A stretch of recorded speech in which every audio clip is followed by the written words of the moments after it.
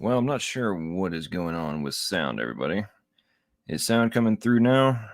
Let me know if sound's coming in, folks.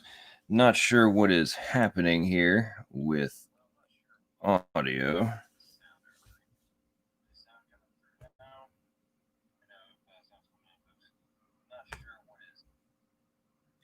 All right, awesome. Well, sorry about that little time delay there, folks. Appreciate y'all dealing with the tech issues and coming on over here after this epic Dr. Kevin Anderson versus Jackson Wheat debate on the evidence for common ancestry. Do we have a universal common ancestor? And what all is the evidence for the evolutionary model versus something else?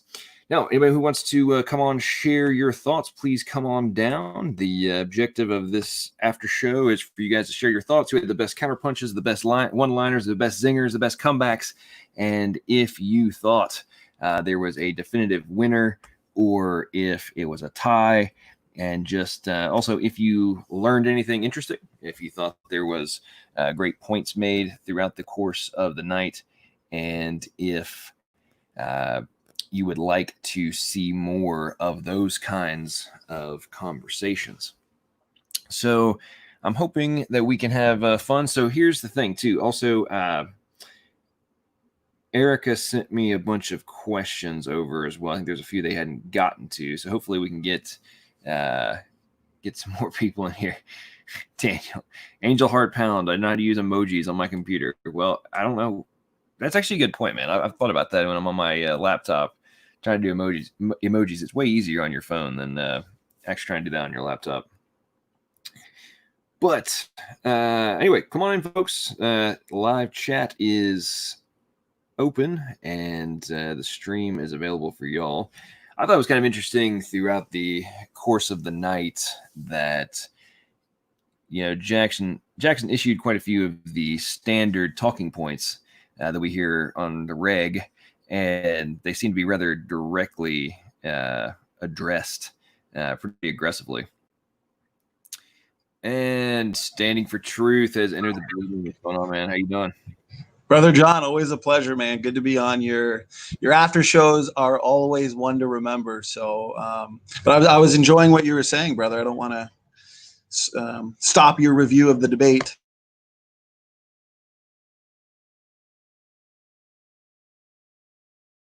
Keep talking. Oh, it looked like your audio cut out there for 10 seconds. No, keep going, man. I'm trying to fix something. I forget what was wrong with my audio earlier. Go ahead. Yeah, no problem. No problem. That was an awesome debate, and I really, I guess as somebody who moderated it and hosted it, I don't want to say anything bad about either debaters. I would say that they both put on a good debate. A lot of good topics, a lot of.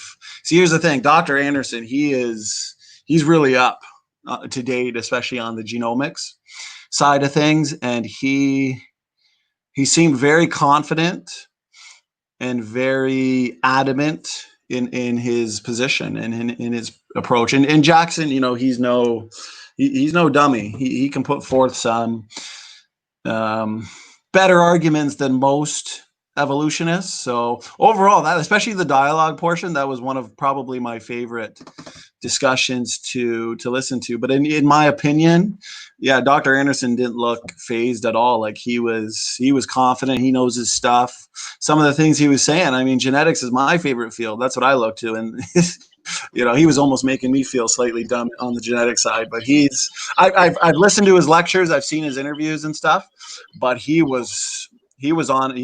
really good. So, I mean, overall, great debate. That was one of my favorites. Yeah, it was I really enjoyed that one. C. Brown, what's up, brother? How you doing? What's up? How you doing? Brother C. Brown, man, what's up, man? Hanging in there, man. I saw you having some action inside chat during the debate, man. What did you think about what are your thoughts? It was fun. First of all, I want to say, Standing, you being very gracious. You're being extremely gracious. You're giving Jackson way too much credit. I want to break it down for you for real. Do it. First of all, Jackson Wade got the audacity to think that he actually won his debates against you. He actually think that he won his debates to a level to where he don't have to debate you anymore, that it's already understood that he's the winner, which is pure garbage. Okay. See, that's the imagination that the evolutionists must have to be able to push forth the paradigm, period. Now, for him to think that, over this period of time when the creationist movement has assembled all these strong figures like you, Logical, Profitable, Plausible, Smokey Saint, Mr. Batman, I don't want to miss anybody, but everybody. And it's ridiculous to think that he could take on Dr. Anderson. I mean, it's insane. Mm-hmm. And it's like it was like so early in a debate where he lost his swagger like pretty much immediately. His swagger was gone, period. Okay, I'm sorry, babe. I'm waking my girl up. I'm sorry. Let me tone this down. I get overly. You're passionate, brother. I love it, man. Because you know what? I think it's just that vision that I have, man. I got that vision. I can see stuff coming around the corner. I can see it before it even develop. You know what I mean? And for him to think that he was too good to debate you, and that he's going to take on Dr. Anderson. I mean, come on now. It's ridiculous. It's ridiculous. And he got slaughtered. He got handled. He stuttered through it. I put a message in the chat saying he was like an 8-year-old girl with bracelets and pigtails. Yeah. Well, I got it. Yeah, look, taking on a 250-pound MMA fighter that's relentless. I mean, it wasn't even no comparison. It was almost like at the end of it, it's like he was asking for mercy slightly. The way he was presenting his case, how he was asking for a confirmation from Dr. Anderson, it's like he was asking for mercy. It was ridiculous. I mean, and then everybody know it. It's people in the chat. The energy was down for the atheists. I mean, they knew they'd been defeated. They was looking for any possible, any nugget, any small thing to make them seem like the whole idea that mutations acting on natural selections, which we've seen in the lab through experiments that never produced anything but just side variation. That's all it produced. Look at the fly. Look at the Daphia fly. I mean, what did you get from that? What did you get from that? I mean, let's think about the Lone Star tick. 71% of his genome is orphan gene. Big question. Oh. What was the Lone Star tick before we got 71% orphan gene? What was it really? If it really was something else, how could it even survive if it needs 71% orphan gene? Obviously, that was the variation that was built in the system already. Right. It's crazy. It's insane. It is. It's insane to propose that genetic mistakes and the degradation of information is going to take a single-celled like ancestor into a whale over billions of years. And you know what?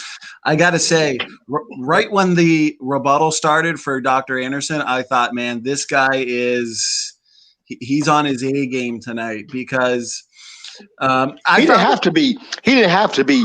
No, he could have been dropped. He could have been. Look, he could. Hello. He could have been sloppy. He could have came out of a coma. He didn't have to be on his game. I love your reviews, C. Brown. I want to start a review show with you, because I love your energy, brother. Well, clear. It's laughable. The reason why we even have this debate is because of the fact is they absolutely refuse to look at what's logical. That's the only reason why we can even have this debate. If they use 50% logic, we wouldn't even be thinking about this. The absolute best they can do on even any given day is Wasn't that proof? Describe, just like logic to Erica. Go ahead. I'm sorry. Oh no, that's what I was just going to say. Like logical saying to Erica. Go ahead. Yeah, I was going to say it's an amazing thing that in just a year's time, our the people, associated, us young Earth creationists, the channels, we've really put them on the defense.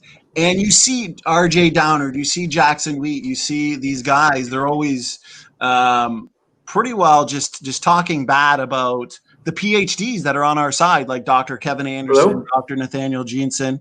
And then you get somebody like Dr. Anderson. Caleb, you have to wait your turn, bro. You'll be addressed when it's your turn, okay? All right, I didn't realize there was rules. You guys sound like you was chatting. Yeah, we're just doing free-flowing dialogue. But Dr. Anderson comes in there and he's that was a really good debate. I mean, you could just see that he's up to date on the research. He's read the papers.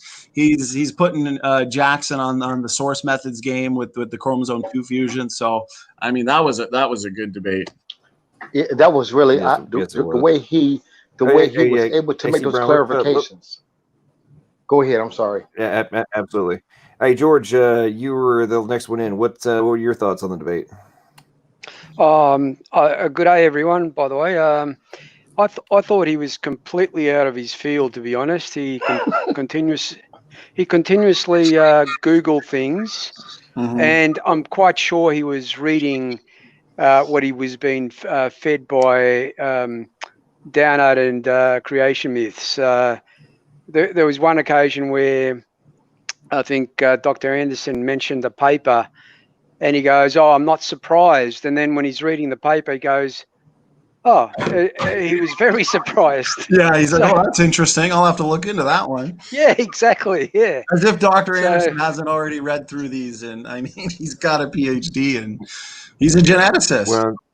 Well, something else that was interesting about that too was the in the chat, Dan was doubling down on the counterpoint position, right? And then he read it, and it's like, yeah, man, let's keep doubling down on that one, baby. Well, hang on. I don't know where Caleb went. Caleb, you were up next to share your thoughts. What's going on, man? Welcome in. How are you, Caleb? Caleb, you there? Hello. Sorry, I accidentally jumped out. I actually did not catch the debate. I was watching a little bit now.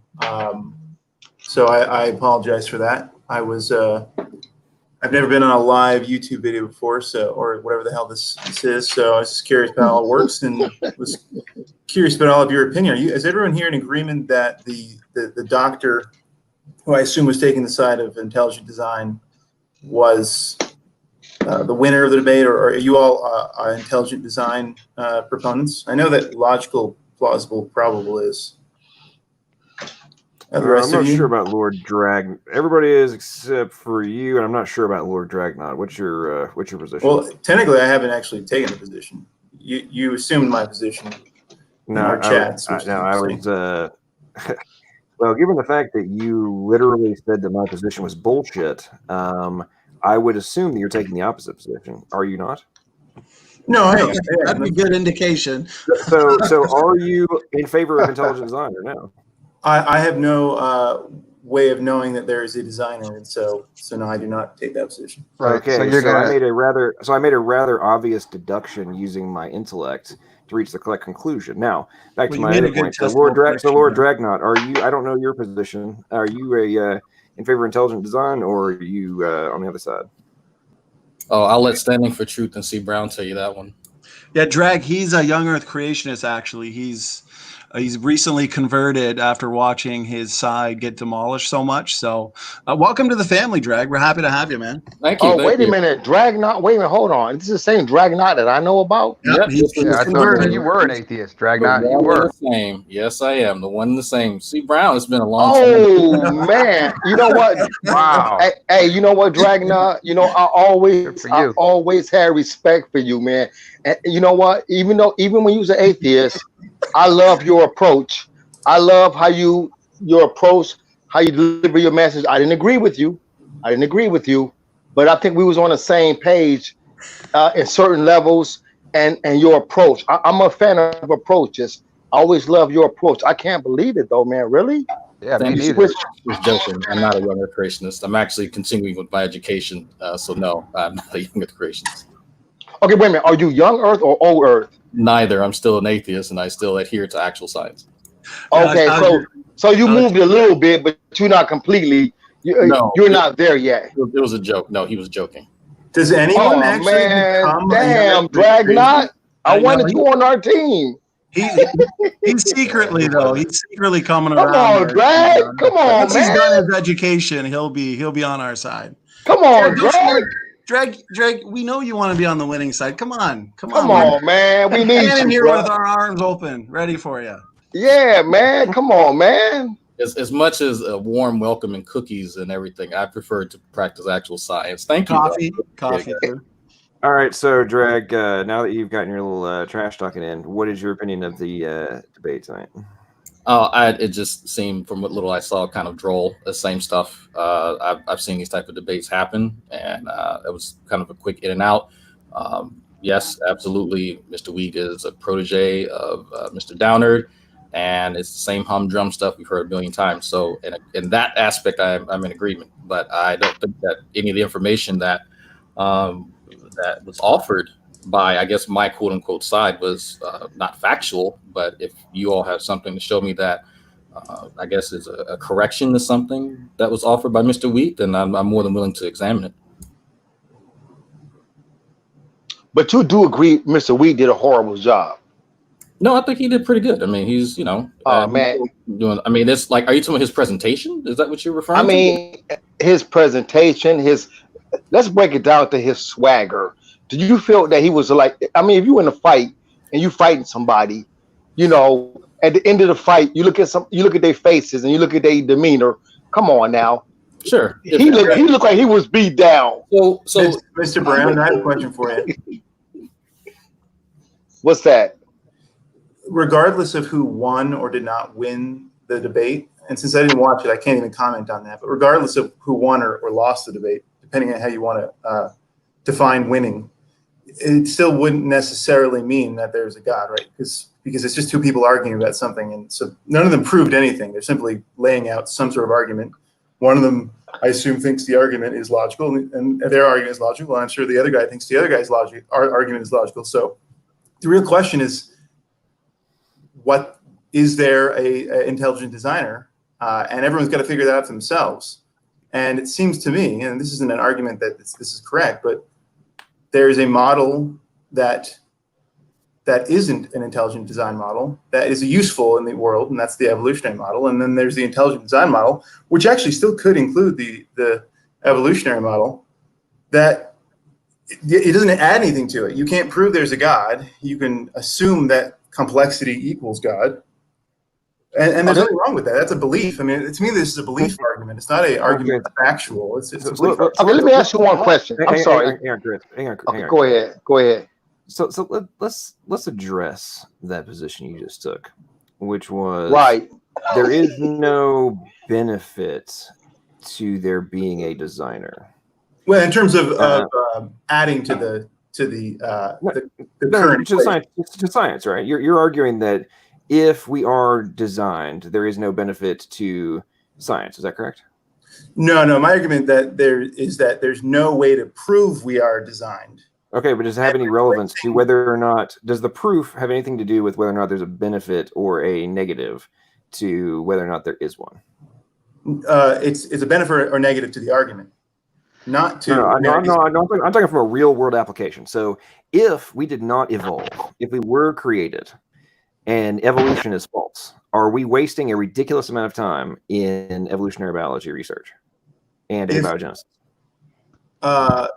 Yeah, I would say that would be a fairly awful waste of time. Okay. Yeah, I would agree with that. Okay, so assuming there's and part two, and if that is, and if we were designed and everything literally does have structure, hierarchy, and design patterns and intellectual application of engineering principles, hold on. Everything's would hang on, let me finish the sentence. Would it change the perspective with which research is done in order to find out how things work? State the first part again for me, would you? I jumped in and I apologize. I actually missed it because I jumped in, so I apologize. If everything is designed and actually follows logic, intelligent design structure, hierarchy, and engineering principles, would that modify the methods and the mindset with which investigation and discovery is conducted regarding biological systems? Yes, that definitely. Once again, if we assume that God existed, then no, I'm not talking about God. I'm talking about an intelligent agent. I'm talking about an intelligent agent being required. Okay, sure. I'm just replacing. Okay. So on the foundational level, we have now established that there is a 180-degree paradigm between the two. Is that fair? No, I think that you could have a. You literally just said it was. No, I'm just disagreeing with the way you stated it. Relax, bud.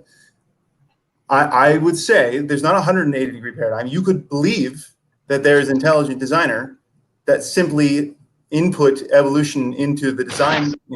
I'm going to create this thing, and it's going to take on evolution. I literally set the foundation as evolution is false. You agreed that if evolution is false, then there is a completely different paradigm. I then stated, so if there was an intelligent agent, would that change the paradigm in which we conduct research? You agreed. Now you're trying to reinsert evolution back into the equation. I'm saying there's two separate paths. So if there are two separate paths, are they 180-degree differences? Yes. If one of those was true, like if intelligent design was true and there was no evolutionary, then yeah, of course, that's completely different. It's a completely different paradigm. I agree with that, yes. Okay, so if the ability for adaptation is the result of modification to existing predefined function, machine learning capacity, and natural selection, evolution doesn't exist, but adaptation does in your model? If you will let me finish a sentence for interrupting every 5 seconds, I'm assuming you don't actually know what the intelligent design model is.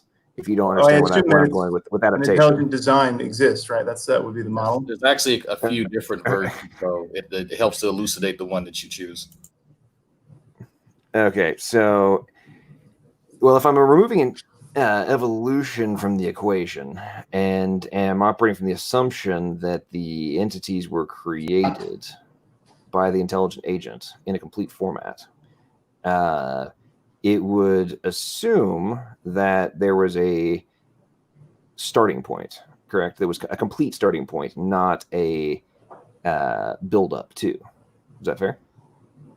Well, if we're talking about if the intelligent agent started something, right? But what started the intelligent agent? So you're talking about no. We're not talking about the existence of God. We're talking about the existence of life on our planet. But is the intelligent agent? You keep on saying intelligent agent. Are you saying that the intelligent agent is or isn't God? Because I'll use God if you want me to. You corrected me before. We can use God, but you're going to try and go down the philosophical and the cosmological. I'm talking about just on this right now. All we're identifying is whether or not it is more logical, plausible, and probable to conclude that an intelligent agent is required for life to exist, or if we can exist through undirected process. That is the paradigm. And sure, but in order for me to in order for me to make that argument, I would have to assume it's logical, plausible, and probable for a intelligent entity, all powerful, to be able to create something, which to me doesn't seem logical, plausible, or probable. So I can't get past that. Well, you know what I mean? At this point, we're not talking about whether they're omniscient, omnipresent, or eternal. We're talking about whether or not there was a intelligent agency required prior to our existence. All right. Yeah, exactly. Yeah. Okay. So yeah, I love it. Let's focus on the intelligent agent.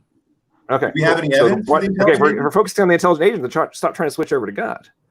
Now, I didn't say. Okay, fine. You've literally switched over to God, who created. You tried to go down the who designed the designer argument, and I cut you off. I didn't have a list of arguments to try to go down. I'm trying to be rational in this moment. All right, bud. Okay, so if it's going back to what we originally were talking about, you were talking about. I was bringing up adaptation when you cut me off. The point that I was making is that the ability to have adaptation in line with modification to environment or different variables, we're now rapidly discovering is the result of epigenetic variation and adaptation rather than mutation or modification to the genome, correct?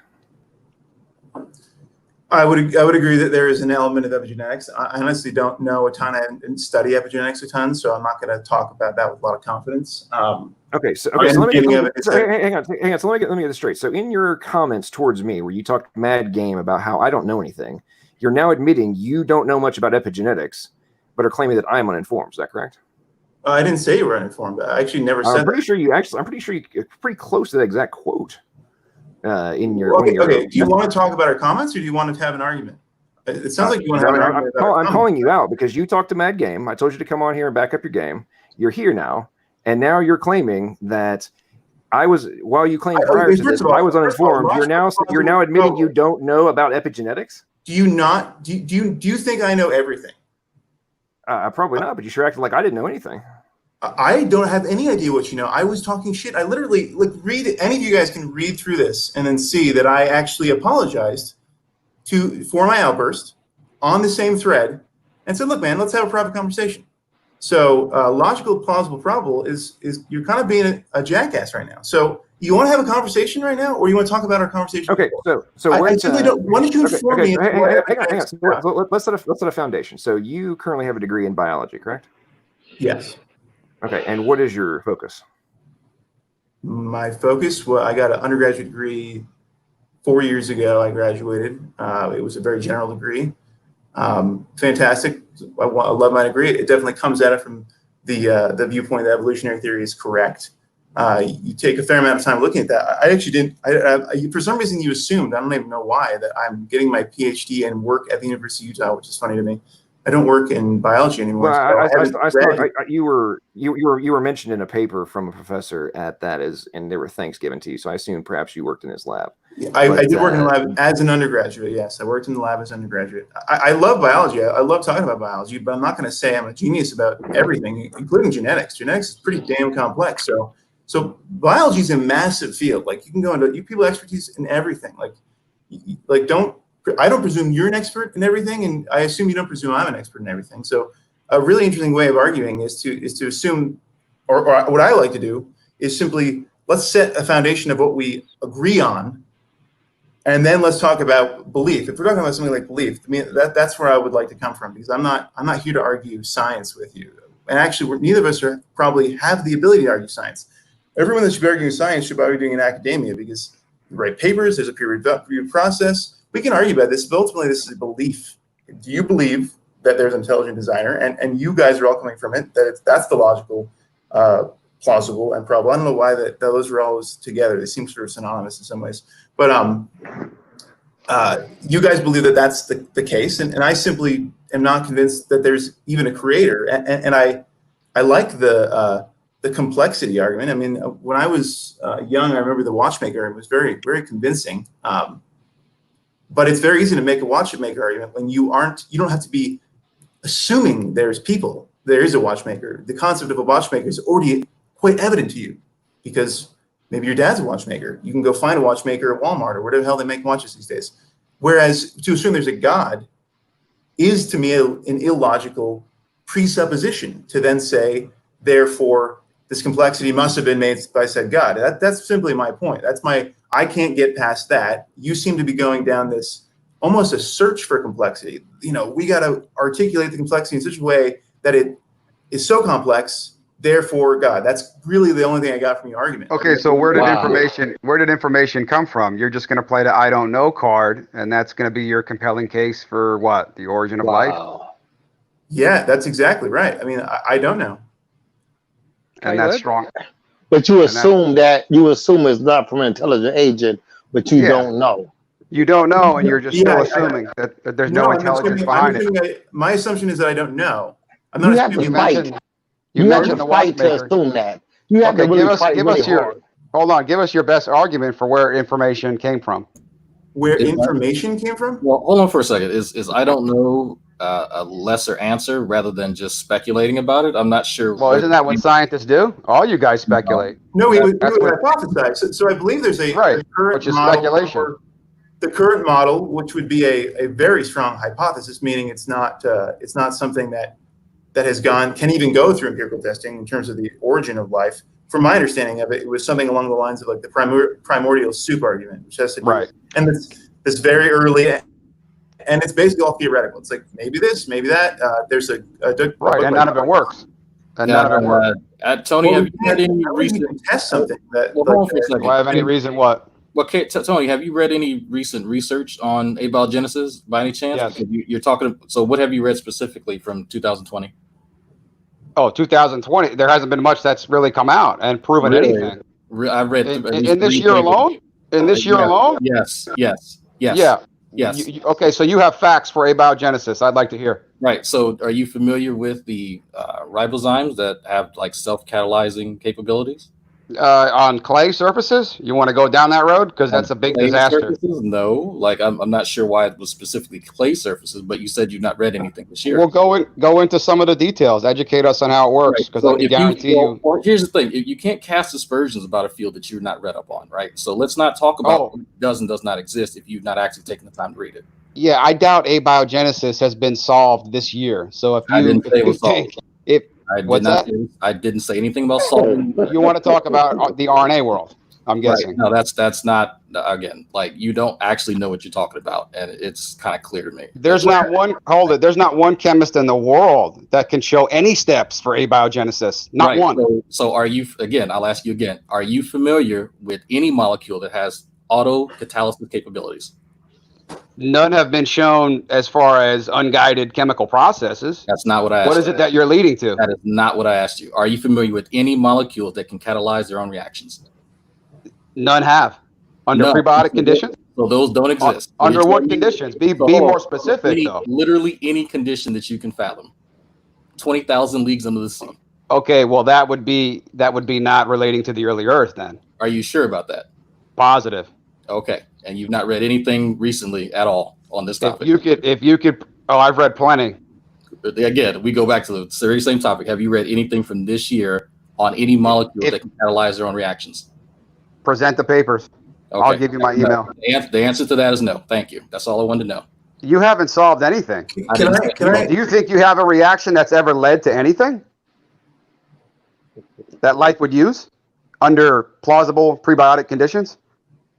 Is there a specific type of reaction you're looking for? An acid-base reaction? Well, I mean, we can go into different experiments. Right. So name the scientist. Okay, cool. So what reaction specifically are you referring to in this case? Well, I'm referring to abiogenesis as a whole. It's saying that no experiment has ever led to life, and all the current scenarios are plagued with many problems. Sure. So you specifically mentioned a reaction. So what reaction were you referring to a few minutes ago? Give the Sutherland experiments. Sutherland experiments. No, what do you want to talk about? Bring up a specific scientist, and we'll get into that. I didn't say scientist. I didn't say experiment. You mentioned a specific reaction. So what were you talking about earlier? I'm asking you for the reactions that have actually led to anything. Asking me a question to answer my question is not how that works, right? So it's clear that you honestly have no idea what you're talking about. Give a experiment and a scientist that you want to discuss as far as origin of life experiments. Sure, and you're going to be able to read that biochemistry paper. I'll read whatever you send me, but there is no scientist, there is no experiment. All the experiments are plagued with problems, every single one. So name one. You want to talk about the Miller experiment? You want to talk about Sutherland? You want to talk about recent RNA world experiments? You want to talk about Craig Venter? I'm asking you for. We could talk about my biochemistry research if you want to, but it seems that though you're not really well equipped to have this conversation. Bring up specifics. Yeah, sure. Bring up some specifics. I could bring up the research that I do. Actually, are you familiar with semialdehyde dehydrogenases? Sure. Really? What? No. Educate us. No, you're familiar with it. No, I don't. No. You tell us. Right. They take hydrogens off of stuff. Okay. Right. There you go. Okay. So. Okay, Jack. Now let me ask you a question, man. So you said you got. Is this your research that you're referring to? Yeah, I didn't say that I do abiogenesis. No, I'm just asking you a question. Is it your research? It's research that I'm part of. I don't know if anyone has particular ownership of research in that manner. Okay, let's play semantic games. Are you involved in the overall project? Absolutely. You're referring to? Absolutely. Okay, cool. Okay, so you are causing catalysis in a ribozyme. Is that correct? What? Did you say that you have created a self-catalyzing ribozyme? Is that what you said? That's not at all what I said. Okay, well, I referenced and not understood what they actually mean. So what reactions are you talking about? I'm sure I heard those words out of your mouth. Yeah, this is like this is. So please clarify your own research that you are a part of. Are you a part of Origin of Life research? What exactly? By the way, I didn't say that I was actually. What exactly have you had caused to self-catalyze? Right. What is the size of it? And please expound. The research that I'm involved in is essential amino acid synthesis. Amino acid synthesis. So you're creating amino acids, or you're creating polypeptide chains? Oh my god, no. So I'm asking you. I'm asking for clarification because I get a lot of dancing around from people that are involved. There's no dancing around. There's me explaining very clearly, and you not understanding. So I'm researching the ability for organisms to create essential amino acids. Is that, do I have to break that down anymore? You're researching how organisms create amino acids. Is that correct? Yes. Okay. So are you utilizing pre-existing enzymes as part of your research? Yeah, I kind of have to use what's already there. Okay. So you are using currently existing proteins to manufacture amino acids. Is that correct? Yeah, I'm not using it. Okay. So you are basically not doing a damn thing related to Origin of Life research, are you? I've never zero, and you start with templates. Okay, so then why the hell are you bringing up? Okay, so going back to what you originally said, which was, have you read a 2020 paper about self-catalyzing ribozymes? Now, what is that you're referring to directly? Right. What exactly? Right. Yeah. So as a part, I know that you guys actually don't understand any of this stuff, so I'll explain it. When you're, I don't. You don't understand. You don't explain anything. I actually know more than you think, bro. Just calm down. What John's saying is we've got all the ingredients for the cake. Now let's bake the cake, and he's somehow solving the origins of life problem. Right. So educate us on how it works. Educate us, man. It ain't gonna work. You guys have proof that there's a cake baker? Projecting on us. Hey guys, let's let the man talk. He's talking a big game. Go. Yeah. Well, I mean, one of us actually, does research in lab, and others play on the internet. So when you are and two of us here, let me see, Caleb and Drag believe that banana plants and pine trees are related in Wales. So why don't you start giving us the empirical science? Quit dancing around, because if I had $1 for every time you danced around, I'd be a millionaire. Drag, give us the evidence for the origin of life. Quit dancing around. Go ahead. Calm down with the sensitivity and security. It's all right. I'm here to teach you. So, Drag, you're projecting again. You're projecting. The reason why you won't do structured debates, this is the reason why. You get in with informed, intelligent design advocates and you get demolished. Come on. You got the floor. Show us all the evidence. For abiogenesis. Go ahead. So when you're a part of the actual field, you're doing research, you have to read other papers, right? And so the part of my research, I like to read all types of papers to include my breadth of knowledge. So that's not focused on the aspartate biochemical pathway. Just the other day, I was talking to a friend of mine who has some interest in. Dude, jump to the point, not about your analogies of how you read the papers. I read a bunch of papers too. I read like 10 a day. So get to your point. The fact that you didn't know that what autocatalysis was shows me that you don't read anything, honestly. But you don't think I know what autocatalysis is? You were asking me if I cause autocatalysis. That statement should have never come out of your mouth if you knew what it was. Because you know how many times that things that are supposedly self-catalyzing, it turns out there was actually like 15 layers. Kind of like in the research that you're doing when you're working with amino acids. It turns you're actually also using pre-existing enzymes, which is the kind of thing I was trying to clarify with you. Tell me what proteins in particular are you referring to when they supposedly get back to your point, buddy. Right. So you made a claim and you can't actually substantiate it. You have no idea what enzymes you've been making nothing but claims. I haven't backed up one line of your bullshit so far. Let's go. Right. Shut up and letting you have the floor. But just stop telling stories. Get to your point. Okay. So what in particular would you want me to send you a paper? What would you like? What's simpler for you? Wow. Who's the scientist, bro? Who are you referring to? I'm asking you guys. I have to come down. No, we're asking you, dude. Look, I'm trying to communicate with you guys, with you lay folk, right? So help me help you. Right. Okay. Wow, you might be the opposite, dude. Start talking, and then I'll tell you if I don't understand what you're saying, okay? Right here. I'll even put on my lab coat icon. There you go. Is that better, guys? Dude, you're in a fantasy world, dude. My white lab coat says okay, so Dragnot, do you actually have anything to back up your bullshit, or do you just talk a big game and never answer questions? Yeah, he's a clown that's never produced anything. So are you looking for autocatalysis of enzymes? Hey, tell us how proteins work. Hey, smart guy. Tell us how proteins function and fold. Go. How they function and fold. Actually, believe it or not, some of them don't need any organelles to fold. Some of them just use their hydrostatic bonds to fold by themselves. Fun fact. What makes up proteins? Amino acids. Yeah. Tell us. Oh man. Keep going. Like what else do you want to know? What kinds? What kinds of proteins are comprised of amino acids? Oh man. Like I'm not sure what you're asking. Not proteins, amino acids. What are so amino acids are comprised of carbon. They're comprised of oxygen. Like how far do you want me to go with this? Wow. I mean, we can go to some very basics. I can tell you guys. You're a biochemist? I highly doubt that. I do biochemistry research. That's not my actual degree. My actual degree is in like molecular biology. No, I think it's in BSing. Is it now? Yeah. Oh man. Can I ask a question here, just real quick? Go for it.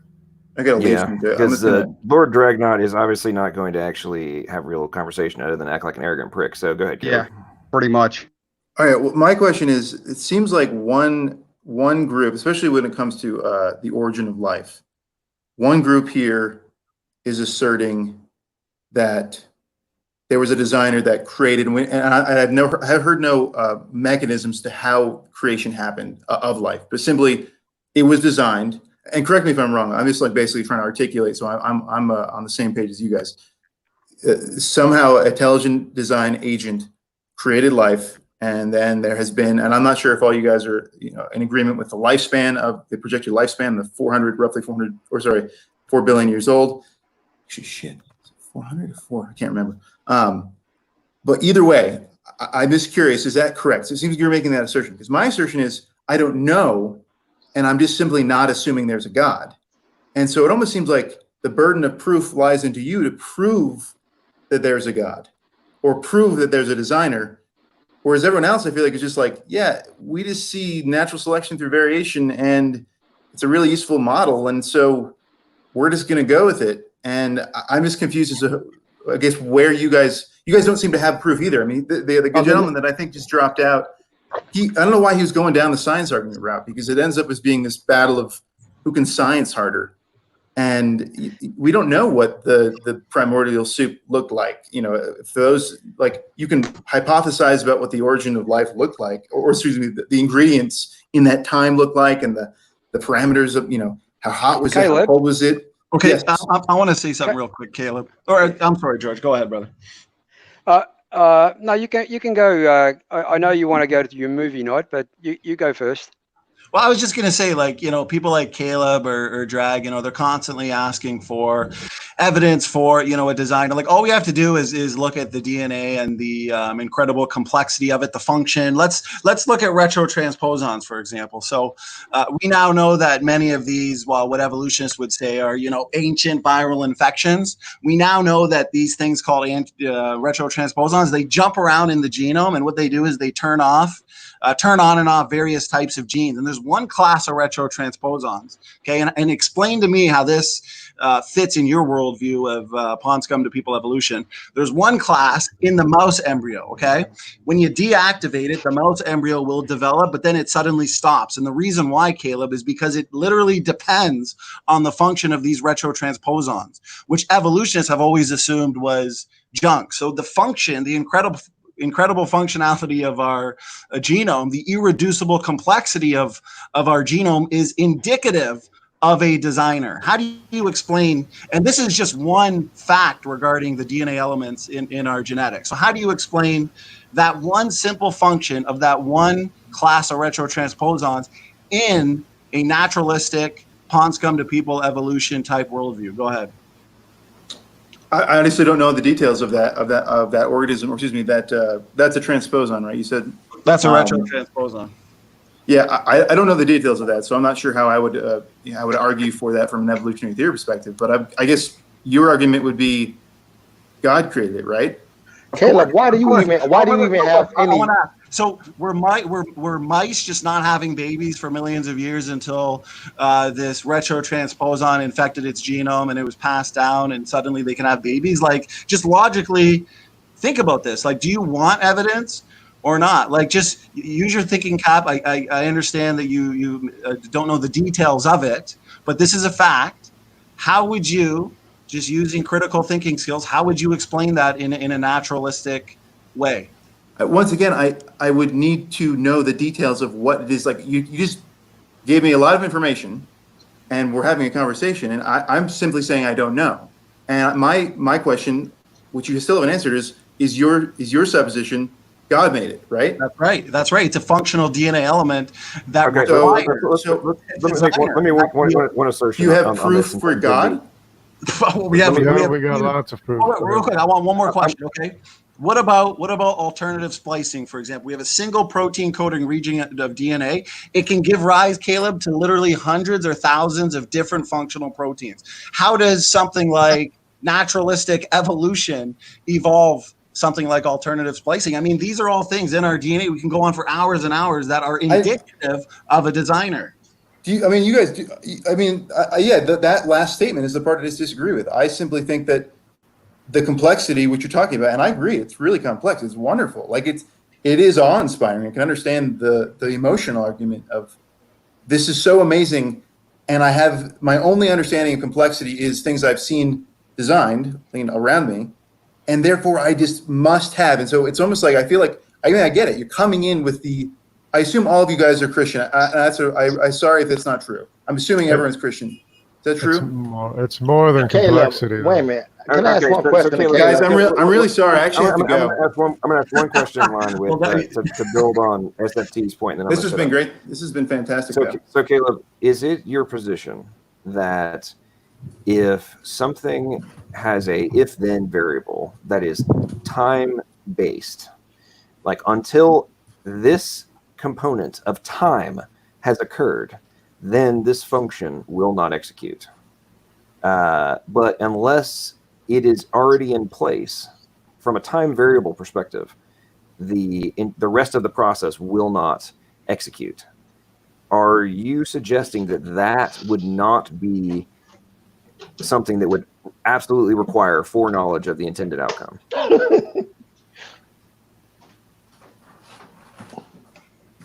He doesn't have an answer other than a natural mechanism that just hasn't been discovered yet. That's your answer. And resorting to those natural mechanisms, what that is. Let's take Brown. Yeah. Go ahead. Go ahead.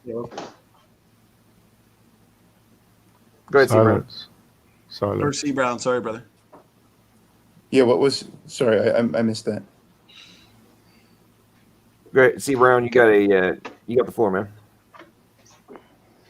Okay, we may have lost him. Oh, I'm sorry. Yeah, I keep going in and out. Oh. Yeah. Okay, Caleb, can you hear me? Yes. Can y'all hear me? Yeah. Can y'all hear me? Yep. Okay, Caleb, can I ask you one question?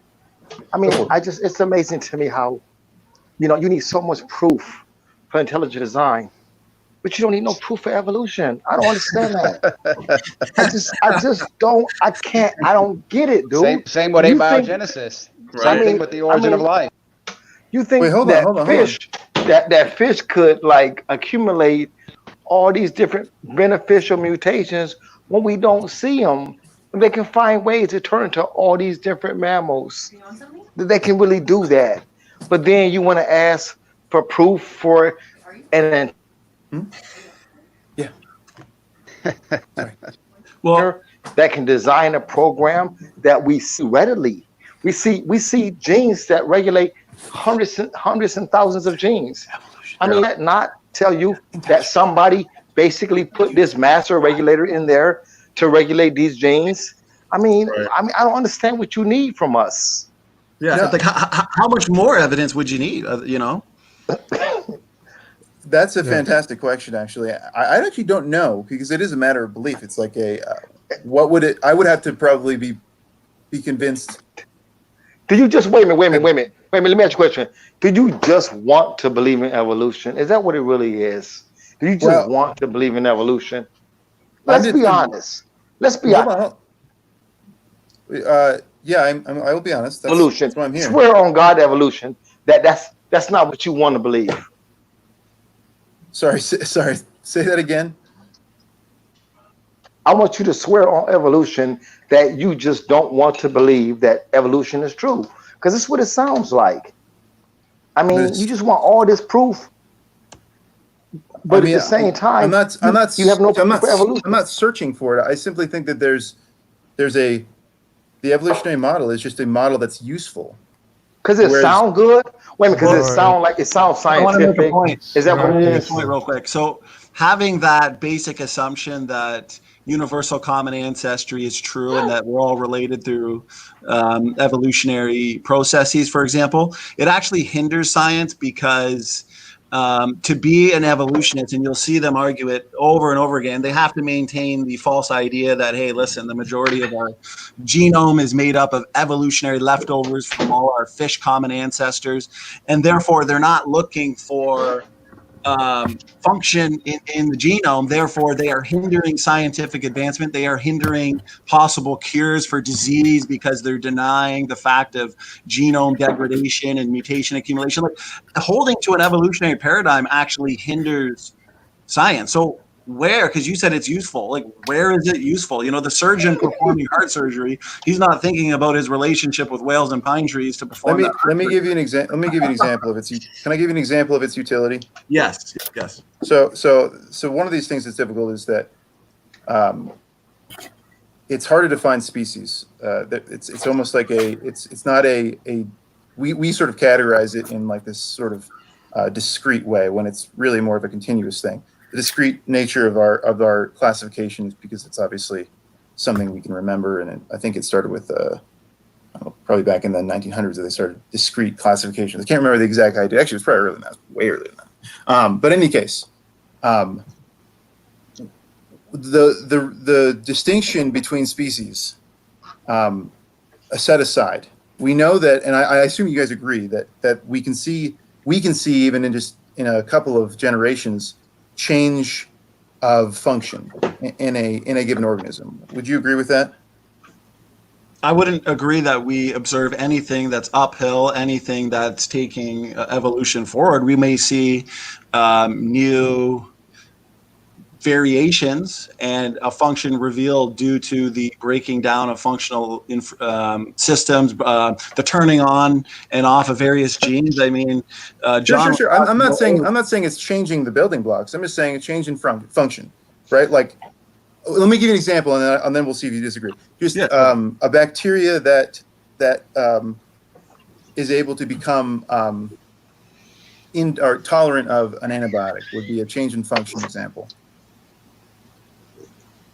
Well, see, the thing is, example with antibiotic resistance is always due to the breaking of specific systems. To make it understandable to the layman, it would be like, cutting off the arms of a bunch of people, and then, the cops come to handcuff them, and the ones that have their arms cut off can't get handcuffed. Yeah, that's kind of beneficial to that particular circumstance, but that's not taking anything forward. That's not. Well, there's no I'm not sure why you would assume that evolution has a forward or backwards trajectory.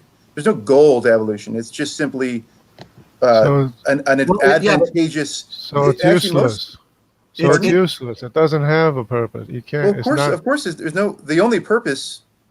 Well, if you were to define like the purpose of anything, the reason it exists is because of the nature of inheritance being passed to the next generation, and therefore reproduction. It's. I mean, I guess maybe the idea of evolution hasn't been fully described, because you said there's going to be a usefulness for evolution. You haven't showed us any usefulness for evolution. No. Okay. Well, first of all, the fact that I just want to make a point on the because if antibiotic resistance, which we hear all the time as an example of a beneficial mutation, because that, according to the evolutionists, is one of the best examples. And yeah, when a population of bacteria is in the presence of an antibiotic, there'll be a small portion of that population that is resistant. But when you actually look, because a lot of times evolutionists want to look to the phenotype. Well, let's see what's going on in the genotype, and you see that these changes and so-called benefits that result in adaptation are always due to reduction,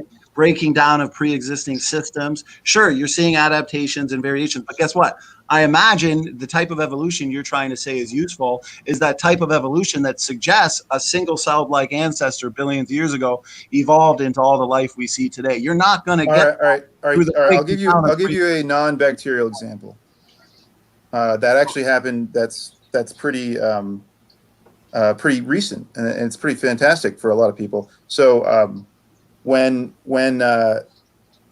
people, historic people, moved into the European area, I'm going to totally botch the timelines on this, so don't chip me on that, because this is pulling some old information. But basically, I'm going to get to the adaptation in the human population for the ability to degrade lactose as an adult. That's a highly advantageous adaptation, which now a portion of people that have European descent tend to have, which means they can, you can imagine the advantage of that adaptation in a population that had, limited access to agriculture and had, farm animals that they milked and whatnot. To me, that's a clear indication of a population that had pressure. Obviously, lack of food is a pretty strong environmental pressure. Are you saying that this mutation has allowed us to drink milk, the lactose mutation? Sorry? The lactose mutation you're talking about?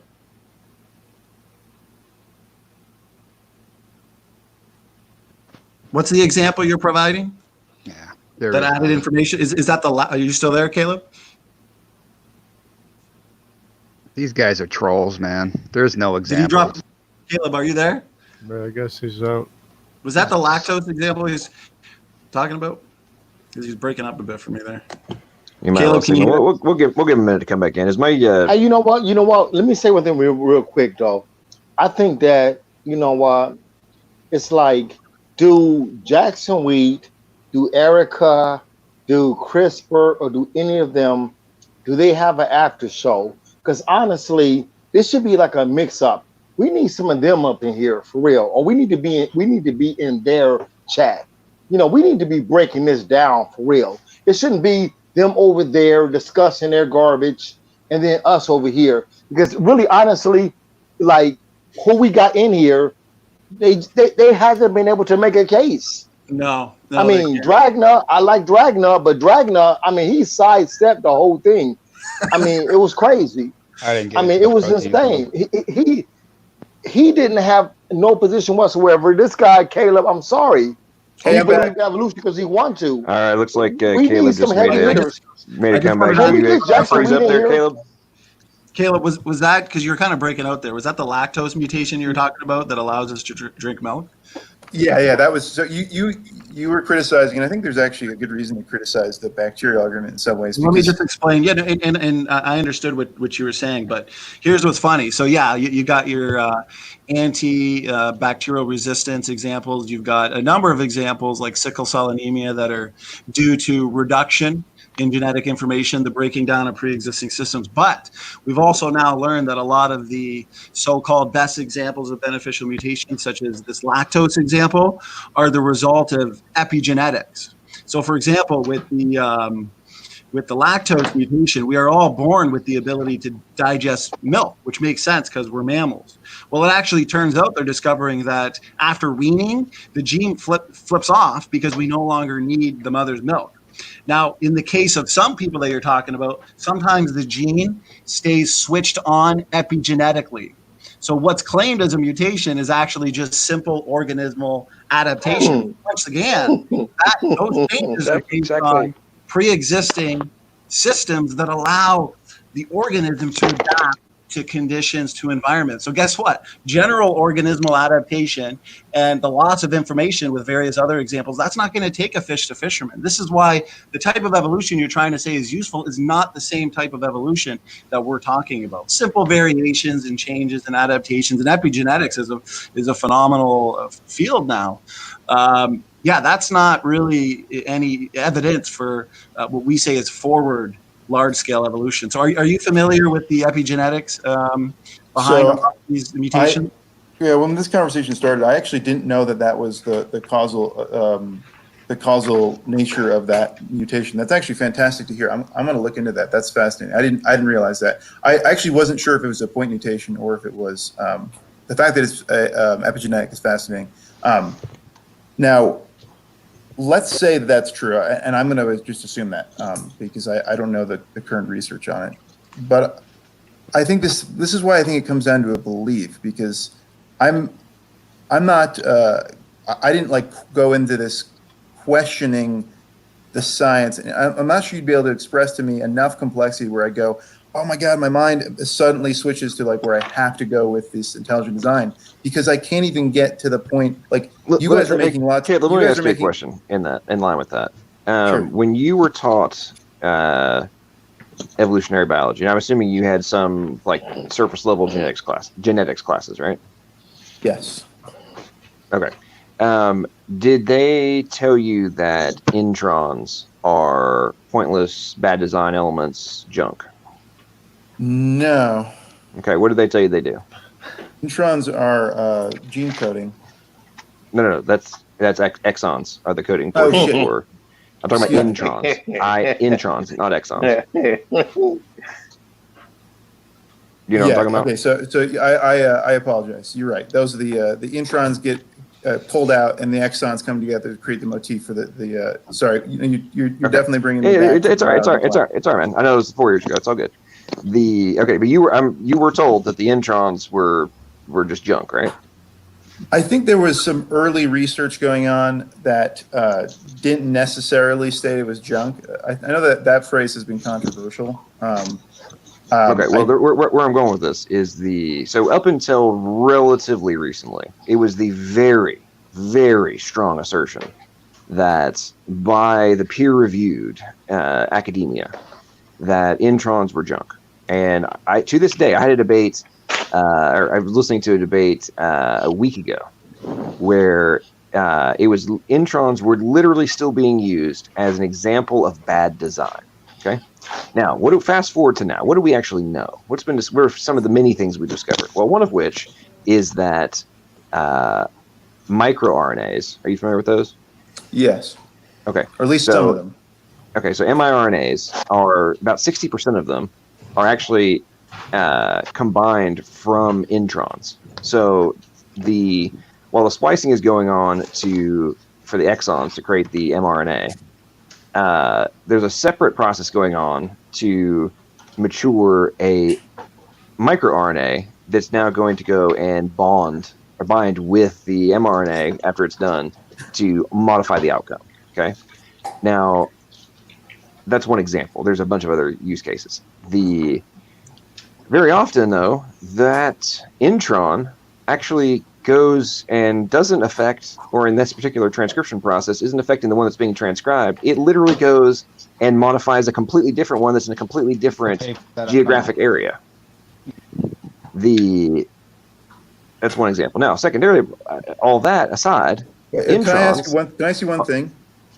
Go ahead.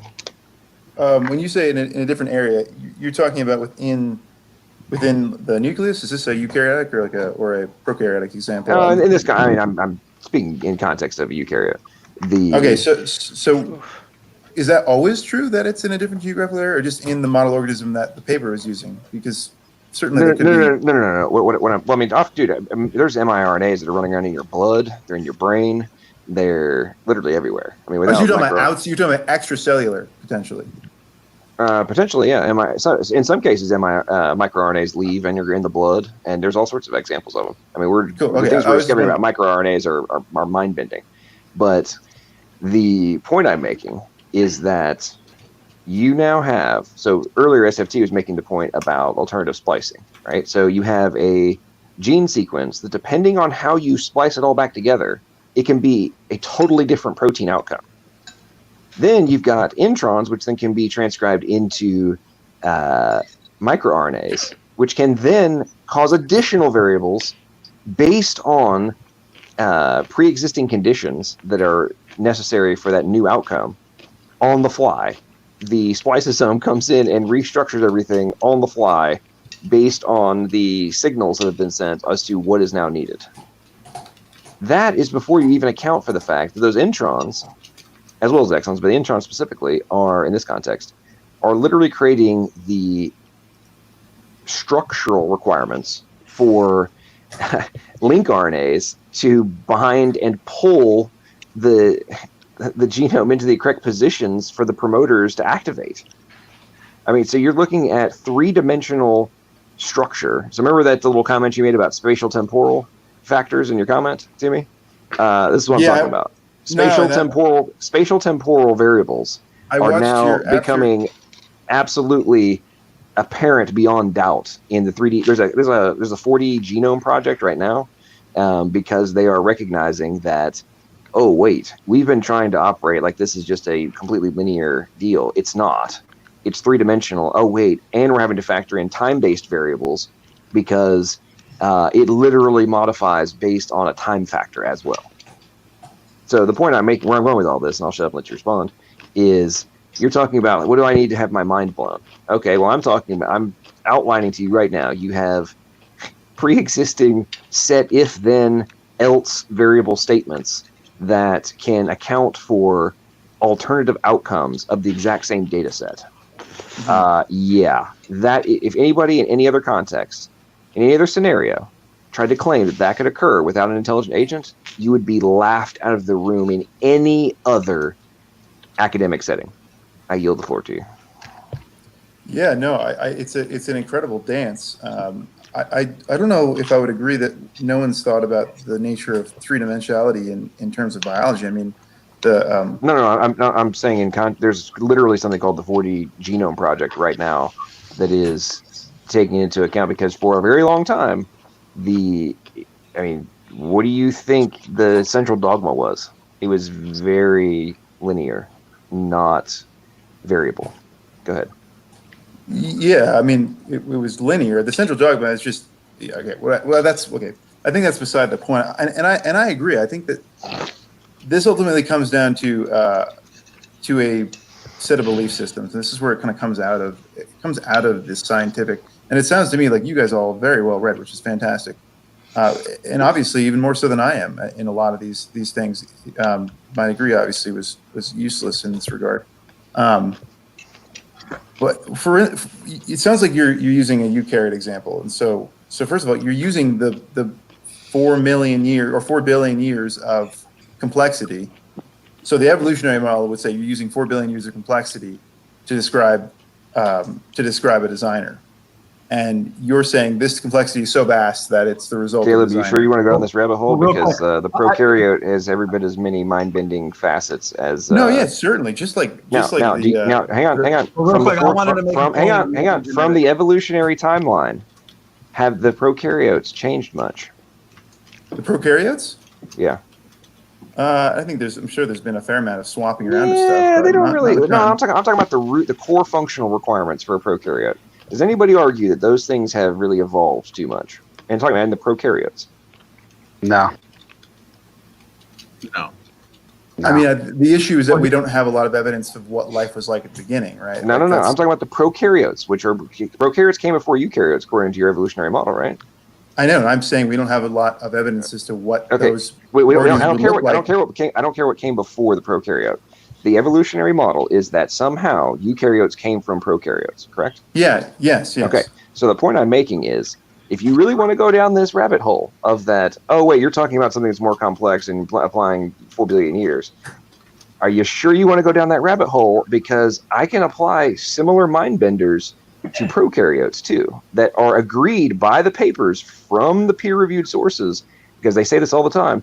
Somehow it appears that X, Y, and Z also exists in the prokaryotes, and they agree that it evolved very early in the timeline. So you don't have the time factor to play with for your own model.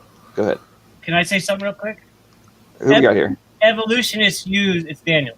Go ahead, Daniel. Evolutionists use 4 billion years to explain away the complexity because they can't explain it. Right. Yeah, exactly. And that's, go ahead, Daniel. That's it.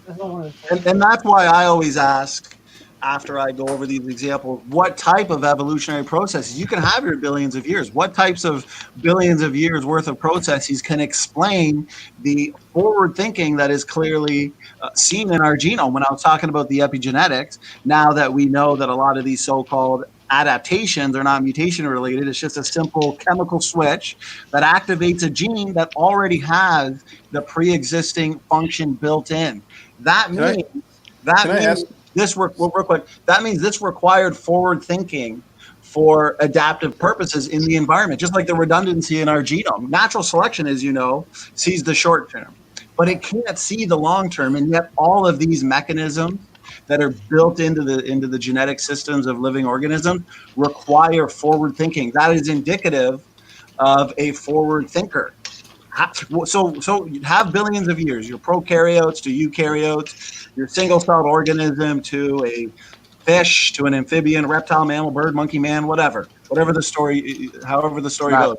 What type of processes can evolve these forward-thinking mechanisms in our genome?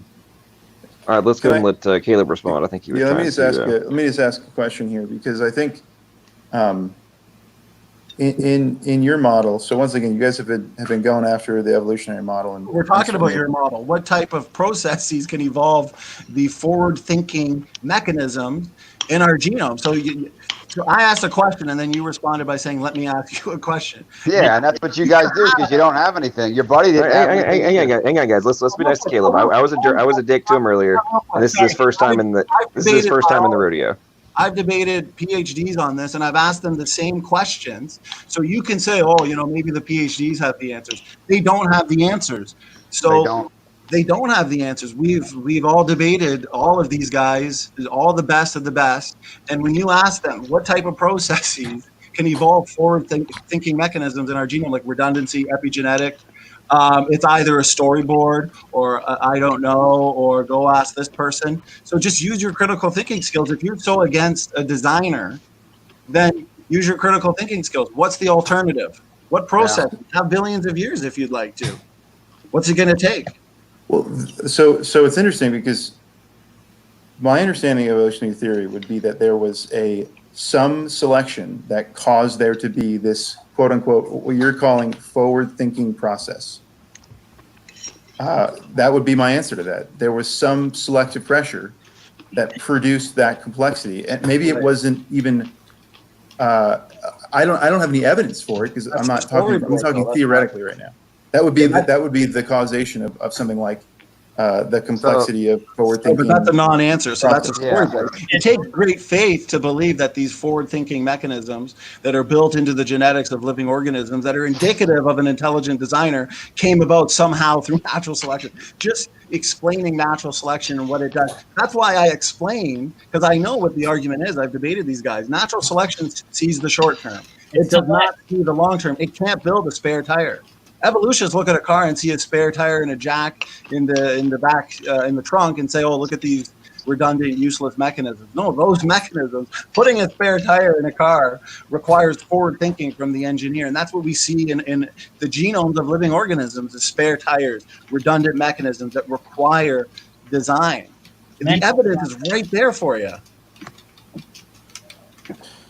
Okay, interesting. Let me ask you a question. So that's a great point. I'll have to get into it. I would love an example of that. I'd like to look at a specific example. It'd be great for me to maybe take that as homework. Look at a specific example of like that process. You can send me a paper or whatever it is you want to give me. And let me insert something here, Caleb. Do you know much about like information theory at all? I probably know it, but not in that terms. I mean, are you talking about like the laws of logic and just like if then that type of thing?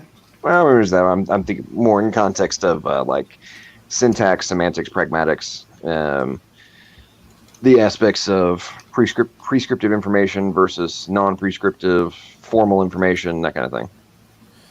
Sure, those terms sound familiar to me. We'd probably have to go into specifics. I haven't been trained in it or read anything a lot about it. Okay, so I'll put it in different context.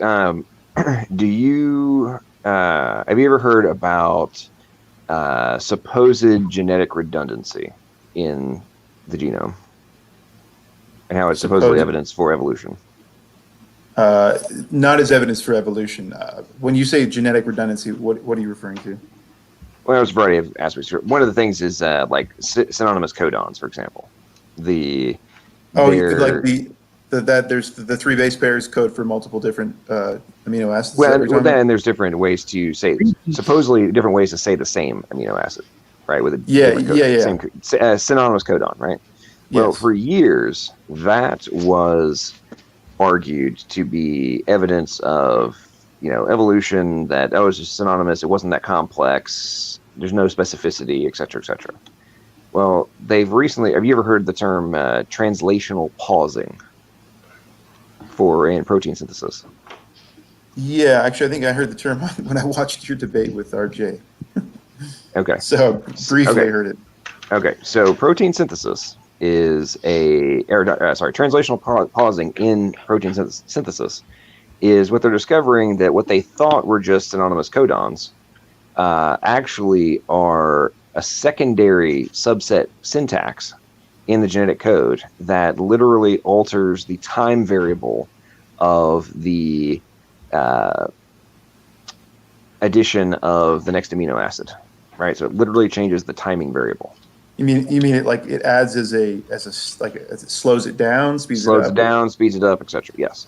Okay, so depending on the base pair, we get changes in time. Correct. In terms of synthesis. Okay, correct. Got it. I'm following you. And what they're discovering is that this directly correlates with the literal time the modifies the fold of the polypeptide. Oh, that makes sense.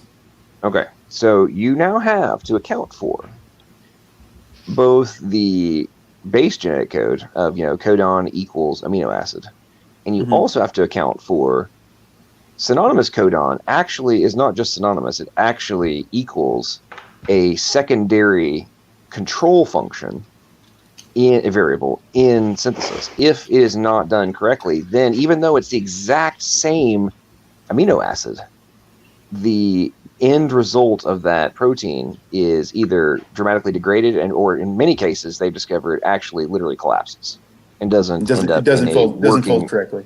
Right, it doesn't end up in a functional protein at the end. Okay. Yeah.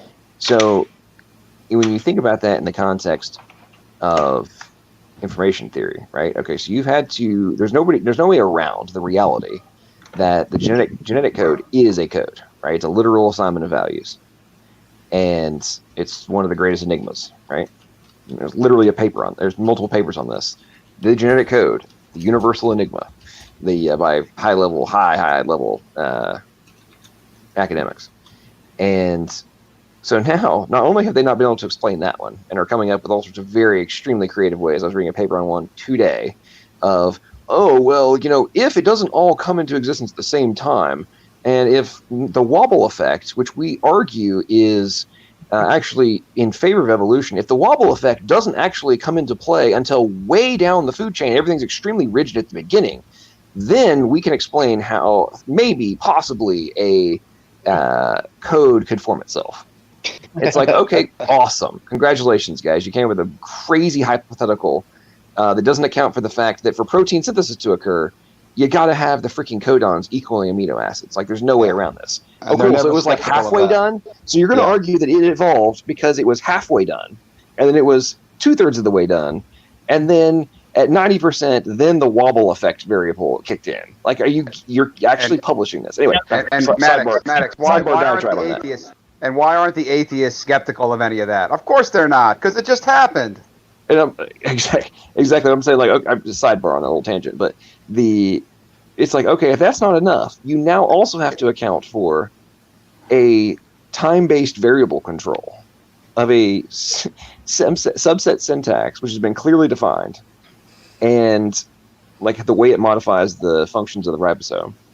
And I'm like, you're telling me that you think a code base plus a subset code base, which has a secondary syntax, which is built into the primary syntax, which results in the 3D printing time-based variable control of the ribosome. You're telling me that just evolved? Yeah, because we're here. Get out of town, man. Well, we're here. I'm not judging that you. I'm speaking, rhetorically. It's like, get out of here, man. That's like saying that a freaking 3D printer created itself. No, a whole is now factory. printing other 3D printers, Can somehow the code base built itself. Question? Can I ask you a theoretical question? Good. So to just make it simpler for me, let's say we're talking about a very simple protein. I'm going to create a model and just talk you through what I would think would be a possible mechanism, a possible example of evolutionary theory. So, would you guys agree that point mutations happen in the genome? Yes. Sure. Of course. Okay, so let's say there was a point mutation, and I don't know exactly which point mutation in most genomes would account for a change in an amino acid. I don't know how often a single point mutation. A single point mutation can often kill an organism. Probably more often than not, it would be deleterious to the creation. I completely agree. But let's just say that there was a population that had, just to make the story more realistic, was often exposed to high amounts of radiation. Maybe he was in the sun a lot. And this organism was able to survive somehow. Maybe it was its genome underwent a ton of point mutations that influenced the codons and often would lead to deleterious effects, therefore killing the organism. But you could imagine a scenario where once in a while a new protein was created by this. Would we accept this premise so far in terms of what you guys, would you agree that this is a plausible thing that can happen, right? How did the first protein come into existence? It could change the protein, not create a whole new protein. Wait, hold on. How did the protein get there in the first place? Well, that's a great question. You guys would say God, and I would ask you who made God or how did God exist, and we can't go anywhere from there. Let's be skeptical of your We started this at the very beginning. Which is why I delineated. We were talking about intelligent agency, not the cosmological God. We're talking about our very existence. So, and you said that was fine. So don't jump to who designed the designer. That's not in terms of following the rabbit trail to the logical conclusion. You're jumping over about 25 steps. So the point is, if you have to first account for what is required for life. And at this point, we are looking at a bare minimum, you have to have a genetic syntax, right? You have to have a simple genetic code, no way around that. You have to have proteins for transcription translation, right? And you have to have lipids for cell walls, right? Well, that's what life right now needs. Yeah, I agree. No, that's what they're saying. The absolute most simplest form of life has to have. Sure. I would agree that would make sense, especially with our current understanding of biology. Yeah. Okay. In my limited understanding of biology, I should say. Okay, so it is recognized that the simplest form of life that is able to be a parasite And after knocking out gene after gene after gene, they've managed to get it to replicate or to stay alive. Even though it's a parasite, it can stay alive with 493 proteins. Irreducibly complex. 493 proteins. The average length of amino acids per protein amino acids per protein for this it's like 393 amino acids per protein. Yeah. Mm-hmm. So you have to somehow come to the conclusion that somehow all of those proteins managed to form either by themselves or somehow the translation proteins just pop into existence while the templates from either RNA or DNA also came into existence. And then somehow those transcripts got stored in a format that can continue to be replicated. And it didn't just implode before the supposed natural selection kicked in when there was nothing that was functional, or prior to something becoming functional. So natural selection does not apply in this scenario. There is no natural selection because there is nothing that exists yet. You are 100% reliant on chance. There is no way around this. It is a 100%. We have to have the right chemicals hit at the right time and the right chemical bonds to be formed. There is no way around this. That's why the old Dragnot guy, when he was talking all that trash earlier, and I was calling him out on like, what is your research? Oh, I'm doing amino acids. Okay, cool. How? Oh, we're doing it in the lab. Okay, how? Are you using pre-existing amino acids? Exactly. Or sorry, pre-existing enzymes. Well, yeah, of course I am. Like, yeah, I know you are because there's no way to do it without them.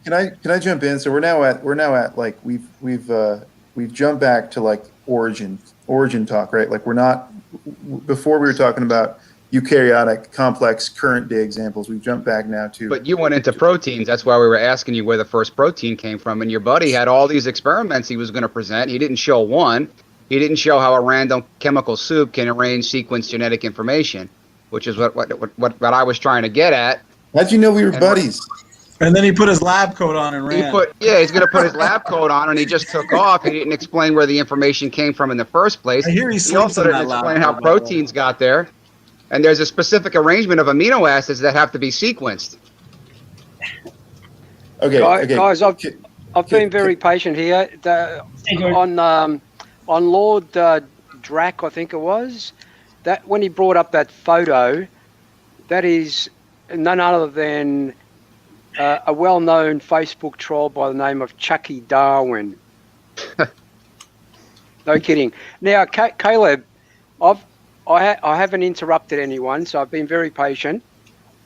I heard you say, we believe, quote unquote, in intelligent design, God was involved. And we'll admit to that. Yes, we do. But we admit to that because of what the evidence shows us. And I'll explain. We know that codes don't generate themselves.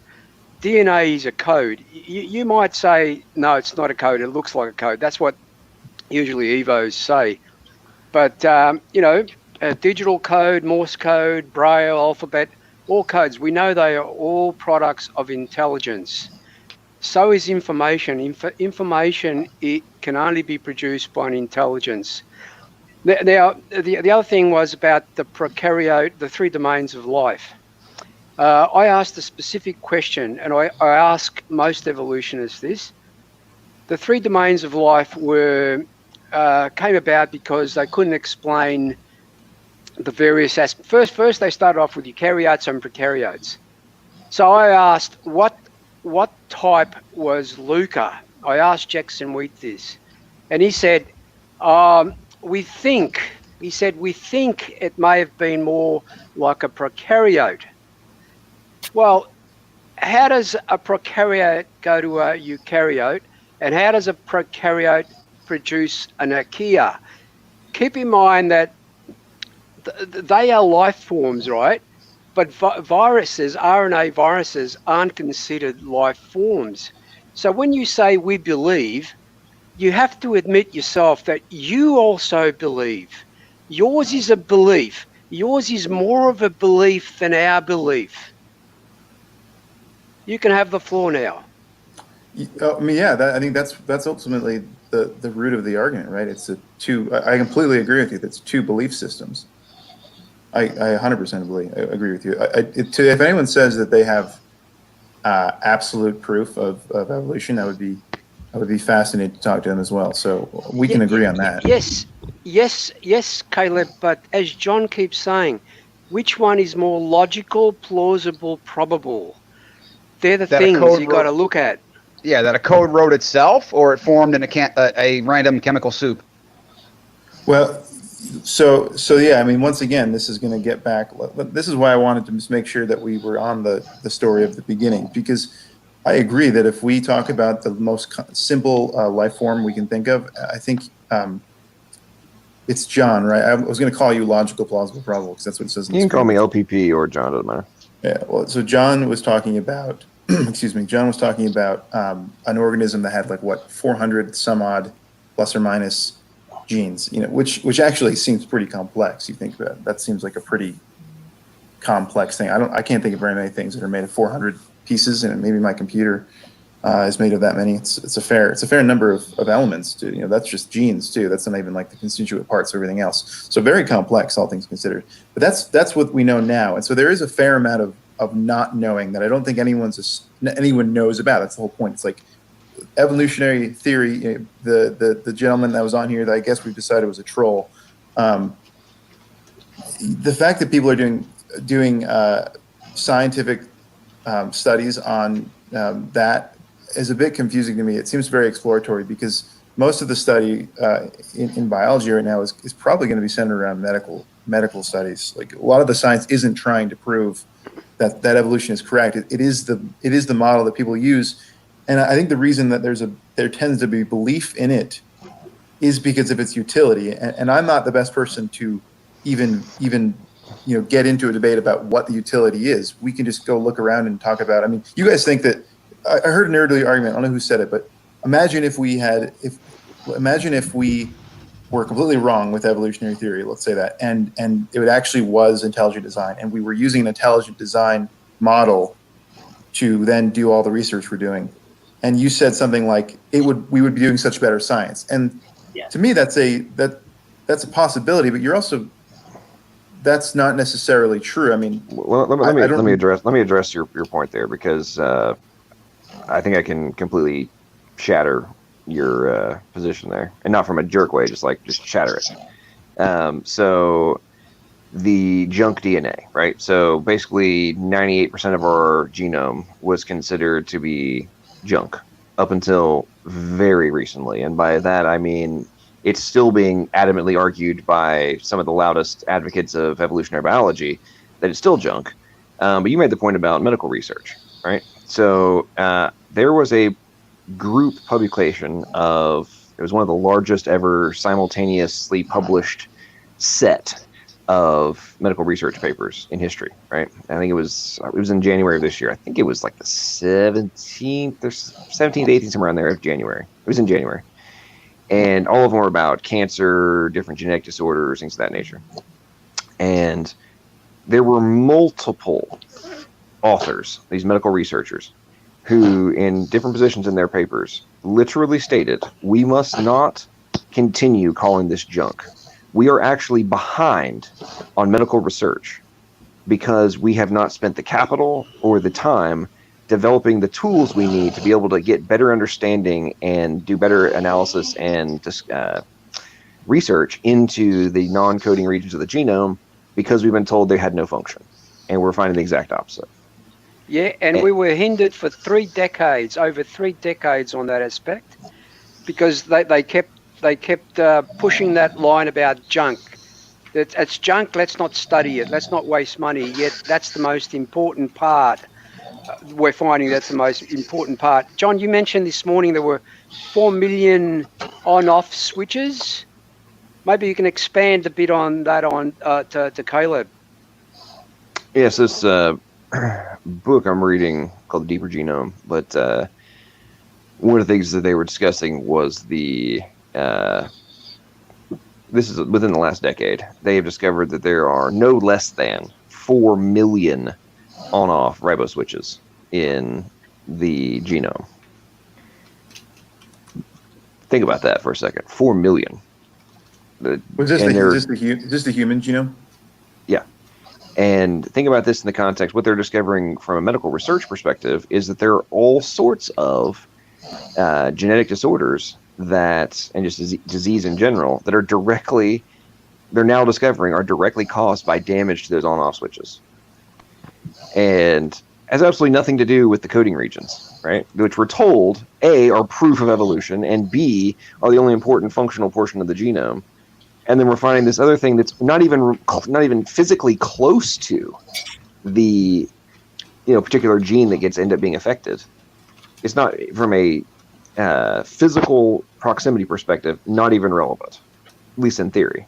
But then they're finding out, oh crap, this control box over here is off now, is damaged, or on, depending on the term, or it's like turned up too high, that kind of thing.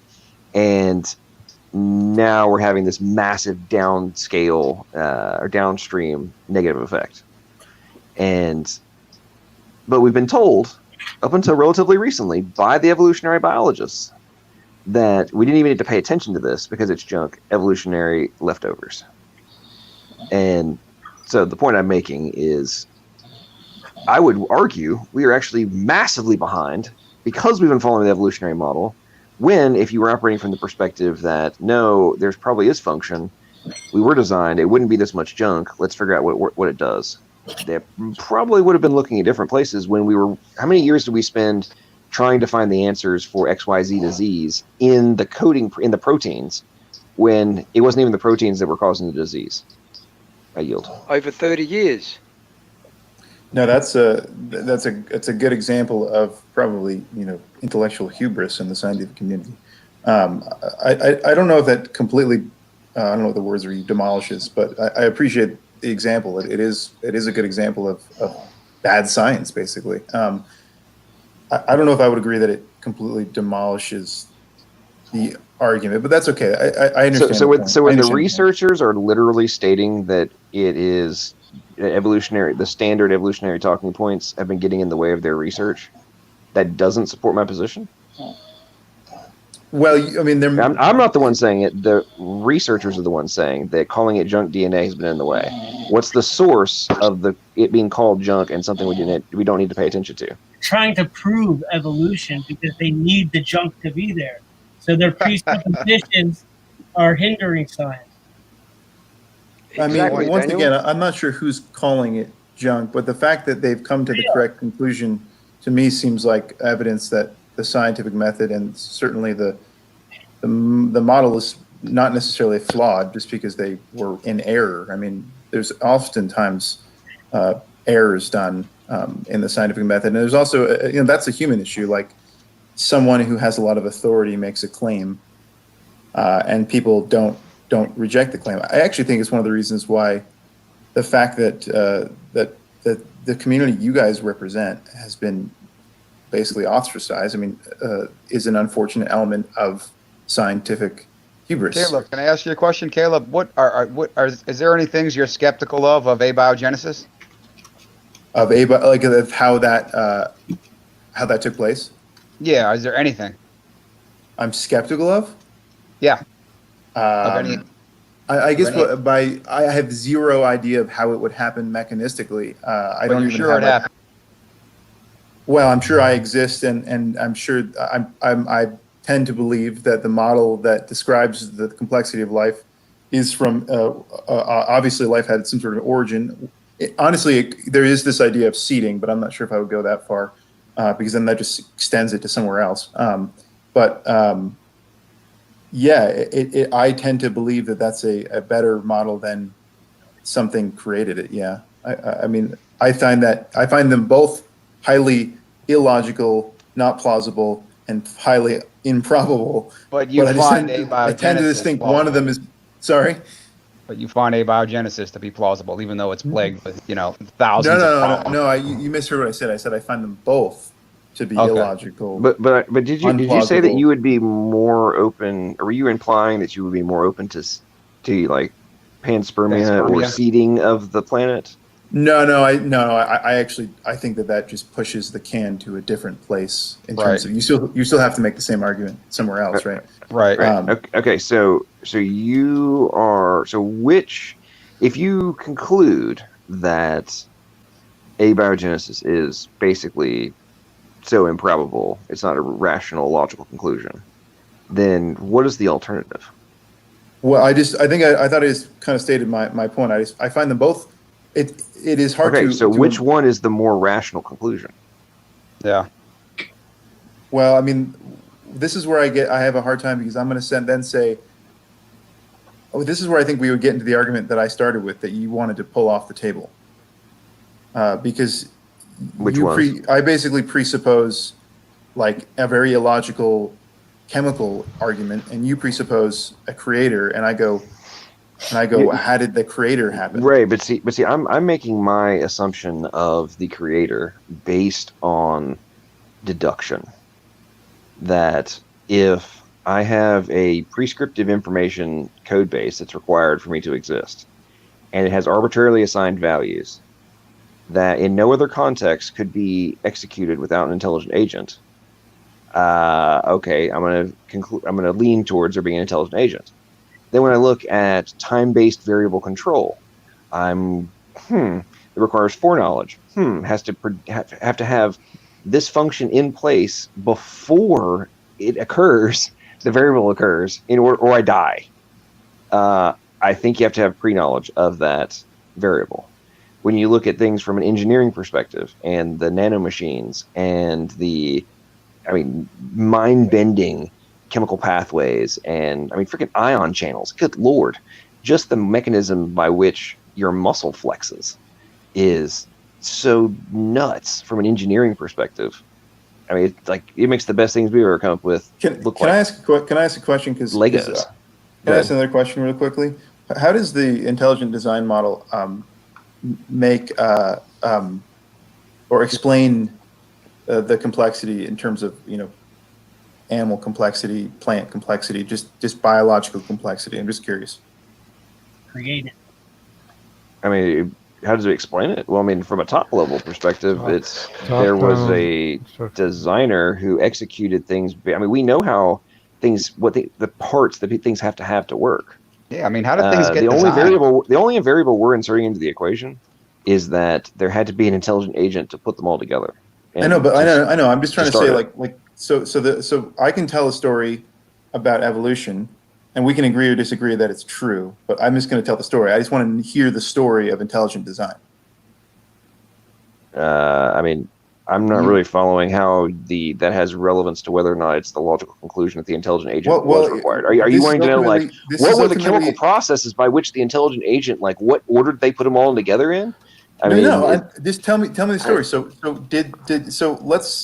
This is why I think this comes down to a belief thing. If you've seen your name written in the sand on the beach, okay, would you say that just the wind did it, or you said you can't know that the wind it wasn't the wind because you need to know who created the person who created your name in the sand? That's all we're saying. You don't. No, okay, I know, but I want to know. Can I say one thing and then I'm going to go? What's the rest of the story? Can I just say one thing and then I'm going to go straight away? I'm just going to go straight away. I'm not going to be long. Okay, there's Neanderthal bones, and I've got evidence that and the evolutionists will tell you this, that most of the bone is unfossilized. Now that's all I wanted to say. Now, John, I'm going to go. I want you to explain to him, read that thing about how bones break down in how long? 100 years into dust if they're in a grave. And I just want him to think about that. They've got unfossilized, 70% of most of the bones they find are unfossilized, and yet they've been in the ground for 200,000 years. All right, see ya. Yeah, what he's referring to is that there's very rare instances where naturally a bone that is not fossilized can survive in very specific atmospheres. But generally, within 100 years, your body, once you are in a casket, within 100 years, you will be completely dust. Yet we're supposedly finding things that are hundreds / up to millions of years old that are not fossilized but are still in bone natural bone format. It's weird, but go ahead, man. Oh, okay. That was, you kind of jumped in. I don't know what that was in reference to. Yeah, go back to abiogenesis, Caleb. What were you saying? I wanted to get down to this idea of like the story we tell ourselves, because I do think that people, and I think that this is a myth that scientists will often say, which is that they don't have beliefs and they only use facts. And I really think that's not true. I don't know if you guys are familiar with a gentleman called Jordan Peterson, but he makes a lot of, he discusses a lot about how a lot of, and I think this is kind of true about just how people think. We tend to think in stories, and I mean, I don't even know how much I use facts on a daily basis to sort of rationalize my world.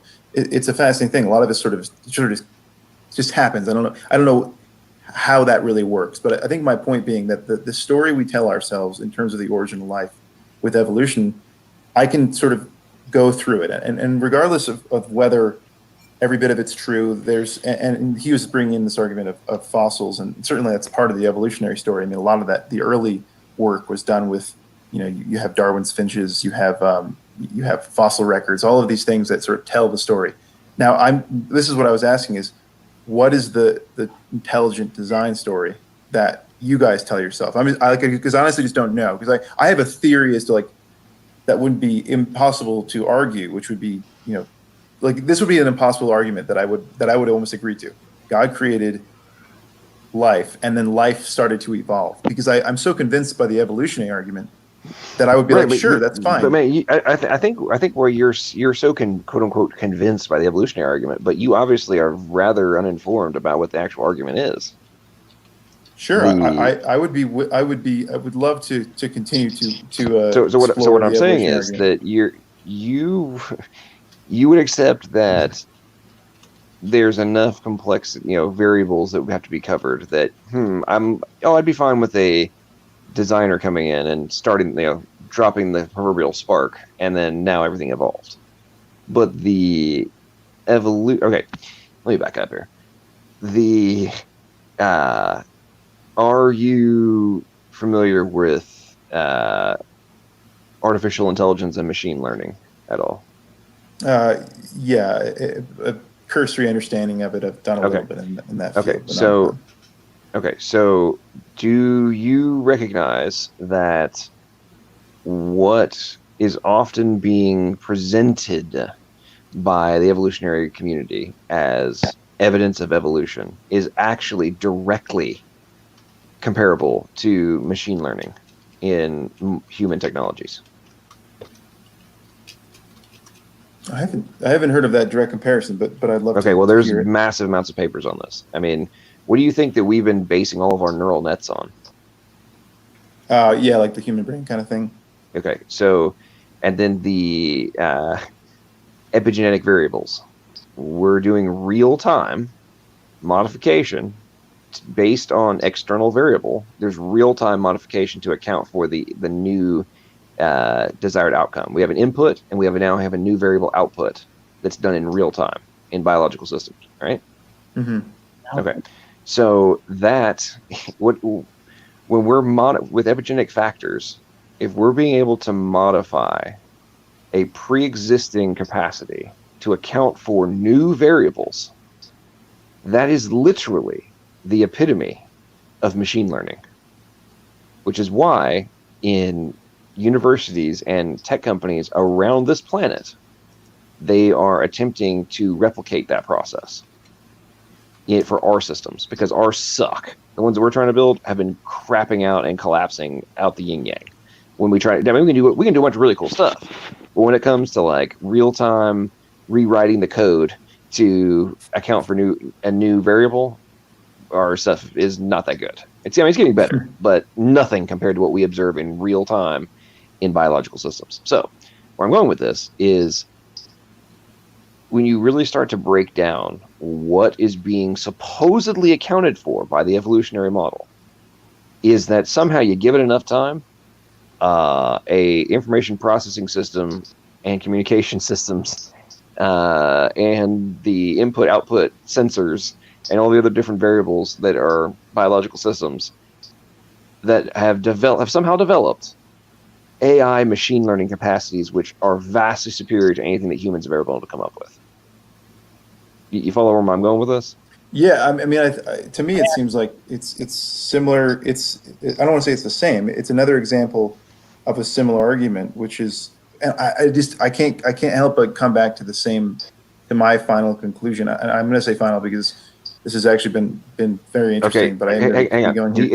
Is there any position where you think it is remotely plausible that a artificial intelligence system could come into existence without intelligent agents? An artificial intelligence system could come into existence without. Well, I guess if we're using the example that, I mean, you're basically saying the system, the biological system that. No. I'm talking about something that has an artificial intelligence. Could an artificial intelligence ever come into existence without a prior intelligent agent? Well, my evolutionary theory would say yes, and yours would say no. No, I'm saying no. I'm talking about in terms of what we currently view as AI, right, and machine learning. Mm-hmm. You didn't know that we had machine learning in biological systems until 3 minutes ago. So remove that from the equation. If I walked up to you and said, do you think that a AI system that Google is building right now, do you think there's any remotely plausible scenario with an infinite amount of time and an infinite number of universes that artificial intelligence system could create itself? Oh yeah, definitely. I mean, do you think that? I bet AI will start creating AI. I mean, that's going to be no. The AI doesn't exist yet. I'm saying that the AI that does not exist. Okay, remove humans from the equation. There are no humans. There's nobody. Could that artificial intelligence system ever come into existence if the humans didn't originally build it? Well, yeah, because first a human would evolve. Well, I mean, no. There is no intelligent agent. No intelligent agent ever comes along. Could the artificial intelligence system ever build itself if there was never an intelligent agent prior to its existence? Well, no. If it's not a biological thing that you're referring to, then no. If it's not a biological, okay. Entity, so let's take this. Let's take this a step further. So, are you aware of the fact that humans are currently creating DNA computers? I have heard this. That's a fantastic thing. I'm curious where that goes. Okay, so is it your conclusion that the computers and the storage processing systems, the syntax, et cetera, that humans are creating, we're actually creating multiple variables of this, even though we're using chemicals and quote-unquote biological functions, we're creating completely different outcomes. So are you suggesting that the ones that we're creating could ever come into existence if we weren't making the modifications to execute those programs?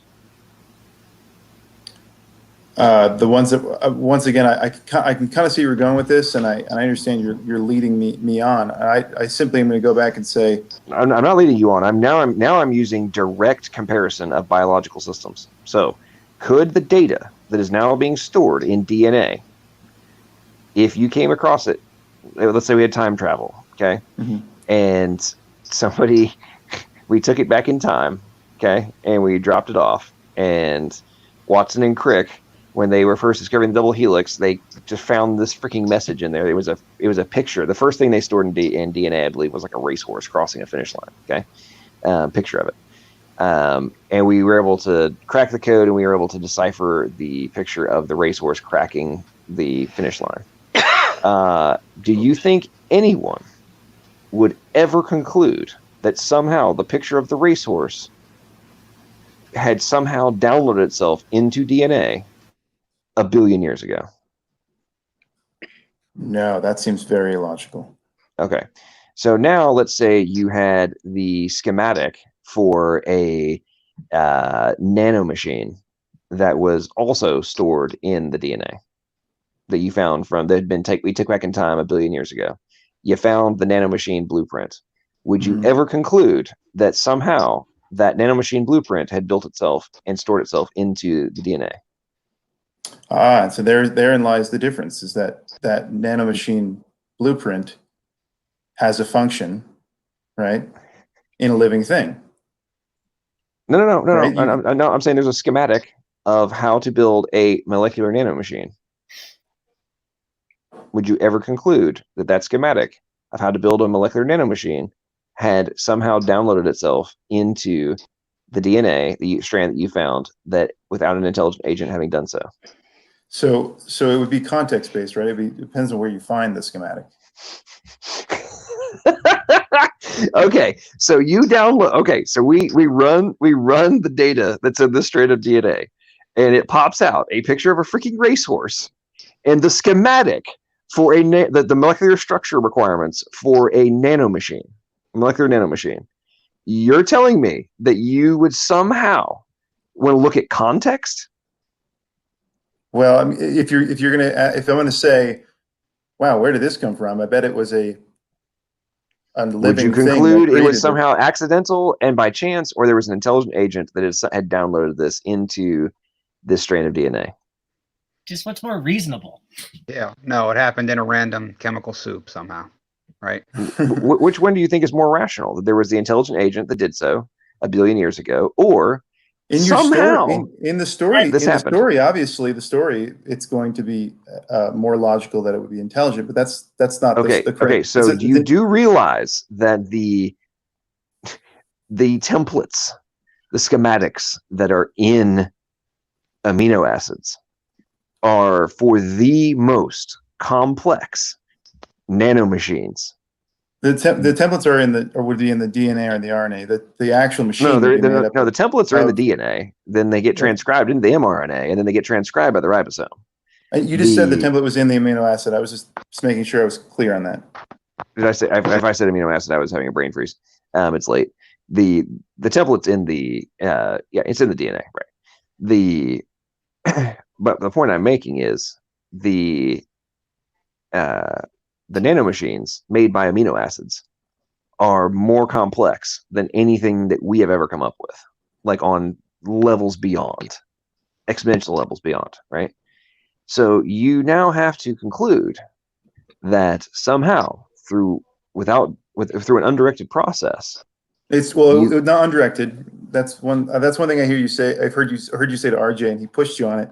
It's directed. By what? What's directing variation in creating complexity? Well, you don't have life yet. You don't have. Okay, what is directing the development of the transcription factors that are required? The chemical soup. Yeah, nothing. What is directing the transcription factors? Okay. Do you know what a helicase is? I believe it's the one that's surrounding the it surrounds the DNA inside of the nucleus, and I can't remember exactly what helicases do. I know it basically unzips it. It like spins. That's right. 10,000 RPMs and like unzips it and zips along. Right? Yeah. Okay. Do you know how many amino acids that is? Oh, I bet it's thousands upon thousands. Yep. It's actually 4 different parts, that each one of which is about 1,000 amino acids. Yeah, that's what I'm going to ask James Tor about, actually. That's just for the helicase. That's before you start considering the polymerase and the plethora of other transcription factors that are required, right? Yeah, totally. Even if you could dumb that down dramatically, right? Let's say you cut it in half. Let's say you cut it in by 80% of all the different factors you need, right? You're now talking about having to have still thousands of amino acids that came into the appropriate sequences for different variables that now operate in conjunction to transcribe a template that does not yet exist. It's incredible. Yeah. And you can't have one right-handed. You have to make the assumptions you have to make are directly analogous to how did the schematic get downloaded into the strand of DNA that we took back in time. Well, I see. I don't know if I would say directly, and the reason being that you set up the story so that once again. But hey, guys, this has actually been way more interesting than I thought it was going to be. I'm going to say goodbye, though. You guys are in even later. It's only 10:30 where I am, but you guys are on the East Coast mostly?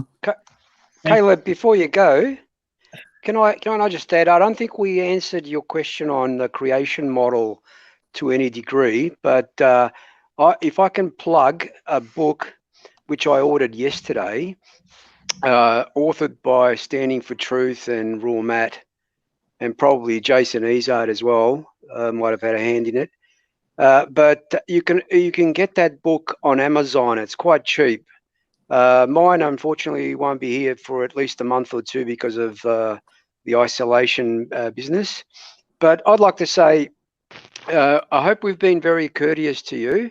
I enjoyed the conversation. I learned a lot about these sort of things from our discussions, and please read that book, because we inform ourselves in the evolutionary theory. The least you can do is inform yourself of what our beliefs are and how we get to where we go. Totally. No, I appreciate it. Actually, this has been very enlightening. It's unfortunate, John, that it started off in a poor way. I apologize for that. I actually just went through and deleted some snarky comments on your channel there. So that's all right, man. The one of the things, the way I approach this stuff is a lot of people come and talk a big game. Most people don't have the CO Jones to come and back it up, and I give what for, and if we end up having genuine dialogue, then I get along and say, hey, you're welcome back anytime, and I won't be an asshole. Sorry, John, I forgot to mention the name of the book, Caleb, is called Young Creation Model. Seems Young pretty Earth Creation Model. Okay, thanks. If you want to throw it in the chat, it might be easier for me to look it up. But I think I can Google that one. Do you know who it's by? Yeah, it's Standing for Truth. Standing for Truth. Oh, okay. That's that. I like this conversation, George. Thanks for the recommendation on the book. You guys have been great. I think one thing that's unfortunate is the controversy. This is something I've been thinking about a lot. This is going to be my closing statement. 15 seconds. Ready? I think that one of the biggest issues surrounding things like this is that you guys are trying to find truth. Evolutionists are trying to find truth. And pursuit of truth is a very important thing. And ultimately, it comes down to having conversations like this and good faith arguments. And I think that I really appreciate that you guys had good faith arguments. If you didn't think that you could convince me and I didn't think I convinced you, then there's really no point in having a conversation. I'm guessing you guys find a lot of contention often. I'm sure from my side, and I'm guessing there's the opposite is true. So I appreciate your time. You guys have a great evening, and take care. Same to you, Caleb. You have a good one. Come back anytime, man. Yeah. Caleb, in Australia, we would classify you as a good sport. Okay. You too, man. Good on you, mate. Good on you. Take care. Take care. Yeah, and I would put a lot of responsibility on people like P.Z. Myers and Dan Cardinale and people like that are pushing evolution on these people. Yeah. Hey, so Jungle, tell us about your interaction with Dr. Dan. Yeah, it was fun. I reviewed it with commentary on my channel, so if anybody wants to look at it, you can see it. Had a lot of fun, and I think maybe he even learned something too, a few things. I doubt it. Yeah. I doubt he will admit to have learned anything, but just within the realm of possibility. I was trying to be nice, and I said hi to him in the chat. He didn't even respond because PZ Myers was there too. Now, was that actually PZ Myers, or was that a I think it is. PZ Myers? No, I think it is actually PZ Myers because the way he talks. I know the way he talks. Yeah. He's angry. Yeah, that was him. Yeah, that's exactly the way I've talked to him he before. talks. Yeah. He's worse than the trolls. Yeah, no, he is. That's exactly the way he talks. He's nasty, bitter guy. Yeah. Yeah, that Lord Dragnot guy was. Yeah, bring him back. What was his experiment? He had an experiment from 2020. No, I'm good. That guy's never coming. If he comes back in again, I will not allow him in. That dude's be careful of what he says, because what he does is he'll bring up some scientist names on a paper, and he'll switch the names. He'll switch some chemicals around, just to and just if you're talking to him, you'd be like, yeah. Yeah, just you don't know. Go back and say they didn't know what they were talking about. I just made that shit up. That's how desperate they are for a freaking. No, he's tricky. He's tricky. Yeah. And so my question, Hey, do y'all think that the atheist evolutionists, do you think that they are even capable of having an after party after that disaster? I mean, what are they doing right now? Party over on they had a party over on Erica's channel. They had like 60 people. They're telling What? they did. Are you kidding me? Like, damn, we crushed them. Yeah. Nah. I don't think. I know they're very imaginary, but I don't think that they could have went too far with that. As far as they couldn't have said they killed anything. They couldn't have said that because Jackson Wheat was like scrambling all over the place. His energy was so weak. He was. I mean, it was. I'll admit that. For Jackson, he wasn't so super arrogant.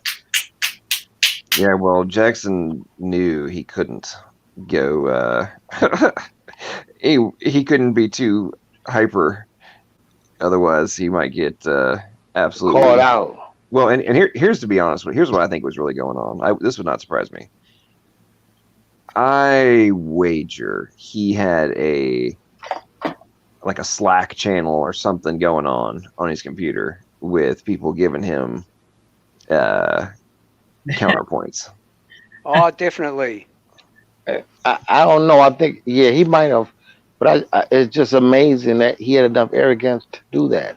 I mean, it's absolutely amazing. Like I said, I watched him in Stand Up for Truth debate, and to me, it was only one winner. It was pretty clear, and he had a nerve to say that he would never do that again, and it was almost like he was using James Donyard to be like, hold me back, knowing that if James didn't hold him back, he would have to get in there again and get slaughtered again. So it's just a tactic that they use when they kind of know they didn't win. They use that hold me back technique when they really know they don't want to get in there again. But for him, I was so surprised when I seen that he was debating Dr. Anderson, because I've seen Dr. Anderson before on many different videos, and I couldn't understand why he was going to actually do that. And I said to myself, wow, how blown up could his head possibly be? And who talked him into doing that? Who told him he had a chance? That was awesome. Well, because they think that every single person who believes in intelligent design must be an idiot. I mean, that's their mindset. Yeah, but the thing about it is, I mean, it was overly evident he was out of his element. So the question is, how could he have thought for one moment that he could have won? I mean, it was just too obvious. I mean, I'm not gonna get in there and try to fight a Mike Tyson in his prime. If I do had to fight him, I know that I would have to be able to run around in that ring, and I would have to make a certain like I would have to make it to the second round. It would have to be in the contract that can you go 2 rounds, and that first round I would have to run the whole time. I would know that. You know what I mean? So for him to think that he could win, I mean, it's insane. Yeah, their arguments with genetics are so weak. I mean, and Dr. Anderson pointed it out. It's just they're presupposing evolution and then telling a story. So, oh yeah, well that arose from a duplication. Well, how do you know that? Well, that's the story we told. That's how we know it.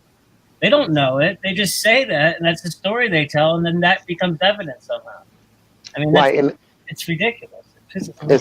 It's so funny when Jackson Wheat will be one of the first ones to say, "We know that," and it's just imaginary. It's the only reason why you think you know, because if it wasn't that, then evolution isn't true. Bottom line.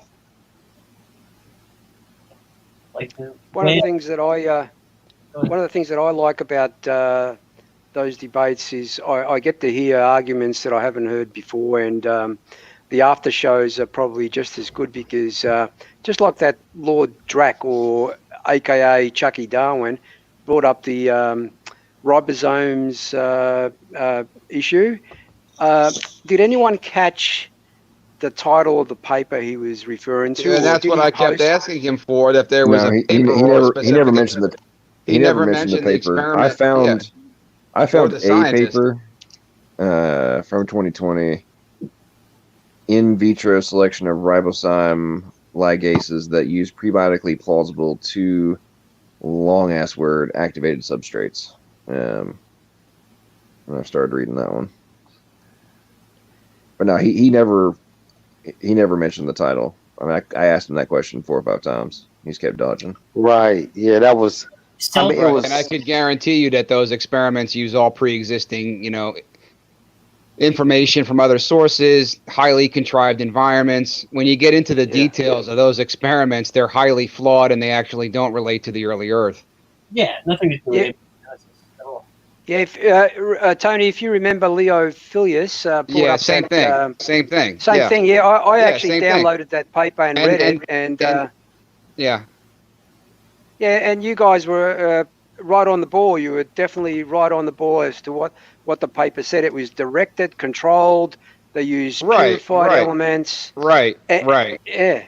When you get into the details of all the RNA world experiments, they're all highly contrived and manipulated in a way, and And you know what's amazing about those science papers is, their science papers, they'll report a phenomenon that doesn't really coincide with evolution. Then they'll look for some type of way to make it speak to evolutionary process. The thing is, they'll make it work in the laboratory, C. Brown. They'll manipulate it and rig their experiments so it succeeds using all kinds of pre-existing, prepackaged, prepared molecules beforehand. But I don't even think it really worked that good in the laboratory. I think that they may get step 1, step 2 to work, and that's about it. And then they claim victory. Just like a prime example, that Mary Schweitzer paper, 2-year experiment on a controlled laboratory bench is going to produce you the same results as 85 million years in the ground. Well, you got to ask her how many times she ran that experiment and what exactly did she use. And yeah, of course, it's not going to work out in nature. And it was highly contrived too. Of course. But I mean, it really comes down to, that's what they reduce down to. Right. Because you really cannot produce a paper that basically points to a designer. You have to do a paper, and you have to try to angle that paper to have some type of evolutionary outcome, or you have to give information and hope that another person can come forth and succeed where you failed at explaining. That's what they do. Or else your paper doesn't get printed. They're not going to print any of that stuff in their journals. No, they get in trouble if they put design in the paper. Because there was a paper about a robotic arm that they created, right? And they were talking about how it related to a human arm, and they used the word designed, how the human arm was designed. The guy who published the journal got fired. Oh, there you go. Because they have like they have people that just look for this kind of stuff, and then they'll all call the journals at the same time and start making threats and stuff like that. Who was the guy who, I think somebody, I think it was Richard Sternberg or whatever. He somebody or he published somebody's paper or something. I forgot exactly how it happened, but he got into some serious trouble. Yes, it was him.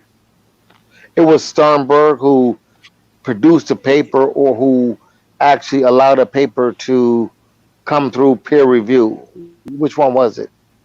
No, a magazine, and he allowed that paper to be published, and that's why he got sacked.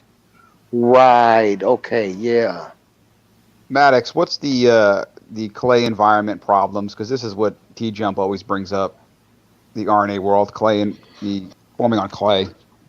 Well, there's a yeah, it's clay. That's what it is. Yeah. There's a variety of problems from the clay aspect, but one of them is that it forms.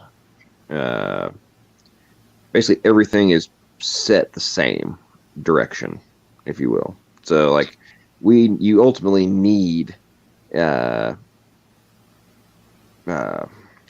non-fixed pattern in order to actually contain information, right? Or like prescriptive information. It can't just be the same thing repeated over and over again. It's got to have the variables. And what the polymers are able to form on clay are just like the same copy over and over and over again. So it's you've got AAA copied a zillion times even if you could, well, you actually, number one, you can't even create. They can't create very long ones, so that's a problem. But then beyond that, it's the same thing. It's like, cool, you created it. Okay, let's assume it replicates. It replicates the exact same thing over and over again. Right. There is no. Oh, but wait, there is nothing prescriptive about the template. So you're now arguing that something that is hard set to not have the ability, or to not be containing the information data set that's needed, is somehow turns into the data set that is needed.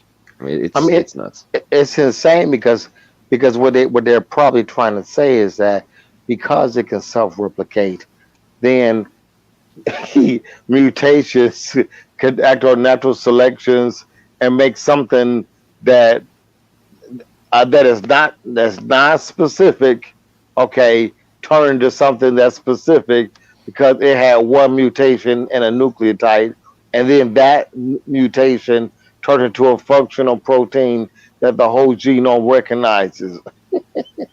Then cells to be parasitic on and stuff like that. What is RNA? Like, I don't understand. How could you need the cell for life? Like, I don't get the point of it. Well, yeah, right. I mean, yeah, where are they going with this RNA world ultimately? Yeah, it's nonsense. Well, it's why there multiple papers have now been being brought forth of like, well, now that we're down this rabbit hole, RNA world by itself is no longer really a valid hypothesis. Yeah. So, or it's not plausible. So now let's come up with, hey, the RNA formed, and somehow at the same time the transcription proteins also formed by themselves. I mean, it's like, okay, so basically what you're coming down to is somehow all of the necessary parts popped into existence through undirected process. Like, that's what you guys are coming down to is, wait a minute, there is no way around us having protein transcription factors and RNA at the like, there's no way around this. Like, that's what they're running full at 1,000 miles an hour. They're running into that brick wall. You know what's funny was that Dan could not pour himself into coming into the chats today. He couldn't. He didn't see no hope at all. See, it's so funny because, you know, Smokey's saying, I mean, you know, the one thing is, you know, he became much too apologetic because he didn't get the slaughter that he wanted. I think that he got a slaughter, but I just think that, you know, Erica played Mrs. Nice, and I respect that. You cannot trump. You cannot step and kick somebody in the face that's coming real nice. Even after the fact, when I was talking with her, she was much too nice. You couldn't do that. He can't take that from himself. He became apologetic because he didn't really destroy her the way he wanted to. He couldn't, but he did an excellent job. He made his point. He didn't lose no ground on that debate. It's just that you just can't kick a baby in the face. Bottom line. So, but Dan found a way to come in here and talk that crazy mess until Logical Profitable showed up, until Octavia, I always mess his name up. When he showed up, it was imagined. It was funny how he was already packing his bags and already trying to find the escape out of there because he didn't want to deal with that. But he didn't even think about. I don't see him anywhere. Now I don't know if he's in the other show, but he's definitely not over here. Yeah, I would imagine he was probably over in the other one. I don't know. Wouldn't surprise me. He's trying real hard to have a debate with me over on Modern Day Debate. He really is. Oh yeah, I'm getting emails and everybody's he's like trying to get through. He's got like 3 or 4 people to try and reach out to me to see if I'll give him a debate. And I'm like, but the thing about it, it's so funny because it's so weird that he talked that big game, but once you get down to something that's out of his realm, he throw that. Well, I'm not an expert at this, but yet you so sure that evolution is true, but now all of a sudden you're not an expert.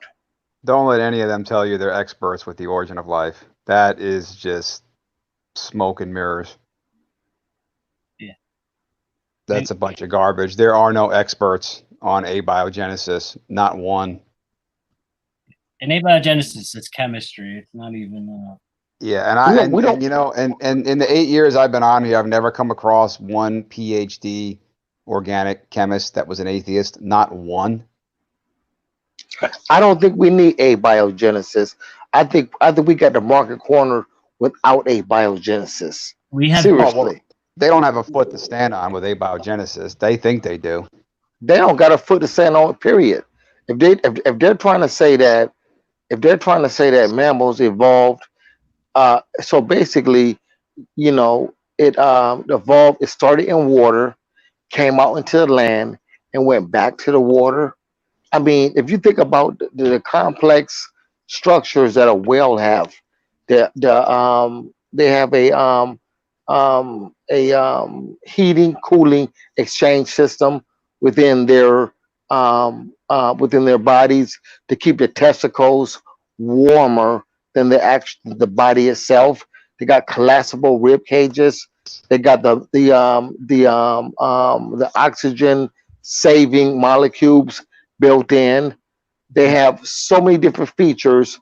The seriously complex blowholes. It's just too many features that you're trying to come from a wolf fox like Pakicetus to evolve into a whale. They don't have that. They have to keep changing the order of these of these creatures in order to make it work. So we don't need abiogenesis. Abiogenesis is just way too easy for us. We could beat them on the other evidence. Yeah. I don't know if you guys were reading some of the chats. This is some time ago. Lucifer Almighty made the comment that he mentioned that even the Bible recognizes abiogenesis, and I couldn't reply to it because under the StreamYard thing I can't reply. But I thought very, very thoughtfully about it, and I thought, well, that's what John's been saying, abiogenesis with an intelligent agent. Yeah, right, that's what the Bible says. Let's teach that in school. I agree. Let's teach this. Right? I really don't understand why the atheists have such a hard time with comprehending the entire point that's being made. Okay, people, let's assume that at some point humans are able to, let's say we were stopped trying to make everything happen by accident and we started like trying to figure out how to like actually do it, right?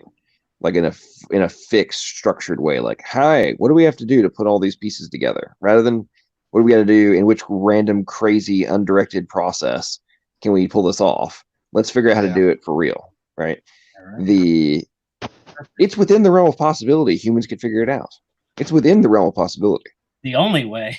But that wouldn't remove the barrier to the equation from the very beginning. It would just prove it, right? I'm like, and that's kind of where I go from it is I'm like, I have zero, like I'm willing to go all in, if you will, on the fact that undirected abiogenesis, I'm good, man. It's not going to happen. I'm all in, baby. Let's show the cards. Let's see who wins. Yeah, that's what I'm saying. Now, do I think it could happen that we could figure out a way with enough time how to figure all the since we have something we can copy, right? We might be able to figure it out. Wait, what are the odds on it? Not good. I mean, Highly it's like unlikely. I'm good with that. Like, okay, that's there's a chance of that. Undirected? Nah, I'm good. Let's go. Let's gamble, baby. You see, jumping right to his presupposition, so he wouldn't even do the thought experiment without going to his preconceived notions that, well, who created the creator? Well, why don't you just like follow the thought experiment and just go with reasonable inference that no, this stuff wouldn't just pop out of nowhere for no reason. He even said it had purpose. Name something that's not designed that has no purpose. Like, that makes no sense. Dirt does, you know what I mean? Just dirt by itself is dirt. He said living things have purpose. You know what I mean? It does things for a reason. Okay, that means a mind is involved. It has to. I thought it was funny how Jackson tried to make the comparison that we'll accept that a cat and a lion is in the same family or are related, but we can't accept that humans and chimps are the same, as if cats and lions do not behave exactly the same versus how humans and chimps behave. Like he's just so bewildered why we just can't accept that humans and chimps are the same. I mean, we have more similarities to a monkey or a chimp than we do to a dog. I mean, that's true. I don't know how you jump to where we're related, though. I mean, it's crazy. Well, I found it funny, too, when they were talking about the chromosome 2 fusion part. And actually, before I mentioned that, Seabrow, I was listening to you when I was upstairs eating some food, and I was cracking up because it's so true. Like, I don't think there's any way that they could be on the after show winning, thinking that they had a victory there. I mean, I'm thankful Jackson did it, Dr. Anderson did it, but Dr. Anderson just pretty much educated him the whole time. And when he called him out on the chromosome 2 fusion, I think Jackson said that he had a paper, but then it ended up being a blog article from Ruhif. Oh, wow. Oh, yeah. I made fun of that in the chat. I have fun in the chat. Yeah, I have fun in the chat talking about that. I believe that PZ Meyer wear panties. Well, PZ Myers, I called him out in the chat. I said, okay, let's set up a debate with you and Dr. Anderson. And he says he doesn't do debates. Yeah, we know why you don't do debates. He doesn't do debates, no. He does debates. He just chooses. See, the thing about it is this here. It's all about style and technique. The reason why people don't want to necessarily debate people like Nephilim Free or even me to a certain extent, because they know I'm going to come very raw. They want to debate somebody that they think will be covered. So I think if I thought that he was going to debate Dr. Anderson, I think that he thought that Dr. Anderson was going to be nice to him. Yes. Okay. Yeah. When you come raw, they don't want to deal with you. I've challenged. John, why'd you quit C. Brown? How come you kicked him out? I was enjoying what he was saying. He was being too raw, man. I couldn't handle all the. No rawness allowed in these after shows. And it turns out that it's just as raw as can be. Actually, you know what? To elaborate on what C. Brown was saying, that's so true. I think because, when you watch Dr. Anderson's lectures and his interviews, he's very meek, calm, collected. So I do believe that Team Evolution, which is pretty much RJ Downard, Evo Grad, Cardinal, Erica, Jackson Wheat, they thought that Dr. Anderson would be really kind of calm, held back, withdrawn maybe. And then I could tell in the first rebuttal that he was coming aggressive. He was adamant. He read the papers. He threw a 2020 paper on Lenski's experiment at Jackson that he never read.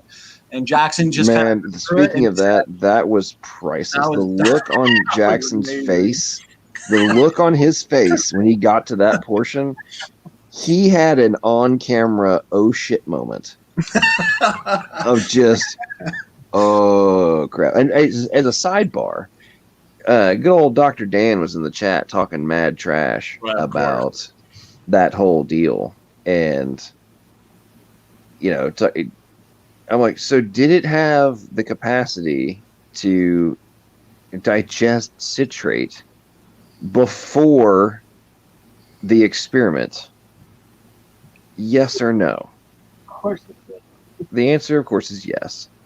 And it's like, so did it evolve a new function, yes or no? I mean, well, and that debate was proof too that when you watch just like atheist-filled channels, let's say you watch RJ Downard's channel, for example, and RJ and Jackson and whoever's on there, they're just scoffing at the young earth creation PhDs or just us in general, and they're misrepresenting us, right? For example, Jackson said, oh, Dr. John Sanford misrepresents Camorra, says there's no beneficials. Right away, right in the opening of the discussion, Dr. Anderson called him out on that. He said, that's not what John's saying. John's saying that, yeah, there are beneficial mutations, but they're far too rare, and they rarely get fixated. And when Jackson pointed out the so-called beneficial mutation in Lenski's experiment, that's when Dr. Anderson pulled out the 2020 paper and said, these clones are dying off. And that's when Jackson had that like, oh no moment. But that was proof there that Jackson tried to say that Sanford misrepresented, and Kevin and Dr. Anderson corrected him, and it was almost like Jackson accepted the correction. So when you watch those streams where it's just atheists that are just talking smack against creationists, saying, "Oh, we misrepresent science," you can bet your butt that they're just pretty much making up lies for an argument. What did he say? Are some of them alive? Right? Did he say something like that? Well, he said they're not all dead. Yeah, Dan. In my discussion with Dan, he had the courage to bring up the example of scales turning into feathers, but he used the chicken to prove it, and the chicken already has information to make a feather. It's like, come on, you can't get better than this. I thought Dr. Anderson really debunked that whole idea that the collagen is basically similar anyway. You're not bringing nothing new to the table. The keratin, it's that the chicken already has the genes to make a feather. Now, if you used a crocodile or an alligator and made a feather for a crocodile and alligator, no, that would be impressive. But from a chicken to turn a chicken scale into a feather, right? That's laughable. Well, and I thought Dr. Anderson did a great job on the orphan genes and the so-called novel gene families, and pointed out the circularity in it, how evolutionists assume common descent and they assume de novo gene synthesis. And all around, Dr. Anderson did a great job. C. Brown, before you dropped out, I was elaborating on what you were saying. Yeah, team evolution there, right? That whole evolution brain trust, as they call us, the SFT brain trust. They thought that Dr. Anderson, given his interviews, he's calm, collected, meek. I think they thought he would be like that in the debate too, and maybe over-talk him or something. But Dr. Anderson, right away in his rebuttal, he came out aggressive.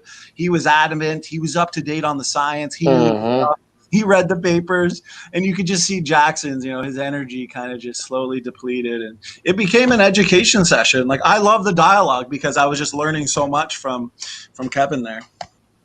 I'll tell you something else that was funny as heck tonight was, and I don't know if any of y'all saw this inside chat, but Dan was trying to call out Dr. Anderson, and he was using incomplete lineage sorting to explain, right? And I started like, really? You're defending that? Okay, so then he then proceeded to tell me that I know what I was talking about and why it's important and such. And I'm like, I'm literally, anyway. So I just want to read this real quick. The concept of incomplete lineage sorting has some important implications for phylogenetic, go figure, techniques. The concept itself is somewhat challenging and relies on persistence of polymorphisms across different speciation events.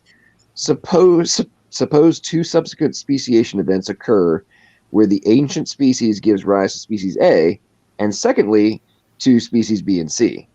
When studying a single gene, it can contain multiple haplotypes, a polymorphism. Okay, that's one portion of this, right? Okay. Let's see. Describes a phenomenon in population genetics when ancestral gene copies fail to coalesce, looking backwards in time, into common ancestral copy until deeper than previous speciation events. In other words, the tree produced by a single gene differs from the population or species level tree, producing a discordant tree. So what does this boil down to in normal common sense language? Yeah, it turns out that your phylogeny trees are literally have giant gaping holes. You then jump the hole and then say, oh, this one's kind of close. Let's insert this into the tree. That's literally what you do. And then anybody calls you out on it, you claim they don't know what they're talking about. That, ladies and gentlemen, is Dr. Dan Cardinal and the rest of his ilk. Well, real quick before you go, C. Brown. One thing to answer your question earlier, why it was Jackson Wheat who debated him. So Dr. Anderson wanted a debate, and he said he would debate anybody. And I asked, it was supposed to be Dr. Cardinal at first. Then he ended up saying he was busy moving or something. And then even in the chat, when he was calling out Dr. Anderson, I said, okay, he's more than happy to debate you. And he said, oh, well, he's busy as well, and maybe sometime in August. But Cardinal, if he's asking us all to debate, he sounds like he's got a lot of time, so whatever. But when he's so then Jackson agreed to it. Which was great because the debate was awesome.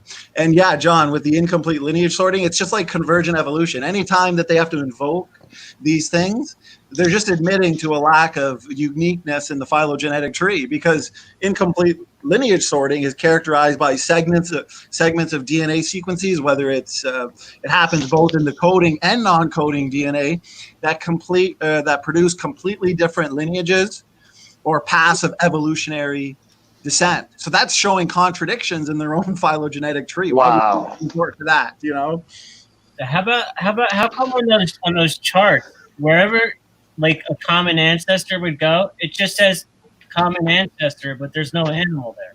It's basically a placeholder, basically. Yes. It's an excuse placeholder.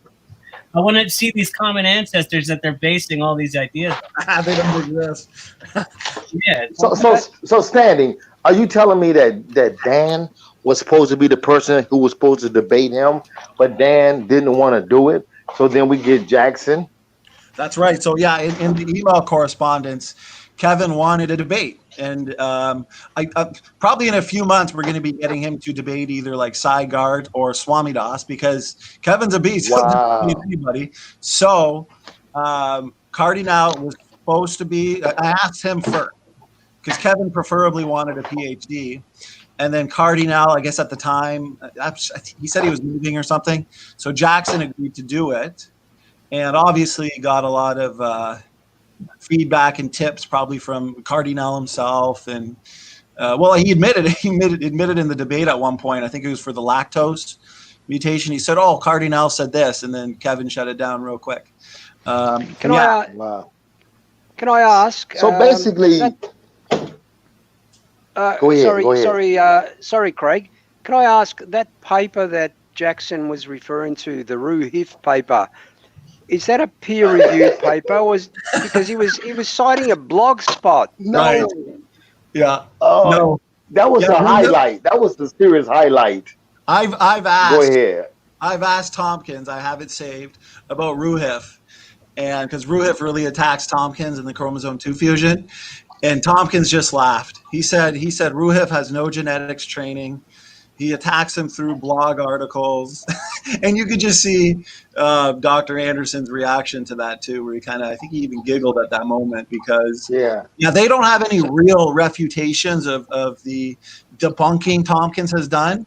The only arguments they can really go to are not technical papers. It's like blogs from Ruhif, or maybe something from P.Z. Myers. Oh, I loved when Dr. Anderson called out P.Z. Myers. I love. So guys, I have a supposition or a proposition that I've been thinking about. So, as I'm sure you all are aware, the cost of gene sequencing has plummeted, right? Right.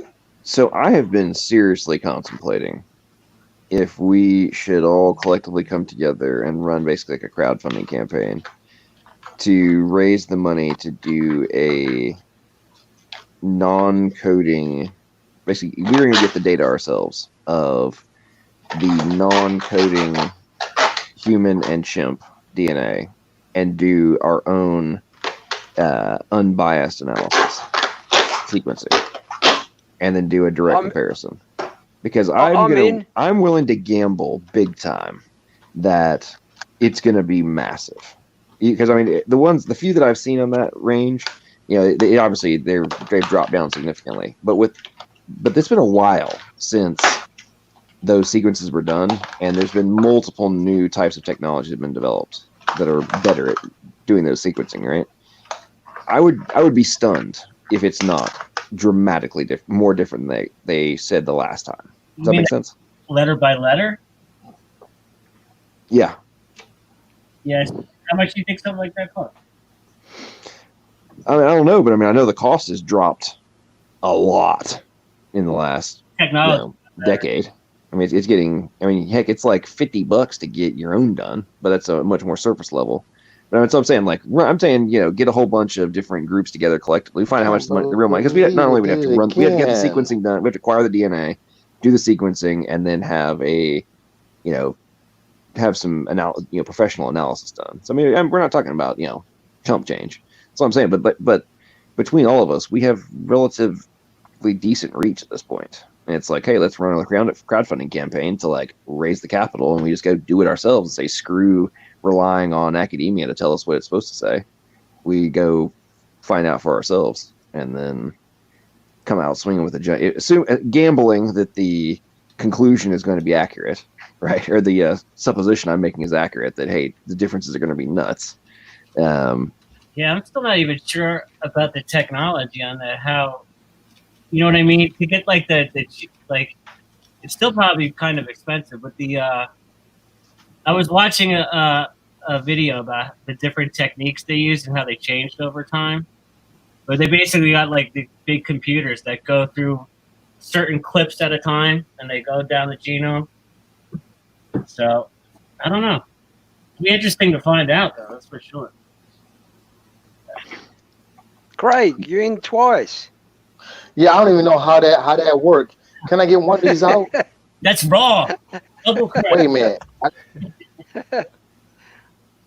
I think I knocked out the wrong one. Hang on. Let's see. No, I think we. No, you're back Are we now. good now? Knock out the one that's not working. Oh, the wrong one. No, I think I got the right one this time. Are we good? Are we good now? Yeah, we're good. Yeah. What happened? SFT's wife came out. She woke up from the movie and realized that he was off doing a live stream. He was off online. He had to go hide. Caught out. I've got to take my doggy for a walk, guys. I really enjoyed this afternoon's, what is it, night over there, I guess. But my dog's looking at me strangely, waiting for a walk. What kind of dog do you have? Jack Russell. Oh, okay. I got a King Charles Cavalier. Oh, what? King Charles. It's that aristocratic dog. You know what I mean? Sounds fancy. I got a boxer that snores and stuff. No worries, Kenny. Kenny just thanked me. So I'll say God bless you guys. I'll talk to you later, okay? Have a good one, George. Have a good one, man. No worries. Thank you. Bye. All right. Yeah, I really like how Dr. Anderson just brung it to him. I mean, it's like he was just saying the exact type of things that somebody who wasn't being overly nice would say. Am I getting an echo? No, I don't hear it. Oh, on my end it is. No, it's good over here. You have the video open? Because that will do it. Hey, C. Brown, let me, why don't you drop out? I'll boot both of these versions, and then you can come back in with just one. Okay, cool. That sounds like a plan. All right, so I'm just going to leave. Okay, cool.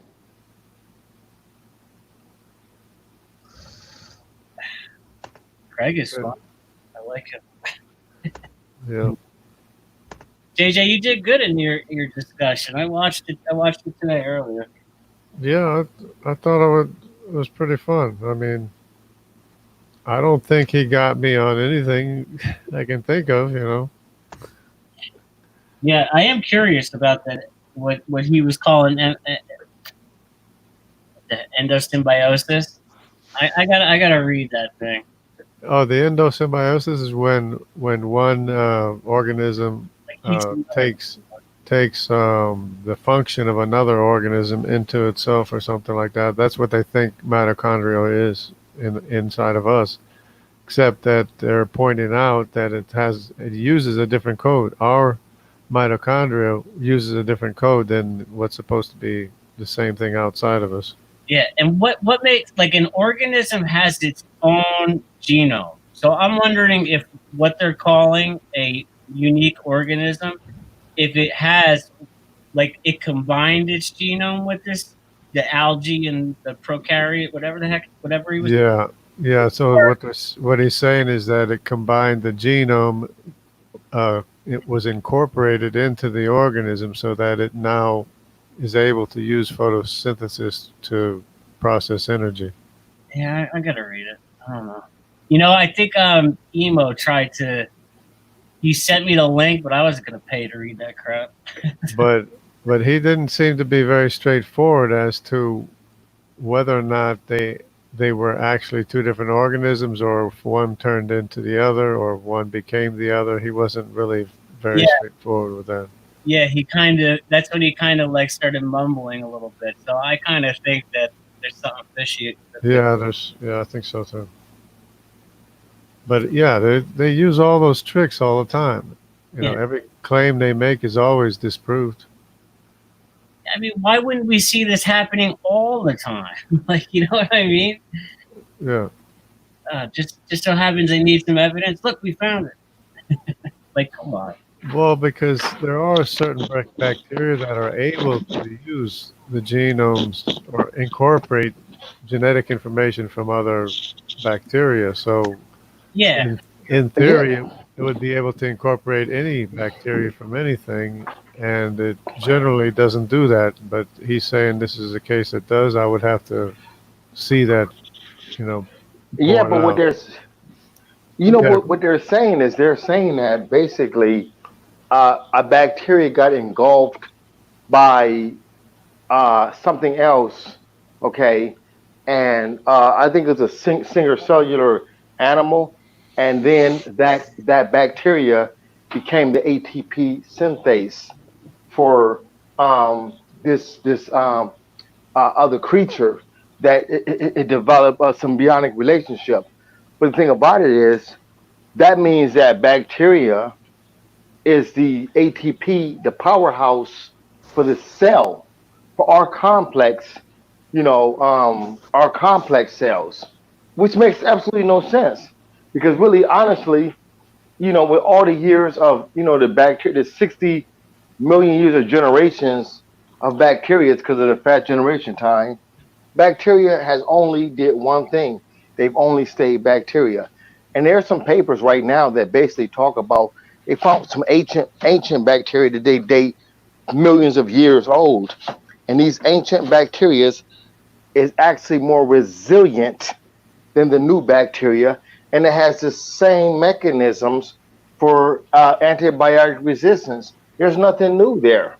Right. They got the same mechanisms. Yeah. They say they were surprised that it was so similar. Right. It's insane. And they say it's more resilient because it don't have all those. It don't have all those See, when a bacteria basically when it develops a resistance, it has to break things. It has to break enzymes, and these enzymes are involved with self-replication, and it actually slows replication. It's only good in that particular environment. When the environment change, those mutant bacteria is weaker than the parent bacteria. Yeah. So you can't build. I'm waiting for the day that they drop this idea of evolution, like as the same thing as a flat Earth. I'm waiting for that day. No, it's not going to drop. It's going to evolve. It's going to start. It's going to start like it's going. It's just going to change. It's just going to change the concepts, and then they're going to try to find a way to make it wrap around to fit, the data. It's never. They're never going to give it up. I was thinking that even if the flood was proved, even if we prove the flood, they would probably throw it back that evolution happened before the flood. Right. Yeah. It's even though, yeah. Go ahead. Well, even though there's nothing between the great unconformity and the igneous rock underneath, they're still going to try to cram billions of years in there somehow. Mm-hmm. Hey, but you know what? I think that honestly, I kind of feel like by that last conversation, I feel like Erica has been like, she's been kind of conforming a little bit. I think that Erica could be got. She could be had, and she got to be had very carefully. But she could be had because, like, even when I was talking to her about the human evolution, when she was bringing up those topics, as far as all these different evolutionary icons, basically, and this is very clear, and there's no ambiguity about this. All the transitionals that they say evolved from Australopithecus to humans, all of those ones, the skeletal remains that they found because of those ones, are very incomplete, extremely incomplete. The ones that are very incomplete is the ones that are unmistakably human or ape, like the ones that she brought up that were over 50-60%. It was Turkana Boy and this last one, they called him Bigfoot or something like that. It was, I forgot the exact term for it, but it was clearly human. The other ones are clearly ape. It's the ones that they try to say the transitions is the ones they don't have the evidence for, and I think that she realized that she didn't offer much of a fight when I was actually talking to her on the after show, and I think that a lot of information she don't know about that she's starting to learn because of logical. She's starting to learn some stuff. I think she's seriously backpedaling. Do yourself a favor and watch her in her. No, hey, see, Brown, I gotta make a quick insertion on that. Nah, man, she's actively trying to get me to do another. Is abiogenesis plausible? Is the debate? It's going to take phases, though. It's going to take phases because let's look at her character. Let's look at her character. The whole thing she got when she got the whole chimp, the friendly chimp thing. Even her page, she got the chimp and she got the human, and she's basically trying to give hope to the evolutionists. She's giving them hope. Because they really want this chimp human paradigm so bad because they don't want God. They want it so bad. She's giving them hope. Okay, look, she obviously lost. Okay, a few times. She's reduced down to, well, I got to go look into it. Now, even in her look into it, she kind of know, but she's looking for small nuggets that she can grab onto. She's still hoping, don't get me wrong, but I think that at some point, I just think it's not there. If you do it again with her, and especially her strong suit, she think is human evolution. Okay, and I'm telling you, Rupi and Sanford totally debunked that fully. And even the video that Rupi did when he came on this show called "It's All About God," it's clearly debunked.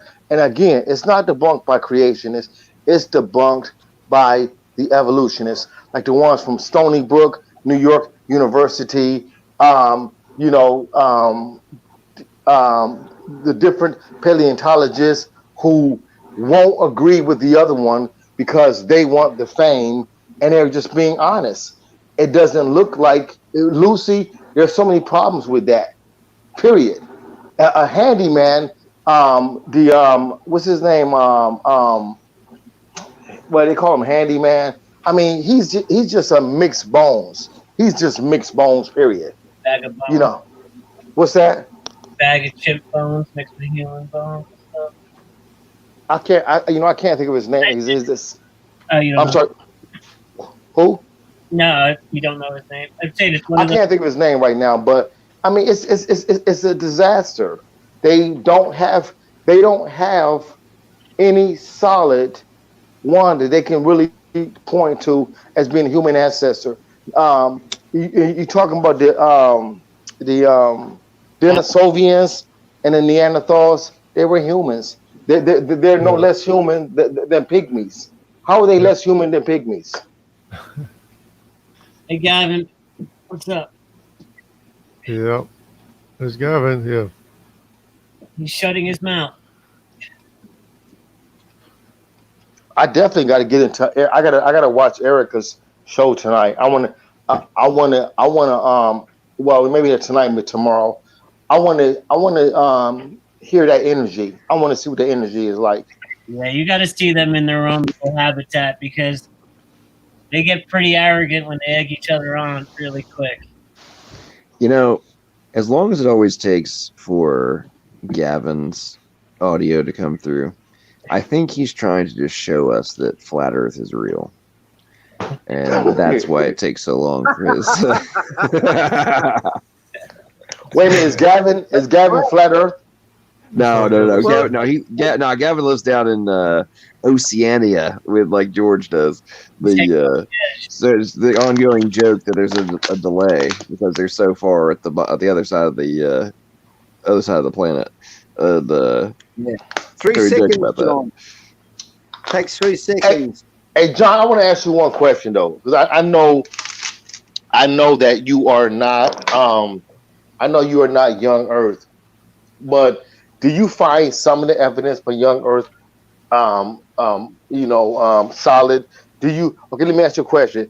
Do you think the presence of dinosaur tissue is a indicator that at least dinosaurs and humans live together?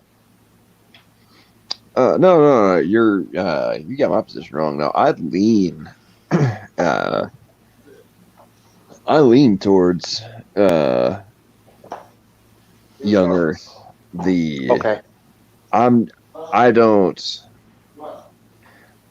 I think that the conclusion that young Earth is correct is the correct conclusion. The only position I take is that I don't think, in the context of the intelligent agent argument, that it's relevant. Right. Okay, I got you. And the evolutionists and the atheists like to sit there and like argue that point, and I'm like, I'm not even arguing that point. I don't know what you're talking about. Why are you even bringing this up? Have those words come out of my mouth? Right. Okay. Because I don't care. Like, here's the thing, and I'll let you respond. I don't care if they do have billions of years to work with. It doesn't matter. That's why I said earlier tonight. With an infinite amount of time and an infinite number of universes, is it logical, plausible, and probable that insert X could happen? I mean, I don't care. I could give a rat's ass if we got 15 billion years. It's not going to happen. Go ahead.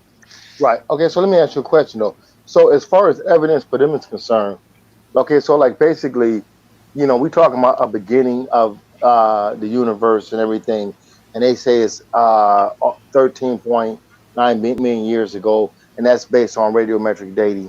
Okay. So what we're talking about is a creation, a start of a universe.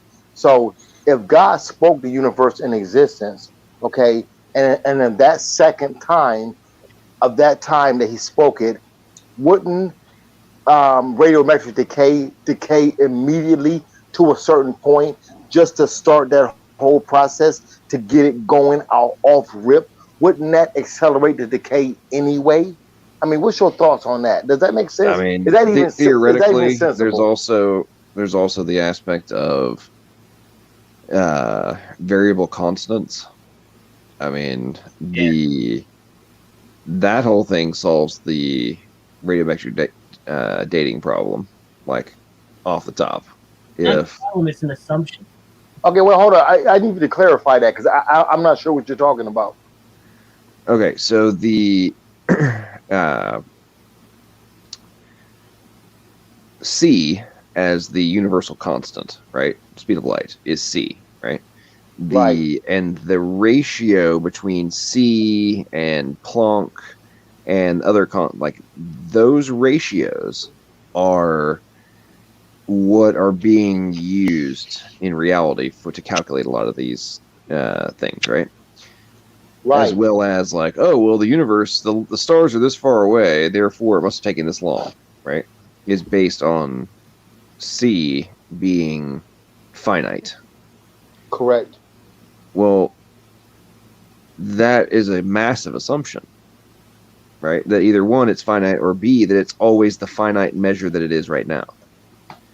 And so it's like, okay, the only variable you have to account for is that the ratio between it and the other constants must be the same, not that they can't be different. Does that make sense? Yeah. And this is where relativity kicks into the equation, right? So, from our relative position, it appears that, for example, the speed of light has always been x from our relativity. That doesn't mean that has always been what it is. Just like the ratio between it and the other constants doesn't have to have always been the exact same in terms of the force or the speed, right? It just has to have maintained the same ratio in order to work. And wow, that's pretty interesting. But I mean, there's even been books written and whole papers done. There was one done, I think it was like 2002, 2003. Actually, I read the book and the paper, but I actually have the book of this guy. He's at Imperial College in London. Him and this other dude, they're theoretical physicists, and they, like everybody else, is trying to figure out the expansion problem, right?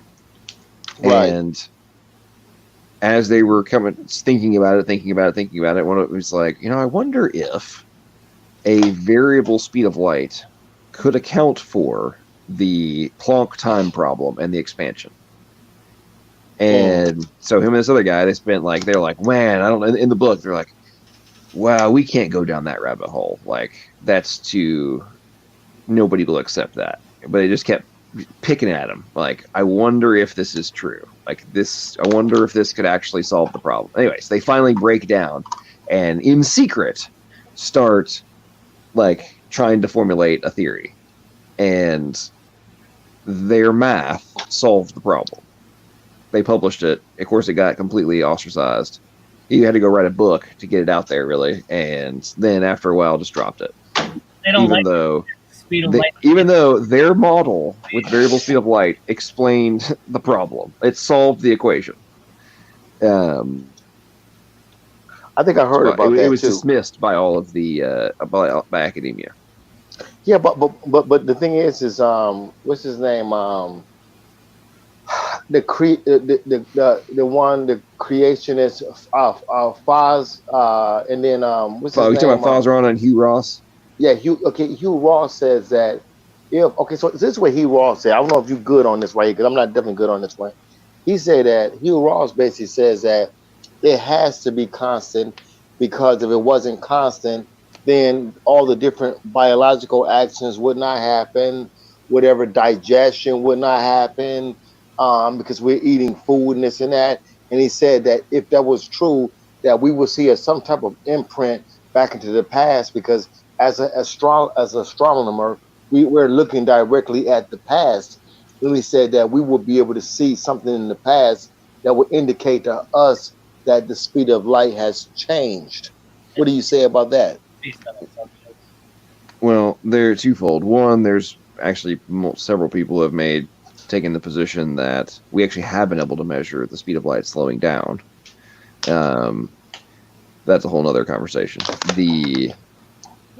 My own personal theory on this whole deal is twofold. Number one, I operate from the assumption that what we are observing is not the past. Me too. Thank you. We are observing real time.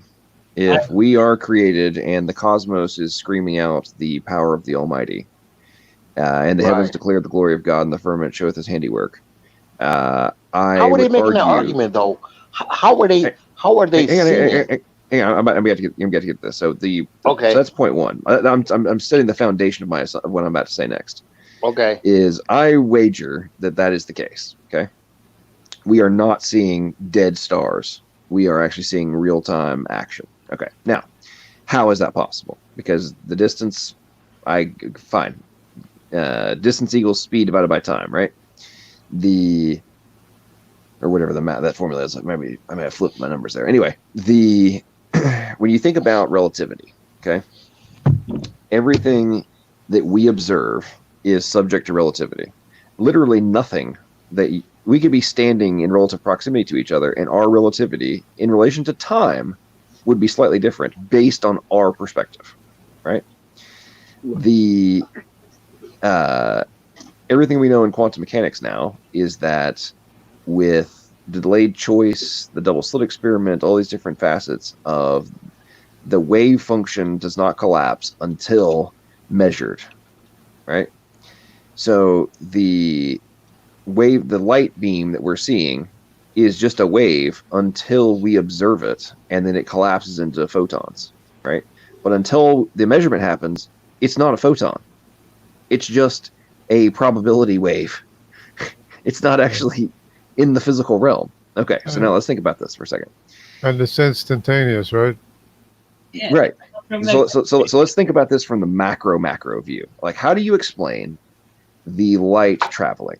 Well, let's think about this logically for 1 second. Nobody disagrees that if you or I could go the speed of light, time would stop. It would dilate. Right. And would no longer be relevant, right? And there would be no distance. But we can't reach the speed of light because the energy to move the mass is an infinite barrier, right? Right. Well, light does not have mass. Right. Light, by its definition, is not bound.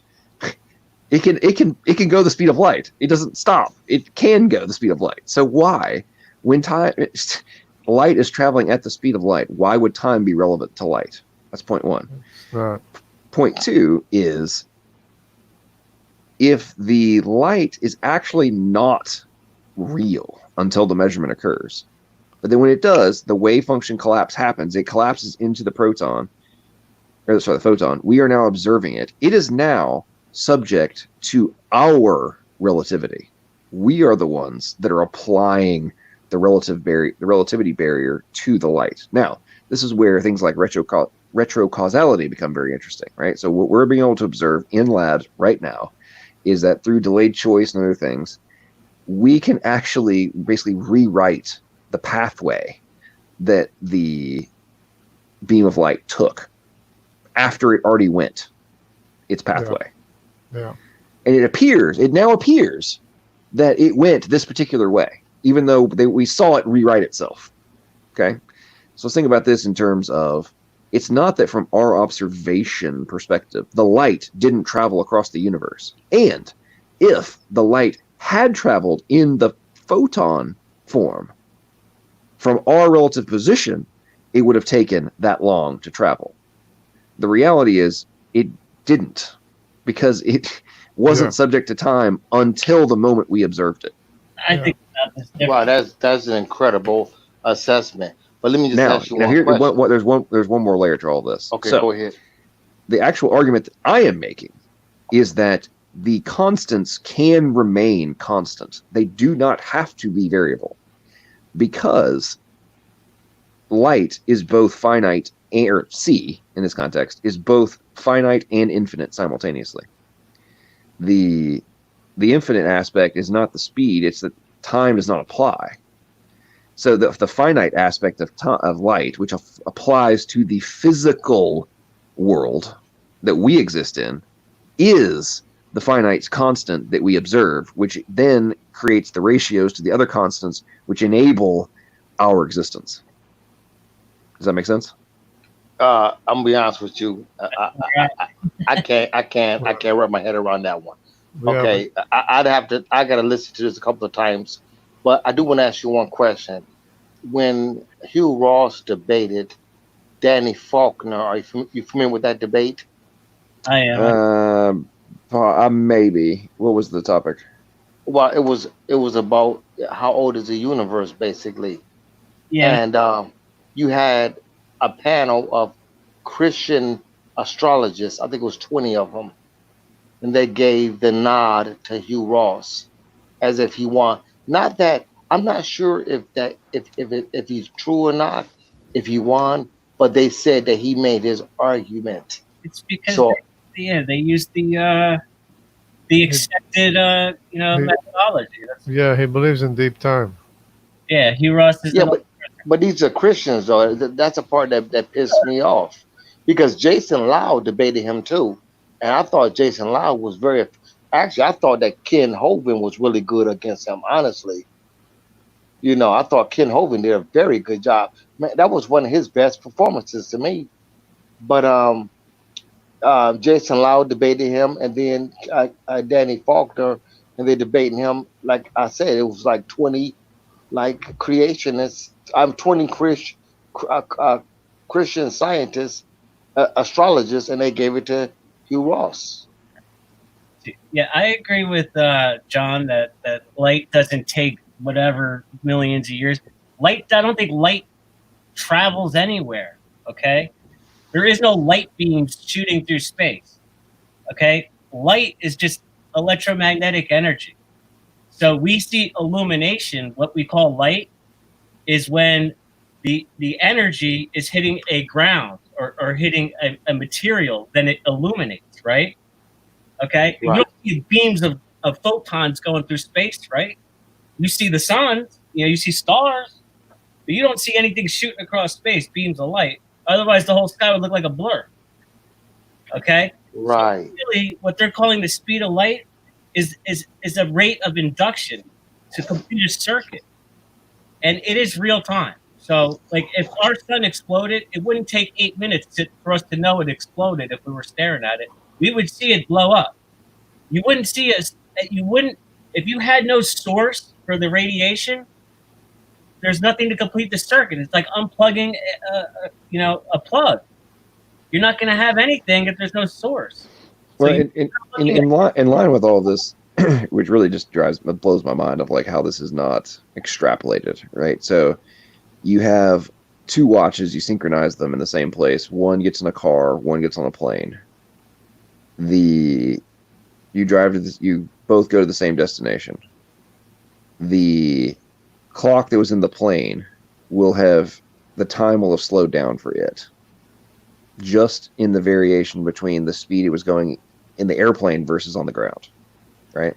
And not only that, time slows down in a measurable sense based on speed in relativity to the other observer, right? We know this in context of gravity also has this application too, but like twins. There's a whole example of the twins. One who was the astronaut that went to the space station and then would stay on Earth. The one that was in space aged slower than the one that was on Earth, right? It was zooping around faster. It was physically moving faster, all that stuff. Let's think about this for a sec, folks. We know beyond doubt that speed affects time. Yeah. What does that do for the speed of light? Why would it not exactly? Why would the same thing not apply? Now, the part where my brain came went in the context of the collapse problem or solution to light just being both infinite and finite simultaneously is we know this occurs. This is not this is not hypothesis. We know this occurs in the lab, in terms of the retrocausality and stuff. We know beyond doubt this is done. It's a repeatable experiment, and then you add a new layer of, and I get some of you've heard me talk about this before, but in the quantum mechanics world of Schrodinger's stupid cat. I was talking about this the other night. We've operated from the perspective that the cat is both dead and alive. What they're now coming, or you have two boxes, and is it in box A or box B? We don't know. It's in both boxes. No, it turns out it's in neither box until you open the one. What is that? The cat is not both dead and alive. It's neither until you open the box. Uncertainty principle, right?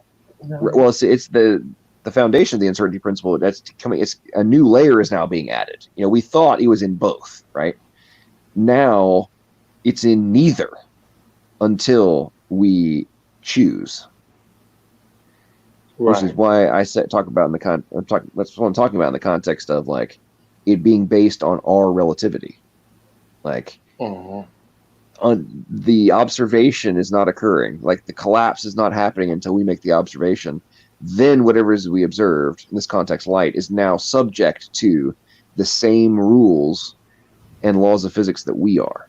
That we are, yeah. But before that, it's literally not there. So it's not subject to anything until we make it so. Right. Yeah, and we are in limited time and distance. The photon is not. I mean, the light, whatever it is. Yeah, I don't even know what a photon. A photon, I think, is just a. It's a, what do you call it? It's a quanta of energy. So, like, basically a packet. Right. Like of a wave. It's a way to calculate. Basically, that's how they come up with photons, electrons.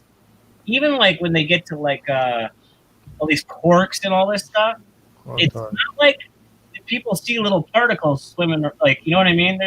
No one has ever seen these things. Like they're conceptual, so they'll see how like it affects. You know what I mean? So they'll do an experiment or smash them together, and they'll see the effects of what they're doing, and then they extrapolate all these ideas from it. So it's, so that's why there's 12 different interpretations, because there's a lot of speculation. They can get the math right, they can make predictions, but the explanations, that's where it gets into, it's the cat alive or the cat dead. It gets a little crazy. You know what I mean? Are we looking at time travel? Does things exist until we look at them? Like, I think they just don't know what the heck's going on. Right. Hey, listen. I gotta duck out. It's almost 2:00. I gotta work tomorrow. Oh, man. It was most enjoyable. I'll tell you that. God bless. As always, C. Brown. Anytime, man. You're welcome. So, but let me just ask you, when is the next big event, or are we gonna have another one? Another debate okay, so up? Thursday night after the Hovind Cardinal debate live show, after show, and then Friday 6 p.m. Central Time, James Tour after show. Oh yeah. Oh, James Tour and that other guy going at it again. Okay, so James Tour. So Tony managed to get a hold of James Tour. James Tour is going to come on Smoky Saints channel on Friday at 4 p.m. Oh, okay. So it's not a debate then. It's just because I did watch this debate. I forgot the guy he debated, but I did watch that one. Lee Cronin. Yeah. Yes. Okay, well, that's good. Yeah, Lee Cronin surrendered. And that wasn't even a debate. That was Lee Cronin attempting not to embarrass himself. He was humbled. Right. Well, he did have the courage to even attend, though. So that's the same thing with Jackson Wheat, but Jackson Wheat was just buff. He was just, his head, he was basically a dummy. I mean, they just put him out there. It's going to get harder and harder to get these atheists to come out because, you know what I mean? They're losing. Right. They ain't looking so hot, Right. There's a lot of them hiding in the chat. John, are you there? Yeah, I'm here. What's up, man? Hey, you guys have a good night. Hey, you guys have a good night. I got to get out of here. God bless. Have a good one, man. All right, take care. John, I know you're winding up, but there's a couple of evolutionists in the chat who've got universal amnesia when it comes to the second law of thermodynamics. Can you just quickly and simply tell these guys why the millions and billions of years time frame for evolution is false because of the second law of thermodynamics? Well, basically, I mean, we got entropy, folks. Things go from order to disorder. Now, the evolutionists like to claim that open system because we're getting all this energy from the sun, which doesn't really solve the problem. But there's ultimately, for the atheists, you have to go all the way back to not just from how do we exist on Earth, but how does the universe exist, and how are we not running out of energy? You know, it's there has to be a starting point. If there's not a starting point, then we would already have had heat death. Like, Right. there's no way around this unless somehow the laws of physics just don't apply. Then we should have heat death at this point. You would see supernovas all over the place. That much time has not gone by. Which is very interesting, by the way. Sidebar: you brought up supernovas. Did you know that we see a very minuscule number of supernovas? Yeah, exactly. It's consistent with the 6-7 years. And interestingly enough, we've actually started seeing a lot more recently, which I thought was rather fascinating. It's like, huh, well, isn't that magical? Supposedly none of them, none were happening, and then now they are? Yeah. And we're losing stars, too. They keep losing stars. Oh, yeah, you see that, too? I see that. It just disappeared out of the sky for some reason. Yeah. Yeah, I heard that, too. I hadn't seen that. What are y'all talking about? We're losing stars. Yeah, we're losing stars. We aren't gaining any stars. Oh, yeah. No, but literally, like, there's stars that people were watching, that they were observing, that just straight up disappeared. Just gone. Vanished. They can't see it. Without a trace. Just vanished. Wow, I did not know that. That's very interesting. I tell you something. Okay, so a couple of years, maybe it's like 2 years ago, something like that. I remember coming across this article where scientists observe new star forming, right? Yeah. And then I read it, and it was, oh, well, we don't actually know. We think it's a nebula cloud. Yeah. So no, it's not. We actually haven't observed a new star form. We saw a nebula that appears to be condensing. So you didn't see combustion. You saw a cloud. Yeah. Got it. A lot of this stuff is the way the information is given to the public. To be fair, I mean, you know what I mean? Like, they tout these discoveries like they're all like, they'll take, you know what I mean? They'll build a mountain out of a molehill. Like, I mean, like, even like that. Remember that picture of the black hole that came out? Right? Oh yeah. 2 black holes. No, it was one black hole. It was the first quote unquote image of a black hole. No, it was 2 of them. It was our own, plus it was another one. I watched this guy who's that's what he does. He takes, I don't know, he's some scientist, and he knows how to read all the data that they used and all the telescopes they used across the earth and all the data points. And he does imagery, and he's like, there is no conceivable way that anyone with an education would take that picture seriously. But I mean, they touted that like it was like the biggest thing. Well, I'll tell you the thing that I've never been able to wrap my head around on that, them taking a picture of black holes, isn't the entire premise of the black hole that nothing, including light, can escape? Well, I mean, what the heck is a picture other than the capturing of light? Right. Refracted light. From the surrounding region. It's not from the black hole, it's from the surrounding regions of the black hole. I mean, this guy tore it apart, though. He said, like, the amount of interference from each telescope, he said it was impossible at the distance. He said that thing will hit, that picture is just he said it's just a contrivance. The amount of interference would be crazy. But they're saying that the radio waves that they were using would penetrate the dust and clouds and everything.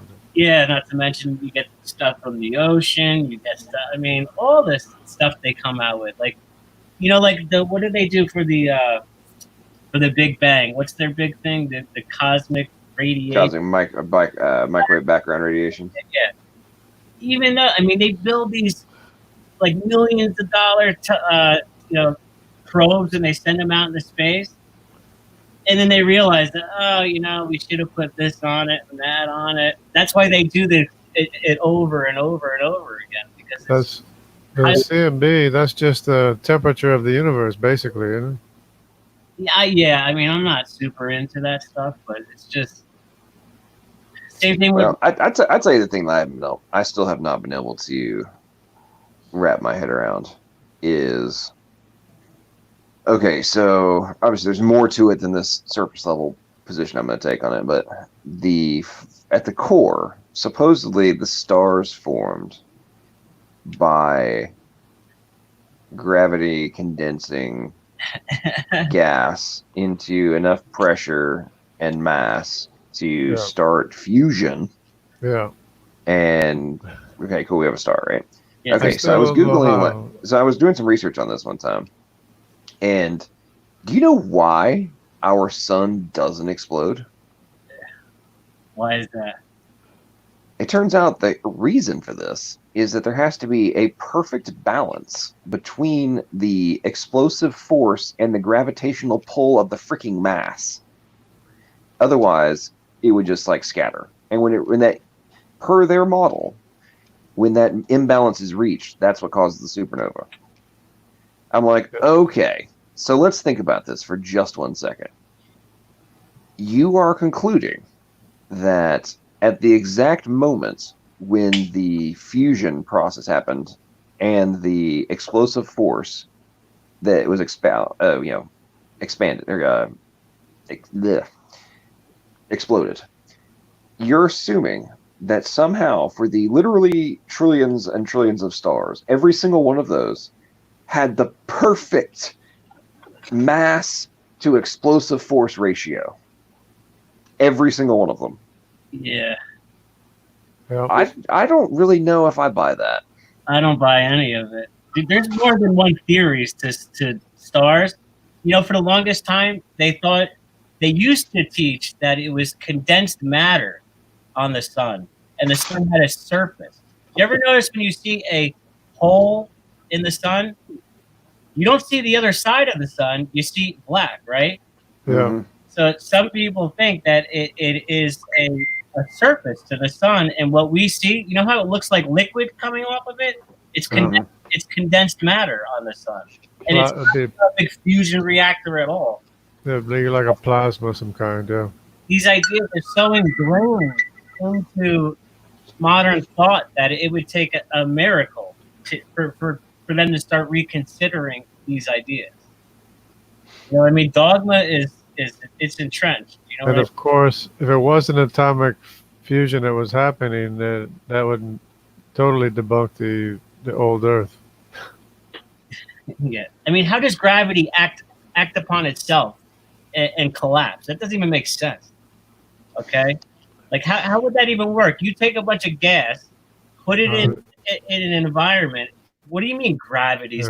It's just going to disperse. Well, that's the thing that I've never been able to wrap my head around is, okay, you've got gas in a freaking vacuum absolute zero environment, or as close to absolute zero as you can possibly get, right? Yeah. Why would it condense? Yeah, it would diffuse. It's just stupid. It would either diffuse or just not do anything. It would just be there. Yeah, well, there's like currents in space, so it might flow around, kind of. There's like but what caused the current? It's solar radiation. Well, if there's no freaking stars yet, where is the solar wind? Right. That is going to cause things to move around? There is none. What is compressing the gas? That's what I thought about. Like, where is what? Oh, matter just formed into clumps. Like, yeah. Okay. There's Why? no piston to compress the gas. There's nothing to get it to be a large mass in one place to have gravity to begin with. It started in a dot for some reason, all condensed. Then it decided to expand, but then it got all clumpy again. Well, but they're saying that it wasn't even hydrogen that was formed until it cooled down, until the plasma cooled down. Then hydrogen formed, and then it supposedly coalesced. It cracks me up. What is it expanding into?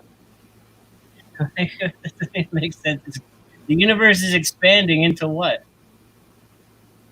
What do you mean? Yeah. What if it's just the vacuum of space that's causing the redshift, and the vacuum of space is being caused by the black holes sucking space into the black hole? Yeah, I don't know. You know, like, at least most people acknowledge that scientific knowledge is gonna change. And what they taught, after 100 years, everything's going to change. You know what I mean? The understanding will get better and better, but because what a lot of people don't understand, even the scientists don't seem to understand, is that our rate of time and distance, or where we're at, even if we go into outer space, is not just from our proximity to the Earth or to our black hole. It's the collective gravity from the entire rest of the universe and all the black holes in the universe that's dilating time and space everywhere in the universe, because it's supposed to have an infinite reach. Oh man, Johannes has joined us. What's going on, buddy? Johannes. Quiet any longer. I'm sorry. There you go, Johannes. 20 minutes before bed, and it's probably a terrible idea to get on right now. What's that? It's 20 minutes before I need to go to bed. So, actually, yeah, tell me to get off in 20 minutes. Otherwise, I will keep talking. All right. Let's 20 minutes. Okay, it's 10. It's 2:10 right now. I have work in the morning, dude. So 2:40, you gotta go to bed. Yeah. Are you Polish? What? Are you Polish? Am I Polish? Yes. No, Californian. Californian. He's Californian. You lived in the United States. It's 11:10 here. Your last name? I didn't know. Oh, yeah, that's a pseudonym. Okay. LPP, or should I call you something else? It's fine. LPP is fine. Go ahead, man. Just wanted to clarify the star collapse. You seem to be confused about that. I don't think so. I read multiple papers on it, but go ahead. Right. So imagine giant ball, for the present, just say it's a sphere, hydrogen gas floating in space. You're saying that was not going to collapse into a sun due to the force of gravity, or into a star? No, I said that even if it did, you have, in order for the star formation to actually occur, both the force of the gravity caused by the mass has to be equal to the explosive force caused by the fusion event. And therefore you have to have, for the trillions of stars out there, you have to somehow have the perfect ratio occur trillions and trillions and trillions of times. So do you or do you not agree that if you took the giant ball of gas, it would naturally collapse under gravity? Ignoring the fusion part, we can get to that. I disagree with that. Starting with that. If you have a source of gravity, it would, yes. The source if you don't have the source of gravity, then no.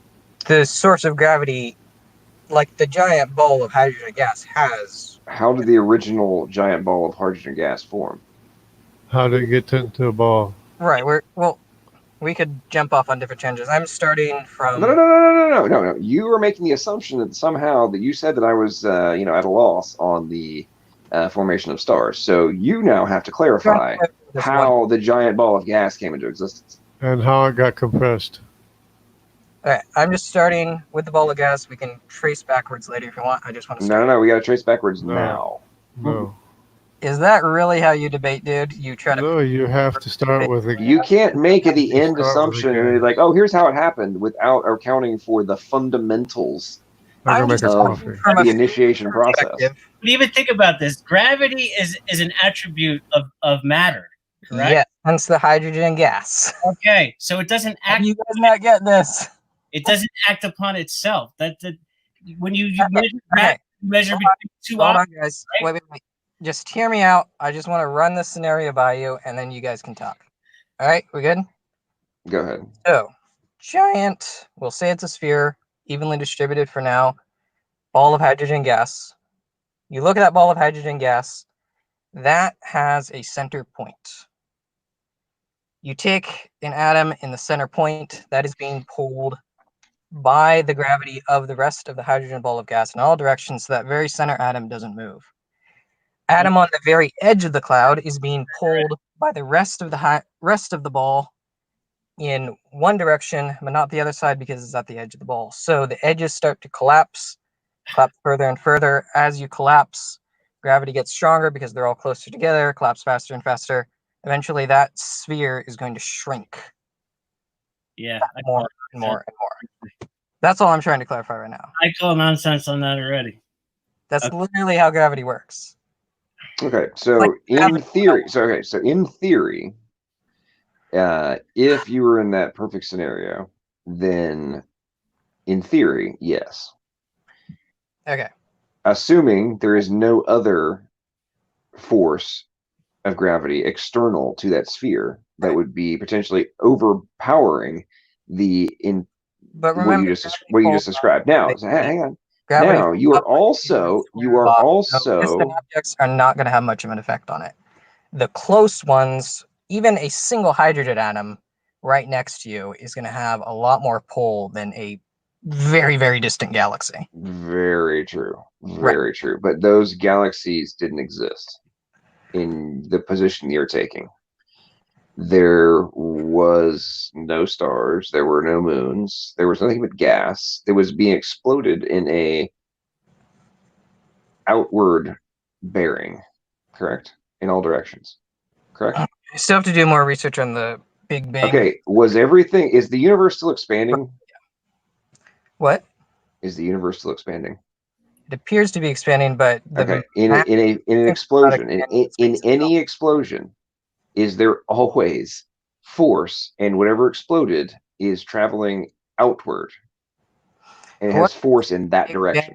Is not saying explosion per se; it's saying space expanded, which is a different. Well, you have the whole inflationary model, et cetera, but there was still a. So you're saying that the matter was not actually moving at all, none of it was moving? I'm not an expert on this, so don't quote me on this, but it's roughly speaking, it's kind of like you take, if you go in the opposite direction.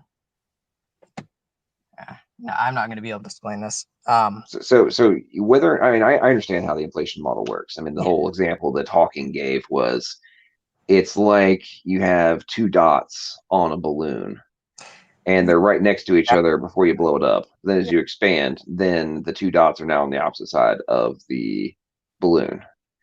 That's the inflation. The balloon in between the dots is the universe that's expanding.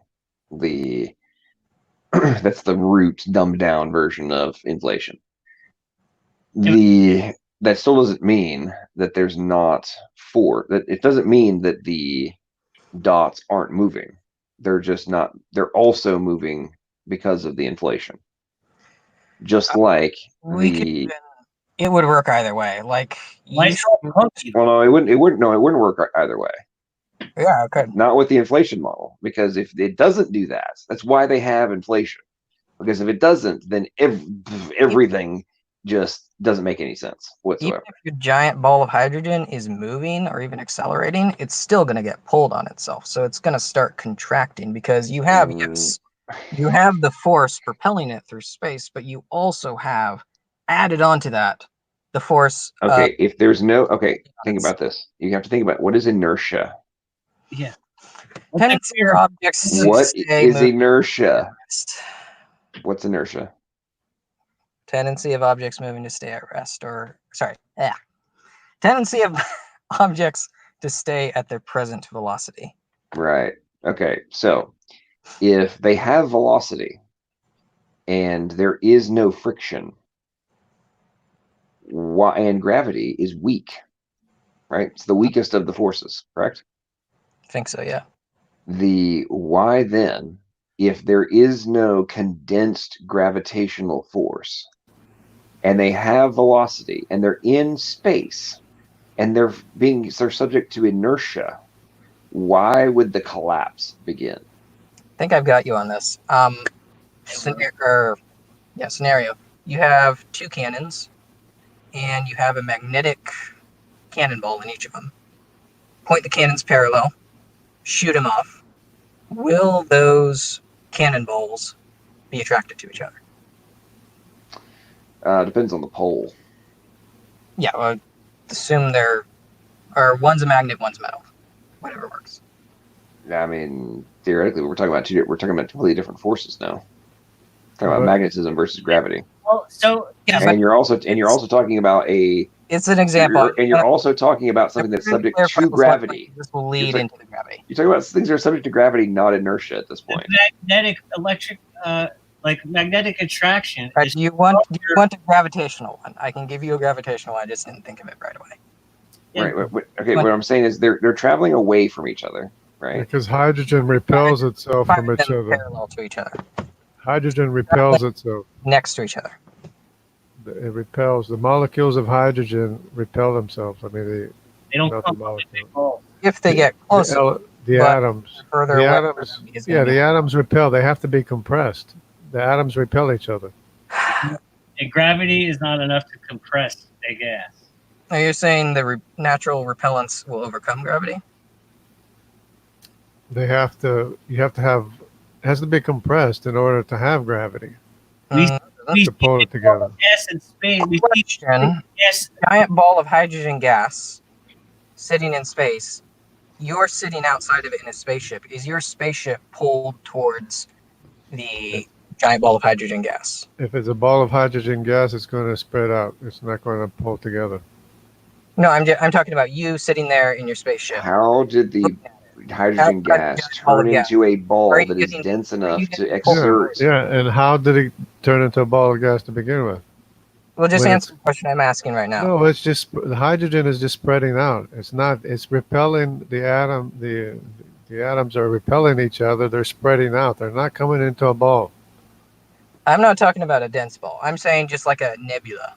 They're spreading out. They're not going into balls. You see them spreading apart. All of them. Okay, hang on. Johannes, is gravity require mass density to have significant force? It requires mass. It's an actual. It requires mass, but it also requires dense mass. And how much mass does hydrogen have? I'm simply asking, if you're sitting outside of the ball of hydrogen gas, are you experiencing zero gravitational pull or a very slight gravitational pull? Depends on the mass. I wouldn't exist yet because there's only hydrogen.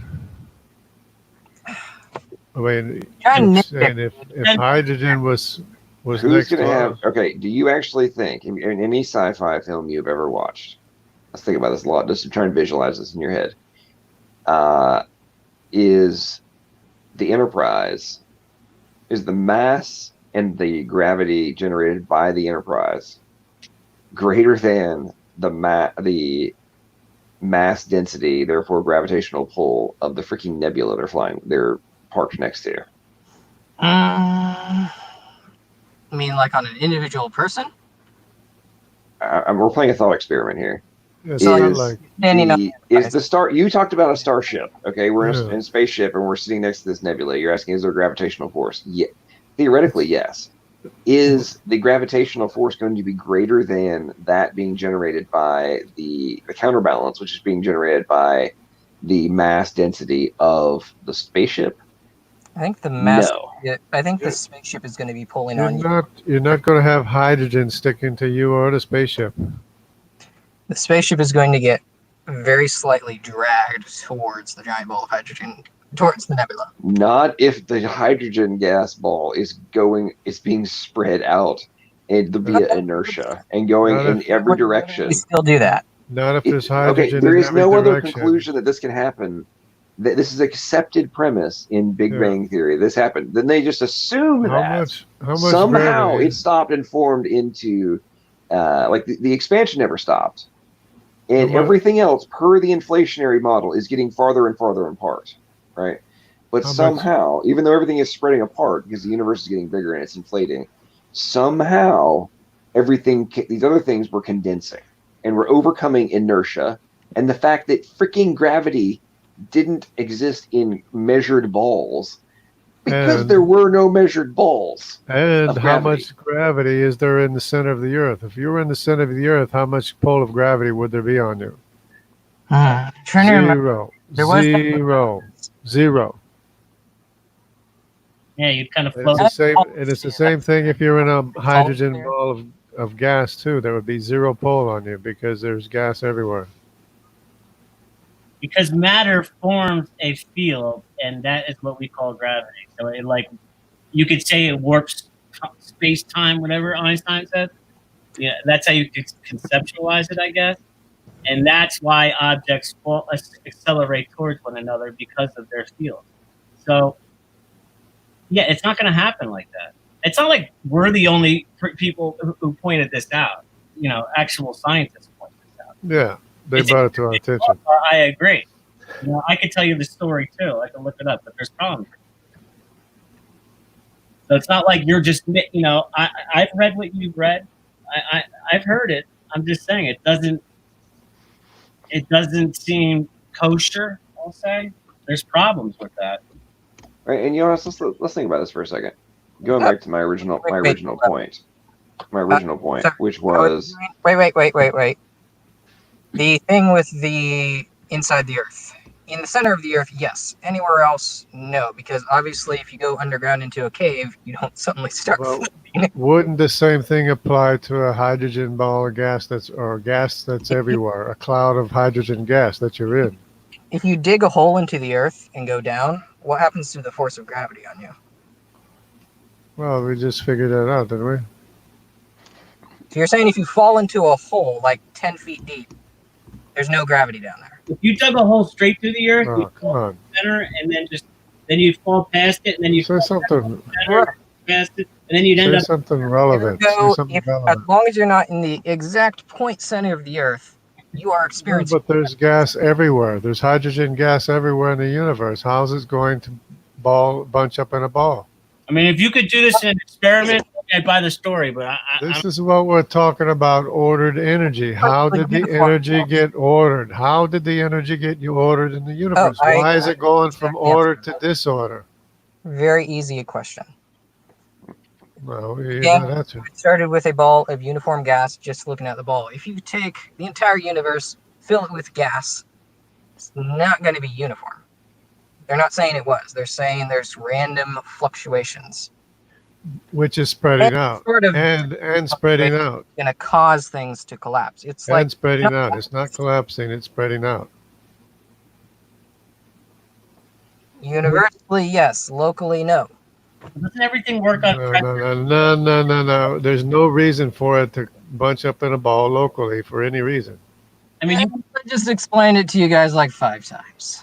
You can conceptualize all matter in the way nature works as like pressure mediation.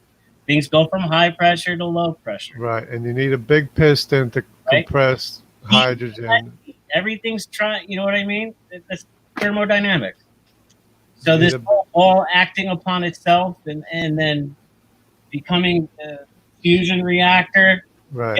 You know? If you have a big piston, you can compress hydrogen. You can compress hydrogen so that it has enough gravity to collapse in on itself. If you have a big piston, but see, that's what ordered energy is. It's a big piston that compresses all the hydrogen into a ball of gas so that there's enough gravity for it to collapse on itself.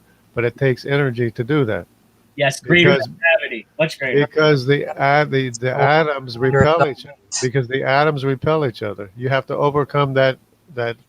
At a certain distance, yes. They say gravity is the weakest force, but it really depends on the distance. If you put 2 atoms next to each other, then yes, gravity extremely weak. If they're far apart, it starts to change. 2 atoms far apart are not going to repel each other as much as gravity pulling on. I don't think you're hearing what we're saying. Like, think about it. Currently, gravity is... Oh, actually, does that make sense?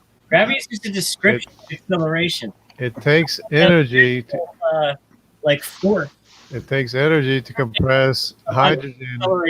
Not if it's acting under the force of gravity, dude. It takes energy to compress a ball of hydrogen so that it has enough gravity, so that it has enough gravity of gravitational collapse.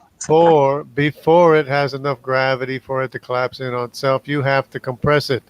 No, you don't. Yes, you do. God. That's the whole point of energy going from order to disorder. The entropy in the universe increasing. On a whole. Okay, so let's go back to the original point that I made, which was in order for stars to form and remain stable, the amount of the gravity must be in perfect balance with the explosive force being caused by the fusion? I also have an answer for that. Oh, go for it. As I mentioned, I look forward to this supposition.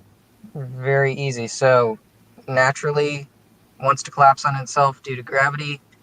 As it gets more and more collapsed, you start to generate more and more fusion that generates pressure outward, and at some point the forces balance out. So obviously it bounces out because okay, hang on. No. You have a ball of gas, right? That's starting to condense. It's not condensed yet. It's not a perfect ball.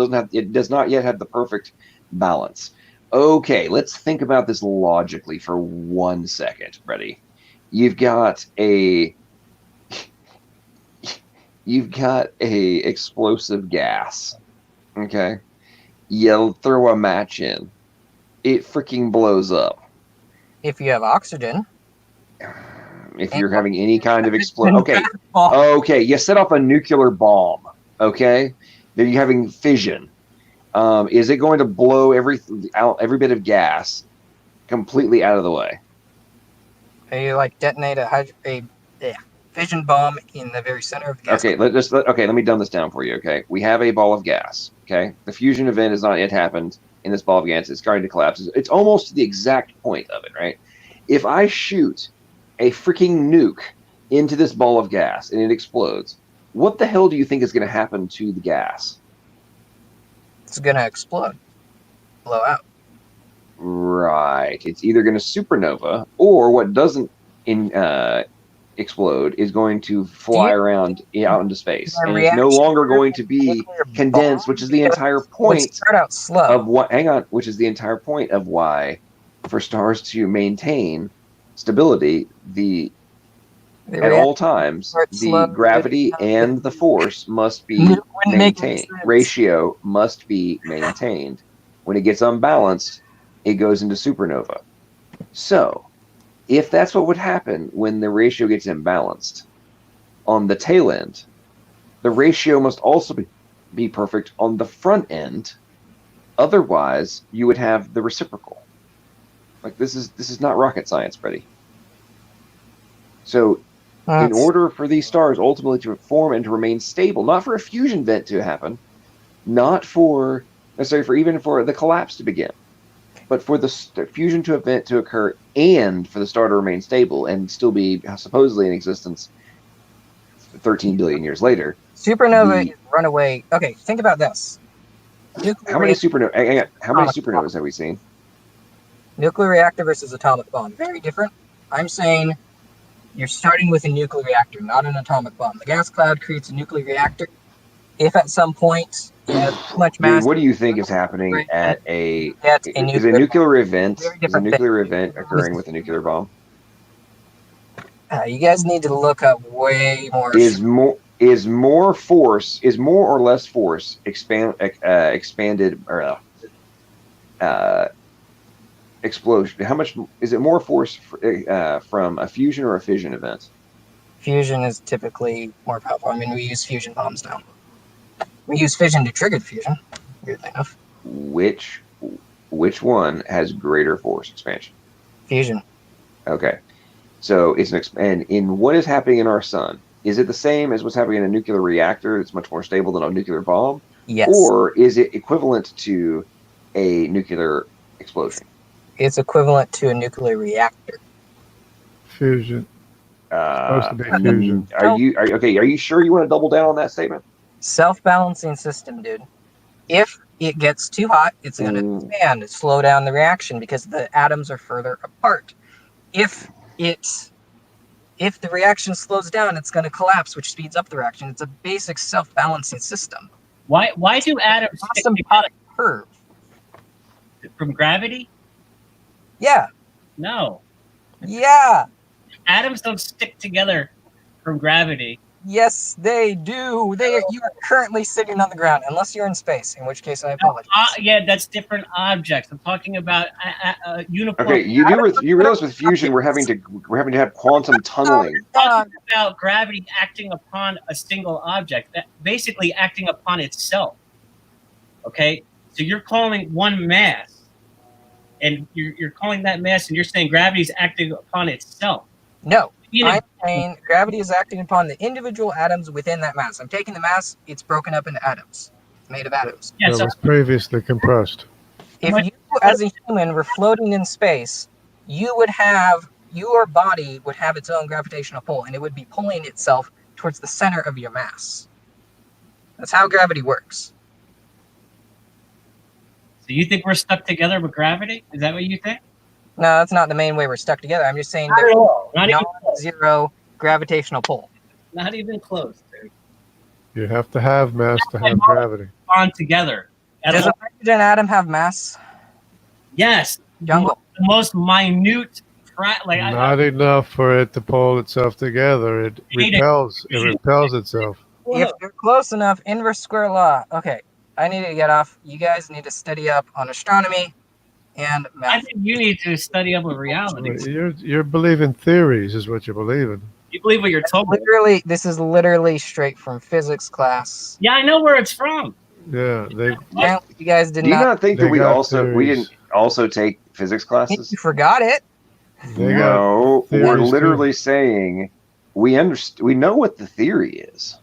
Yeah. It's saying going to the root of all of this, of not, okay, if all of these variables were in perfect alignment, then yes, potentially what you're arguing could be a reasonable conclusion. Assuming perfect balance variation at the initiation stage. Because you're already assuming a cloud is clumped together in a ball. You're already assuming that. This is based on it because they can make the math work. That's it. There's no experimental evidence. Make it work. It's literally just you look at it and that's what's Okay, hang on 1 second. You just made the assertion that they can make the math work. They can't even actually, they have not yet explained the freaking inflationary model this is dependent upon. So don't say they've made the math work. They have come up with they've come up with formulas that can potentially fit this model, but they haven't even solved the source of the reason they're having to come up with all this stuff in the first place. So don't say that they have solved it. They have hypotheses that don't account for the fundamental root of the problem. Good Lord, man. Okay, let me guess. How old are you? How old are you?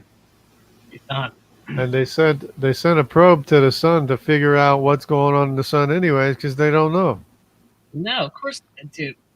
Well, just like the evolution, until you actually start to question what you're told. I mean, like you say, it's got to grow up a little bit. Yeah. I want to know how old he is. I'm guessing 21, maybe 22. Yeah. Maybe he's underage. I've swallowed everything I was told. I thought I came from a fish and all that crap. So I get it. And I was arrogant like him, but I definitely wouldn't come into some Christian stream and start bragging about it. I could care less when I was an 18. Right. Why would he care? Exactly. Well, that's what I tell you what really fascinates me about this stuff. It's like heck, I read physics books now. Yeah, I'm more interested in it now than I ever was. Yeah, it's like I'm not questioning whether I understand where he's coming from. I could parrot the same things too. And they don't teach critical thinking in school. It's just memorized stuff. And that's why we're kind of that's why there's tons of problems with astrophysics. And he's parroting what they're saying because he said, in a local place it's going to be bunched up. That's exactly what they say. Yeah, the gravity. We know what's funny is he obviously didn't listen to the entire original question that I posed. It's like now we're back to how they formed. Like, or gravity sticking us together in space. That was a good one. I'm going to remember that one. What I find interesting is that people don't seem to grasp the premise that in order for the fusion event to occur, it's just a gravitational collapse that sparked a sun to ignite. Okay, yeah, we're having to force quantum tunneling in order for this fusion event to occur. This is not something simple, I don't know. Yeah, if there was electromagnetic if it was some kind of polar, like magnetic attraction, the charge of the particles of hydrogen that made it stay together, okay, then there's a force that's keeping it together, okay? But it's not gravity keeping it together. And where's the electromagnetic force coming from? It has to come from some huge mass somewhere. Well, it's charge. You know what I mean? Like charge. Yeah. Well, that'd be charge. So. That would be a static charge. It'd have to be, close proximity of atoms and everything. Gravity is like the weakest measurable force. Like it's like nothing. Yeah, we live on a giant Earth. We can walk around, no problem. It's not like. Yeah, you're talking about elements. Heavy elements. One of the reasons I think that people buy into this stuff they get told all the time is it's all a matter of I've mentioned this earlier. It's all a matter of relativity, right? Like this applies to whether it be science, politics, whatever. We live in a microcosm, and I think a huge percentage of people, myself included, have a very difficult time in many instances of being able to comprehend anything external to what our standard relativity is. Yeah. And it's like, to your point you were making, Daniel, if like we live on a planet, there's gravity. Things already exist prior to our existence. The premise of something exists in reality, we can contemplate, but truly being able to comprehend the premise of there being nothing before us, right? There's comfort in pretending you know everything. Yeah, I mean, it's outside of our frame of reference. So to be like, oh, well, the gas just clumped together and it formed a star, and there was like the perfect ratio of the gravitational collapse that was required to cause the fusion event. I mean, it was like chemical soup came alive. Like that's how they comfort themselves with their stories. It's like it sounds all nice, but it's great in theory. Now you have to actually think about, like, is this actually a realistic premise to be pushing? What if it was that's what I want to say. What if it was the magnetism that caused the plasma to glow in the sun, and it's not even a nuclear reaction? Yeah, I mean these are based on assumptions. Like they base like it's forming all the elements, right? Okay, besides hydrogen, because nuclear fission. Hydrogen because it wasn't there yet, right? So I mean, all the elements. That you can get elements from colliding neutron stars, but that's after you have neutron star. Yeah, I mean what do they use? What kind of imagery do they take pictures of stars? And that's how they measure their. I can't think of the name of it. I'm drawing a blank too. I know what you're talking about. I actually watched some videos on this. Yeah. I know what you're talking about. You're talking about like the neutron star like blast and all that. They come up with all these ideas, but like if you like if you look at articles and stuff, it's like every week they discover a star that's older than the universe, or you know what I mean? Things that just totally contradict all their ideas. And they'll put a nice article about it, and it's so interesting, and then you never hear anything about it ever again. This destroys our standard paradigm. We must not acknowledge, nor contemplate, nor discuss publicly. We can okay, headline, all right, cool, done. No more. Nobody talk about it. John, have you ever tried to go to a physics forum and try to discuss physics with him? Not really, but I have actually gone to a university and ambushed a few professors one time. That was fun. No, but they'll kick you off. I mean, if I go to physics forum, they'll kick me off in like a matter of minutes. Well, they get triggered if you start questioning them on their. If I start asking them questions about a black hole and everything like that, there's guy they say you're doing physics. You have ideas about physics that is out of the norm or whatever, and not accepted here. Yeah, you can't, you can't challenge them. Forget that. It's Robert Valatek. Look up Sky Scholar on YouTube, and he's a scientist. He actually made the MRI machine like massively more effective and powerful because the way they constructed it was based on dogma. Okay, and he actually questioned the dogma and redesigned the machine, and now it's way better. It has like 500 times better. Okay. Well, I mean that point you're making right there is an example, to an extent, of the point I was making with Caleb earlier. Of like, now in this context, it's not quite the same as intelligent design versus evolution, but the adherence to the dogma, right, that you were mentioning. He ignored the dogma and figured out a better way. Right? Yeah.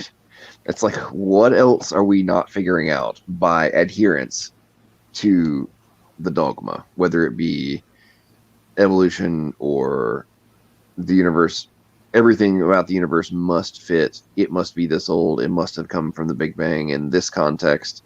I mean, I don't personally have an issue with the Big Bang formation of the universe, like that concept. I have issue with what happened after that. Yeah, I don't have too much faith in those ideas because, like I said, I think they're going to be overturned. But I think it's ironic that all this evidence they come out with is just being used to support Christianity anyway. So it's just, I think it's ironic anyway.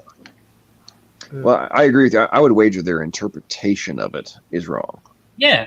It's just like the point I was making earlier too, and like what is adaptation? It's like adaptation is freaking machine learning, real time AI implementation of like pre-accounted for variables, and being able to manufacture the execution of it on the fly. Like, okay, that's freaking awesome. Hello, talk about some cool tech, right? I'm down. What does the evolutionist say? Oh, it's undirected, complete chance occurrence that this real-time modification in a controlled fashion results in a better outcome. Like, what more of a bizarre polar opposite interpretation of what the observation can there be, right? Living proof of your presuppositions forcing your conclusions, okay? Because that's not a reasonable inference, and he knows it's not. Whenever you say you're telling me, it's like I feel like shaking the person you're telling that to, because it's like, dude, get real. Forget about your preconceived notions about God, and just really, material, just simple matter doesn't anticipate the future. It doesn't do that. That's nonsense. You would call someone crazy if they said that pile of dirt is going to choose to hide from the rain or not. You would be like, what are you, nuts? But that's what he's doing almost, it's inconceivable that natural processes could anticipate the future. It's a mental process. It's conceptual. It's undeniable. Well, it's gotten to the point where, and I would assume this has probably happened to, throughout history, almost exclusively, but given some of the knowledge we have now about biology, the fact that we just have become so conditioned to dismiss or even refuse to acknowledge the significance of what makes our bodies work just blows my mind. You just think about this for a second. When I talked about this a couple weeks ago, I was going up some stairs in an apartment complex or an apartment building, and I was carrying a freaking big ass case of water, right? And some other stuff, some groceries for a friend. And I'd never come up these stairs before, and I could not see them.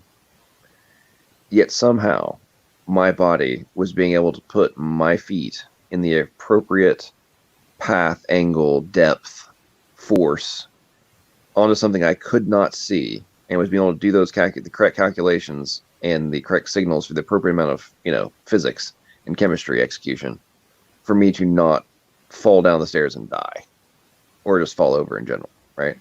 While simultaneously accounting for the weight of the objects that I was carrying, which was also misbalancing my center of gravity and being able to adjust all of my core muscles on the fly, right?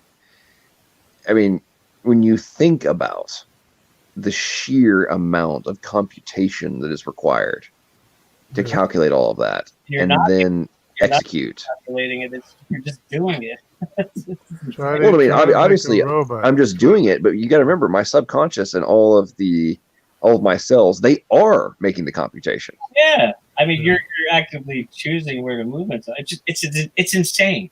It's nuts. It's nuts. And then you also think about, like, let's say you're taking a step, and at the last second you decide to move in an opposite direction.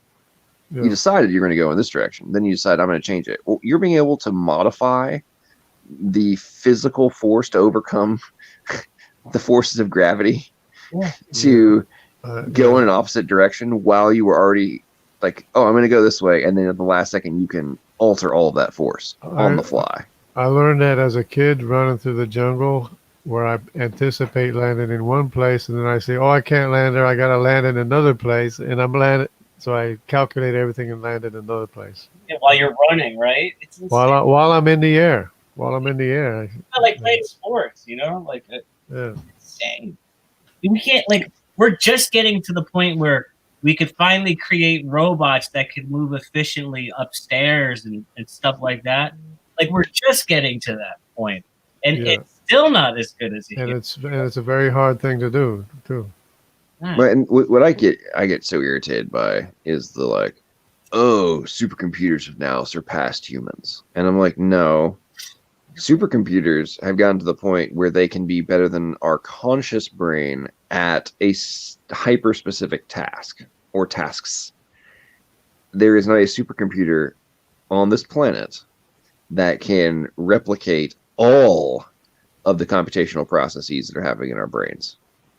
And the reason I know this is because there was a big announcement like a year and a half ago about how this gigantic project, they had cobbled together the single largest supercomputer complex and memory file stuff in the world, and they had managed to replicate 7 seconds of human brain activity. 7 seconds, folks. Yeah, how much power did it take? Who knows? I mean, it was massive. I mean, it was massive. And when you think about that, it's like, okay, we combined a bunch of supercomputers to replicate 7 seconds of the human brain. Yeah. Get out of town, man. Get out of here. Efficient. And you know what I mean? Creatures are, like life is.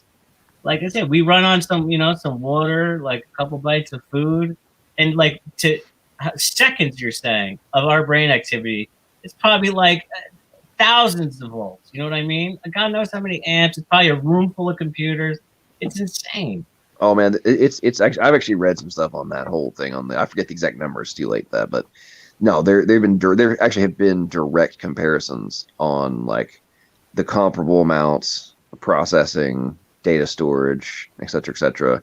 They've done the comparison, extrapolated out. Yeah, dude, the power requirement is nuts. Yeah. And somehow we're being able to operate on this like hyper efficient model. And then just one of the things that gets me, and I'm like, I don't think I'll ever get over this one. The human brain can store no less than, this is their latest, it keeps going up. The human brain stores no less than 2.5 petabytes of data. I mean, what's a petabyte? It's like exabytes. It's way up there. Anyway, to put it in context, I think it was in 2014 that maybe it was 2011. I forget the exact. It was in this earlier in this decade. The total amount of data on the planet passed 10 petabytes. On the planet was 10 petabytes. So the three of us basically could have, up until this decade, could have contained our brains, just the three of us could have contained all of the data on the entire planet combined. Yep. And all formed by mistakes. Right. copying. But now it's with Snapchat and Insta and everything else now, and video. Now we're up to like 100 and something petabytes of data on the planet. But everybody that number is just exploding, exponentially growing now. But it's like, okay, that still doesn't mean that everybody in a neighborhood couldn't contain every byte of data on the planet in their brains, right? Yeah, let's think about this, folks. Yeah, I mean, and there's people like, you ever see those people that have like photographic memories and stuff like that? That's crazy. Like they could literally remember like everything. Like you could add like what you do, like October 6th, 1984, and they'll tell you what they did, what the weather was like. Yeah. I mean, if it was a holiday, what day it was. It's nuts. But they train though. They have to go through their memory banks and keep remembering what happened. I'm just saying, our brains are capable of it. You know what I mean? Yeah. At least someone's mind is, at least. Right, but you have to. There has to be something wrong with your head to think only of those things. Usually like they do everything that other people do. Here's what I think. The whole aspect of what was, right? It's like, think about this. If we all had photographic memories, right? It's reasonable to conclude that was the norm, right? That everybody had good eyesight and excellent hearing and perfect ratio balances and everything else. Like everything was perfect. We're deprecating, right? It's like, man, think about it. If we all had photographic memories. Yeah. When we started out, we probably were like that. Well, that's what I'm saying. And where I'm going with all that is when you think about like, let's just contemplate that for a moment. Let's assume everybody had photographic memories, everybody had high IQ, et cetera, right? Where would we be technologically? Yeah. If let's say everybody was a genius. The pre-flood world was probably... Where were they technologically when they were building all those buildings that we can't build today? Right. That's what I'm saying. They built the Ark. I mean, that's an impressive feat in itself. Yeah. Well, that's impressive. But I tell you what, Jesse's done some cool videos on this stuff of like the cities that were built on the side of a mountain. Yeah, like Machu Picchu. Yeah, you're like, wait a minute. They didn't cut it out. Well, some of them they literally did cut it out, which is kind of cool. But like, no. Somehow they built a city on the top of the mountain. Yeah. Like, how did you do this? Like, how did they transport all of this rock to the top of the mountain and build a city? And build earthquake-proof buildings and walls. Yeah. It's amazing, man. Like, you think any of our stuff is still going to be standing thousands of years from now? Come on. I would wager a bunch of our stuff won't be standing in 100 years. Exactly. It really is interesting, the incredible decline in quality over the past, 100 years, really. I mean, think about it. In Europe, there are like, my high school graduations were held. I grew up in England on Air Force Base, and the high school graduations for the base were held in the Ely Cathedral. Yeah. That had literally been built from I believe it was completed in 986. I think it started at 936. I think it was completed in like 986. Yeah. Anyway. 986. That's way back. It had been around for 1,000 years. And it's beautiful. Like the architect. It's amazing. Oh, yeah. They're beautiful. You can walk around inside it. You're like, wow, this is amazing. How'd they do that? Wow, look at those arches and the carvings. And man, this thing is freaking humongous. How in the heck how did they do this? We don't even have genealogies or information going back that far, hardly. It's all about. I mean, this is 1,000 years ago, right? Like, and you go back to like of course, got blown up in World War II, but like the Parthenon. I mean, think about that. That thing stood for 2,000 years. Yeah. I mean, that's pretty impressive architecture. I don't care who you are. That's an amazing feat. All those things, man. And the size of the construction they did. I mean, just the size of, like, you know what I mean? We build like for efficiency, you know what I mean? So it's like we would never take gigantic size blocks that would just be such an effort to move around to build with, because why would you do that to yourself? You know what I mean? But that's how they did everything. They just giant size. The later constructions get, you know what I mean? They get worse, basically. Besides those cathedrals and stuff, those are pretty sweet. Then there's rocks and slabs that we can hardly even move today. Yeah, well, it takes machinery. So it's like, it just makes you wonder. And they're bringing these from quarries that are miles away. It's like, what? Yeah. And yeah, you moved a 40-ton ball of rock 50 miles. Go. Tell me how you did it. You know, like the experiments when they try, it's funny.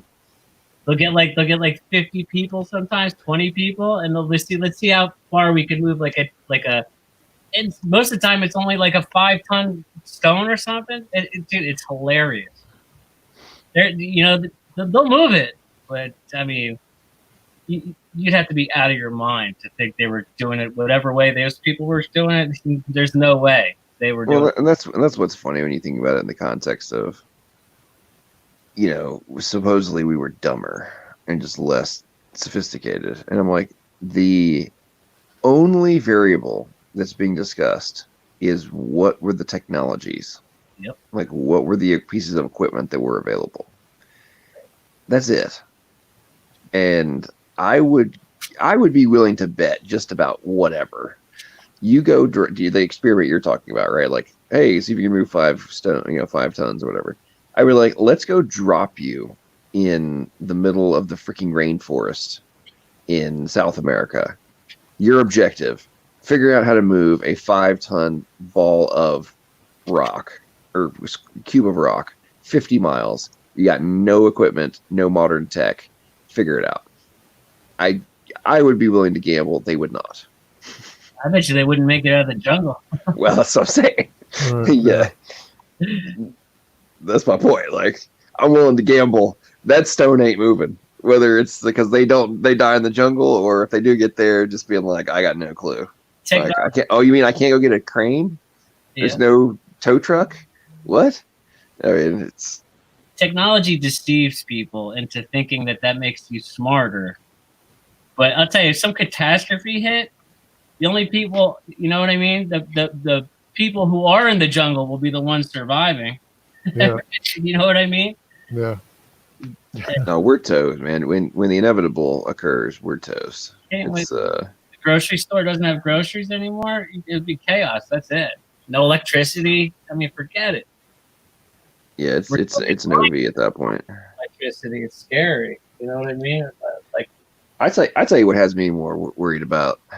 Not more worried than anything, right? At least right now, is I'm not worried about COVID, like personally. I'm worried about the economic collapse that we're like on a beeline for right now. They're making it happen with shutting down every business. So yeah, I mean, like a week and a half from now, the government bonus money for unemployment disappears. Oh, yeah. Yeah. So that's going to be a major wake up call for like a huge percentage of Americans that are going to be like, wait a minute, what? Where do they? And then they're going to suddenly wake up and be like, oh crap, I got to get a job. And they're going to go out and be like, whoa, everything's shut down. How am I going to get a job? Yeah. How am I going to eat? Freak out mode. Yeah, their actions are going to kill more people than COVID. Yeah. I mean, they're going to go into full scale panic mode. That's why you got to be far away from a major metropolitan area. I mean, I could survive out in the woods, but it's just, you know, I mean, yeah, I would just hate to see But not to mention, it makes countries weak too. So if you got some psychos who want to start wars with you, that's a good time. But yeah, it really annoys me when people like Dan want to just completely ignore known historical facts. You know, just as if they're irrelevant and it never even happened. You know. Oh, you know, he brought up the Ice Age with you. You ever see the map of Antarctica with no ice? That was it's an ancient map. It's like thousands. I forget where it's from, but it literally shows Antarctica with no ice. So you're telling me rivers, they had, you know, a couple thousand years ago they had ground penetrating radar or something. I'm trying to figure out when that occurred, because apparently right after the flood that there was ice in you know, on India, in Antarctica and Africa and South America, you know, with glaciers moving away from Antarctica, which was like in the middle. So I'm trying to figure out. I think there was some kind of a meltdown on Antarctica after the continents broke apart, and then it iced over again. I don't know, but that map is pretty. To me, that's proof. You know what I mean? And they didn't have the guy. Whoever made there's two maps of Antarctica, and I'm pretty sure one distinctly shows it without ice. Okay. With rivers and everything. Yeah. In the right places. Animals that were there and everything. And in the right place, yeah. They said they copied it from older source maps. Yeah. So, you know. Because it's not, you know, it's not made up. You know, it's not made up when they have rivers in the right places and bays and everything that are under ice right now. The Army Corps of Engineers verified the map as accurate. Okay, so it's not made up and it's not a new map. It's certified ancient. So how could you tell me that's, you know, 100,000 years ago or whatever they claim that? No, I'm sorry. Antarctica had no ice. Yeah. Long ago. Well, and it would have had to have been made after the breakup of the continents, because people didn't spread out until after the breakup of the continents. And there's climate changes all throughout history. There was a time when people went north because it was cold in the center. So they went north looking for warmth, you know, and there's, you know, there was different time periods of different kind of climate change. So. And there was glaciers. They did retreat. You know, that's what we see all the buildings underwater. Think about after the flood, there's huge lakes everywhere. The Mediterranean is full of cities underwater. Yeah, all over the world like that. China, there's cities under the water, and even in Machu Picchu, there's buildings under the water all over the place. And I think even what was the city that sunk? The Atlantis. I think that was out in the Azores, because the Azores was sticking up a lot higher, and then it sank back down. You know, it's funny, if you lower the sea level to expose all those buildings that they see under the water, I mean, if you start lowering it to where, you know, you think, and all of a sudden the coastlines, they go back, and you could get across these land masses no problem. You know what I mean? Like a kangaroo making it to Australia isn't a big deal at all. Yeah, but I think there was the breakup was 100 years after the global flood anyway, so animals had plenty of time to get where they were going. Yes, yeah, I debate that, whether if it was before or during, or I don't know. Hard to imagine the catastrophe that would cause, though. Well, it was a traumatic event, and it did cut people's lifespan in half a second time after the global flood itself, in the days of Peleg. I get why atheists have a hard time accepting these things, because it's hard to conceive them. I mean, to actually think about what the world would be like. You know, Yeah. I get being skeptical about it, but Yeah, but when you see the volume of the global flood, the sediments of the global flood, and there's 4 major mega sequences stacked on top of each other in the United States, you know, in America.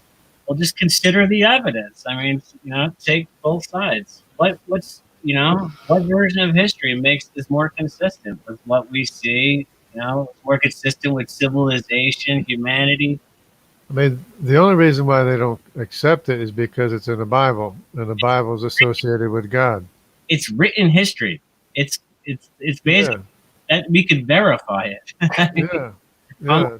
fairy tales they tell. And we have no more history than that. It goes back 5,000 years to Noah's birth, and that's it. Yeah, is that just a coincidence? Right. Humans were around for millions of years, but all of a sudden, just written history happens just out of sheer coincidence to go back to, you know what I mean? Yeah, but we know where everyone lived. We know where everybody came from. And yet these scientists like Dan, they refuse to accept it only because it's in the Bible, because the Bible has morals. Morality. Yeah, it's true. They don't like accepting anything that's consistent with the Bible. So they live their lives trying to disprove the Bible. You ever see when they discover like a city that's in the Bible and they act like it's surprising? I'm like, what do you think? They just made it up? Yeah. I mean, of course it exists. Yeah, I was amused when they were digging in the city of Ur and they found idols. Those are probably idols that Abraham's father made, because he was the idol maker of the city of Ur. What was what is it? The Walls of Jericho? I think they found, they found that. They did a couple excavations or whatever in Jericho, and it's the secularists went there, looked at it, and says there's nothing here to see, and then the other people went and said, oh, there's lots of stuff here to see. I mean, thank God that there's people out there with the intent on verifying scripture. You know what I mean? Yeah, and it's the secular ones that declared there was nothing to see in Jericho, and because of their hatred of the Bible, it's just amazing. So they'll say that, oh, the Exodus never happened, Moses never lived, Abraham's a figment of your imagination. All made up stories. Yeah, with no basis at all, just because they hate the idea of the Bible being the best record that we have of ancient times. I mean, it's because it's supernatural events in the stories. But I mean, a lot of it's just history. You know what I mean? Yeah. Not like everything's miraculous every page in the Bible. Right. It's right. history. Right, and a lot of those miracles were quote unquote natural events too. Besides. Yeah. There's like even then you got the dreams, like Joseph's dream of famine and 7 years of plenty and 7 years of famine, and then Oh, I like when they say they'll actually say if there's prophecy in the Bible, right, that came to pass, that's verification for them that it was written after it passed. That's the logic they use. Yeah. You know what I mean? That's how right. they think, Well, that couldn't have happened. There couldn't be real prophecy, so it must have been written after that time period. Yeah, I'm interested to see what will happen with these copper scrolls. You ever hear of the copper scrolls and the treasure? I don't know about treasure. I have heard of some copper scrolls, though. Yeah, they're part of the Dead Sea Scrolls, and they're written on copper, but it's a treasure map of 54 locations or 56 locations. I guess they found 54 already of treasures buried underground, like 12 feet underground. And they haven't dug it up yet. They're doing all the legal work required before they can dig the stuff up. But when they start pulling this, there's tons, gold, bars of gold and silver. When they start pulling that stuff out of the ground, people are going to be amazed. And there's even they call the Shining Room. Is the Holy of Holies. Is on the ground there, probably the Ark of the Covenant too. When do the Dead Sea Scrolls date to exactly? The time, it goes back to the times of Jeremiah. The copper scrolls go back to Jeremiah and his servants or whatever. I mean, his disciples or whatever. I mean, it goes back to temple artifacts. I mean, tabernacle artifacts, or buried there in the ground, apparently. And when they start digging this stuff out of the ground, the whole world is going to be amazed as wow. Like, wow, the Bible is true. You say that, but I mean, like we have written accounts of them digging up giants all over the place. They just deny it all.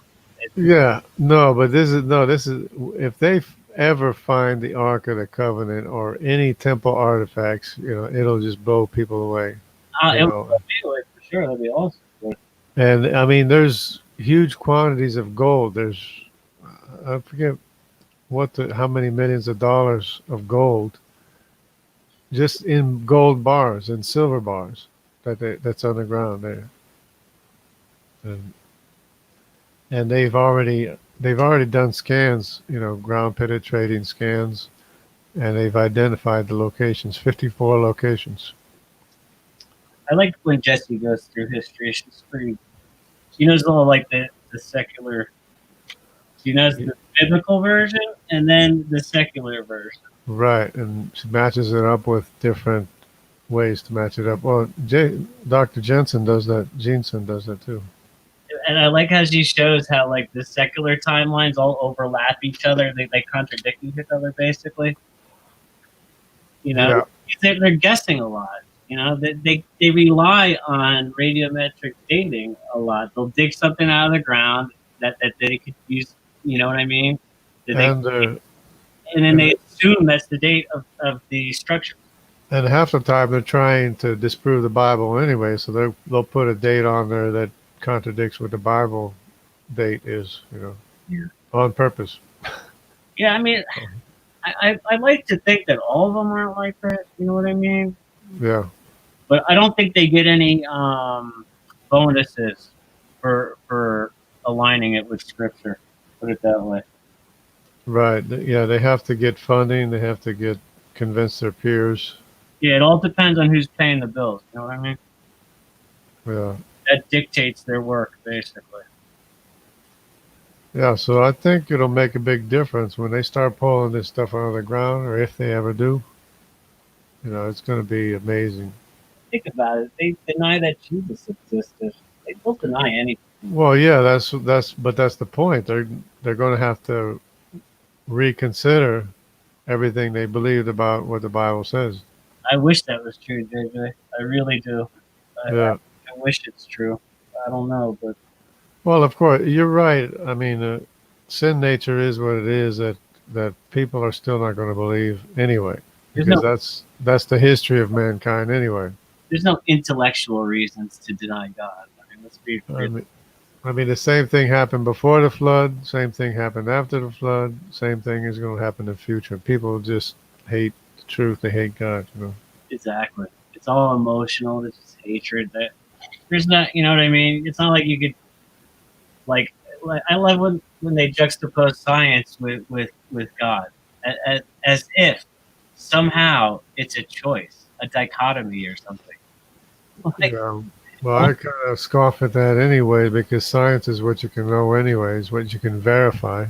Yeah, it's insane. And there's no limit to what you can verify through looking at the evidence. All you have to do is look at the evidence. Nothing can make itself. Nothing can direct itself. Nothing can order itself. You're almost there at God anyway.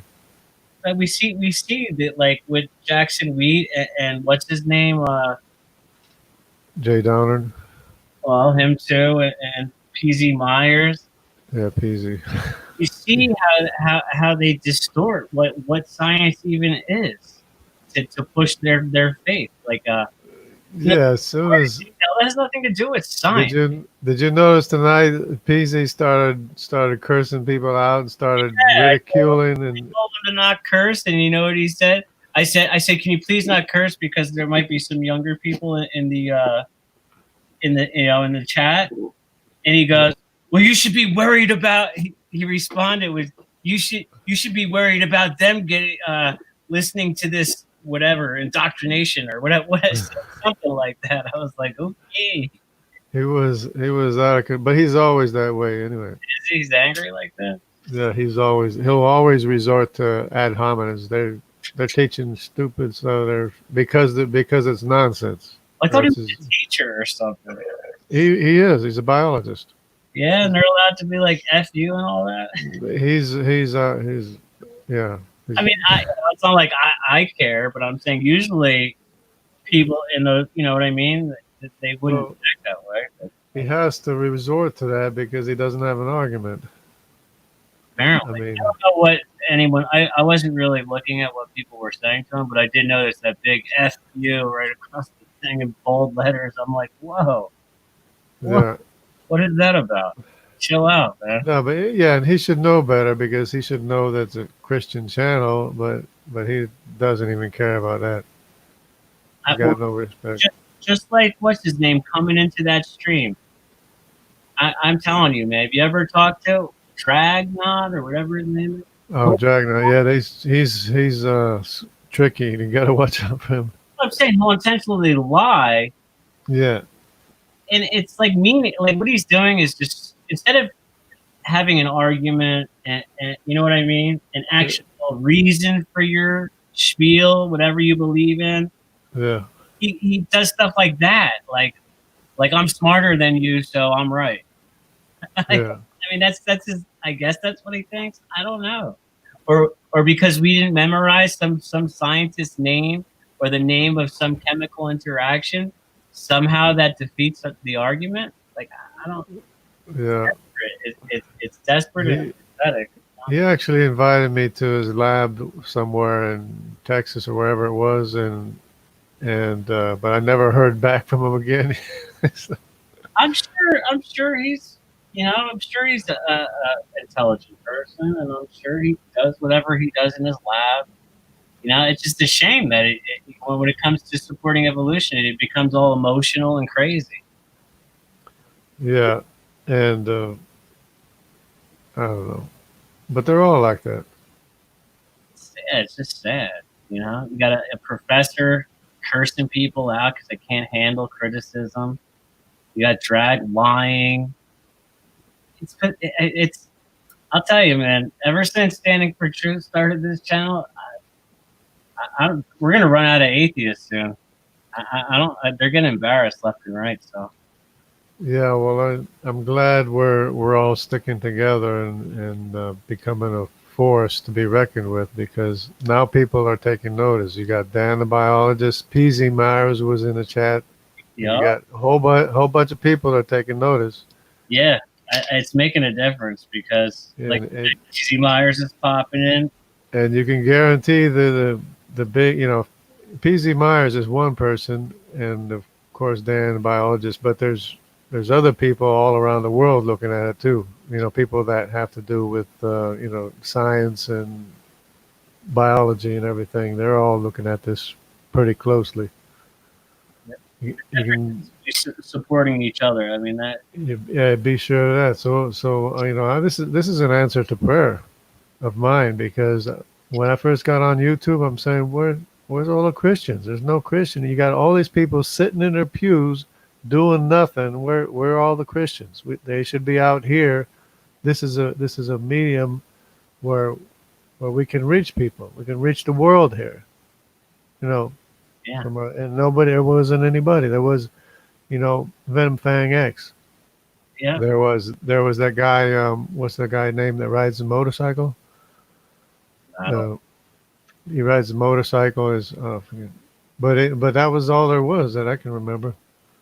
Well, and atheists would call you into their streams. At least is what I would watch, because I wouldn't even go into them. But I'd watch it, and all they would do is just over talk and turn it into like excuse my French, a shit show. You know what I mean? Well, that's what happened. They'll invite you on once, and they'll make fun of you and call you all kinds of names, and then kick you out, and then they'll talk among themselves. Yeah. Now they can't get away with it. You know what I mean? Then we have like platforms, and they have to try to at least because if they lie, they're going to look extra stupid because they'll be exposed. Yeah. Believe it or not, I don't like standing over people. Sometimes it looks like I do, but I really don't. I'm not a leader. I'll never be a leader. I never have been, never will be. I'm more of a follower or a thing. I know my place because I'm just not the sort of person that enjoys standing over people. I have to force myself. When I was going off at that guy the other day, he was being a dick, and I had to force myself. I have to force myself to do that stuff. Yeah, well, I consider myself more of a helper too, because I'm not really a personality to be out there. Christ is our leader. Yeah, that's true. Yeah, Holy Spirit. Yeah, but we've got leaders on earth that lead us, like standing for truth, and Matt are leaders. I'm a follower, and not a follower. I mean, I've got my own mind. It's not like I just follow every single thing they say. We have disagreements and we argue with each other in private and stuff like that. But yeah, I'm always gonna be the person that's there to help in the background. I don't want to try to be a leader ever. Yeah, it's just like JJ said, everyone coming together like this, and it's growing pretty fast. And I'm telling you, it's making a difference. Yeah, it is. It is. They're really making a difference. I mean, John, everybody. I mean, I'm really sad that Jessie can't jump in more often because she's got the history down pat, and the stuff she says is really interesting. But like without her, it's sort of a part missing. But with everything that we've got together, gee, it's going well. They're really doing well, as long as they stay away from certain issues until let's hope that I'm pretty sure that the polls that you're seeing in America at the moment are I wouldn't say they're fake. Well, they are fake. I think they're stacked. I honestly believe that people could not be that silly, you know what I mean? If Donald Trump gets in the next election, then we're going to see, because I believe that if he does get in, it'll be with a majority in the House and the Senate. And then he'll be able to push through laws, regulations and stuff, and Google and YouTube, all the social media giants, they need to be reined in. It's like I watched a video the other day of communists and communist sympathizers. They push against you and they keep pushing you backwards until we show force, until we stand up and show force. Then they stop and they don't move backwards again. They stay where they are, and then we go, oh, okay, we'll meet you halfway. And then as soon as we calm down and move away, they start pushing again and pushing and pushing, and that's what's been happening. And they're slowly working their way in. You give them a chance and it'll take a mile, Yeah, yeah. So it's. I just can't believe the way things are going. I mean, I had a video the other day, man. It took like so long to upload, but then I thought about that and I thought, well, hang on a second, maybe the network that I use, the telco that I use, is doing work on their towers and stuff like that, because I've got wireless national broadband internet, still high speed. But it's wireless and they do a lot of work. So I'm thinking maybe it went up. So maybe I went off at Google a bit hastily there.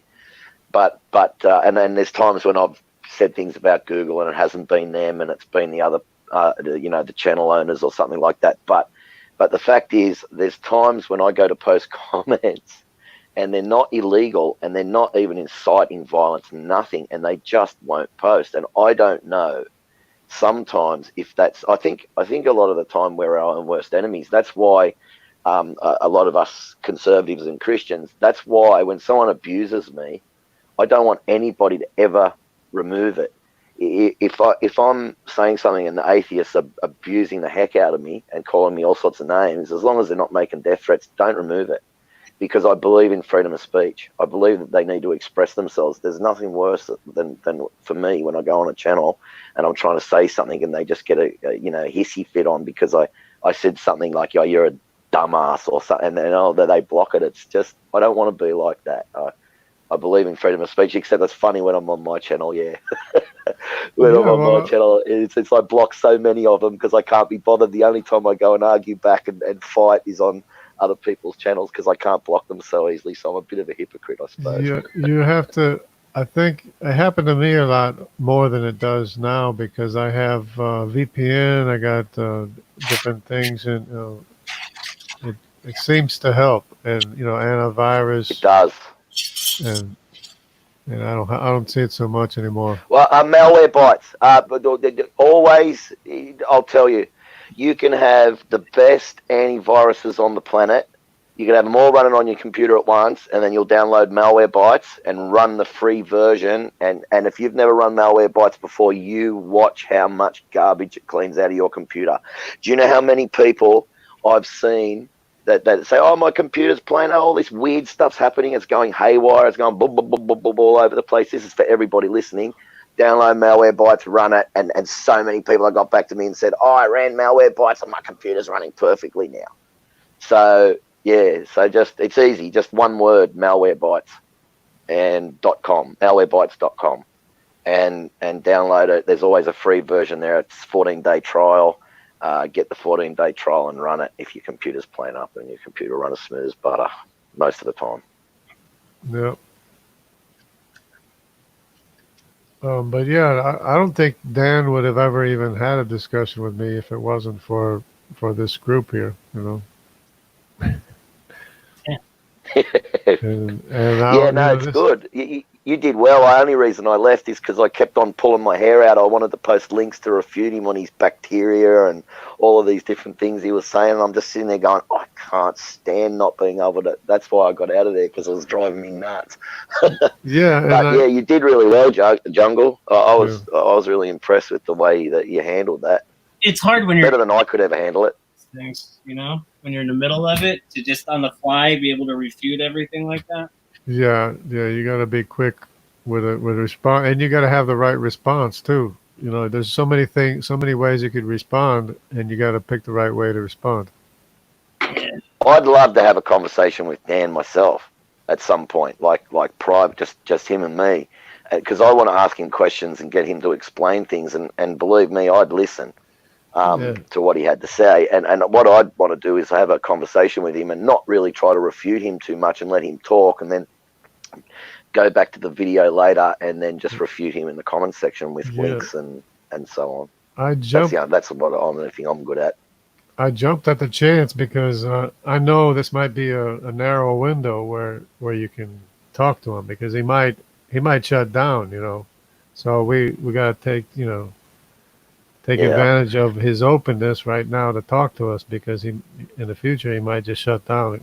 Yeah. Oh yeah, when they become popular, they all do it. When they become popular and that, and they start making money, and they get a bit hoity-toity and snobby. So I jumped on right away. I don't care who he is or what he knows. I know I could at least have some questions to ask him, and it'll make him think, Yeah, like I can't refute every little factoid he brings up, every claim.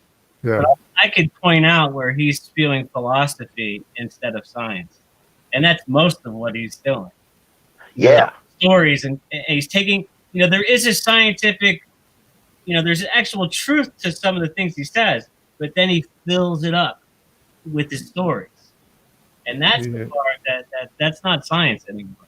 Yeah, and he's grasping at little tiny things here and there, grasping at straws, really. Like you could show me that bacteria thing, whatever that was, with the algae and stuff like that.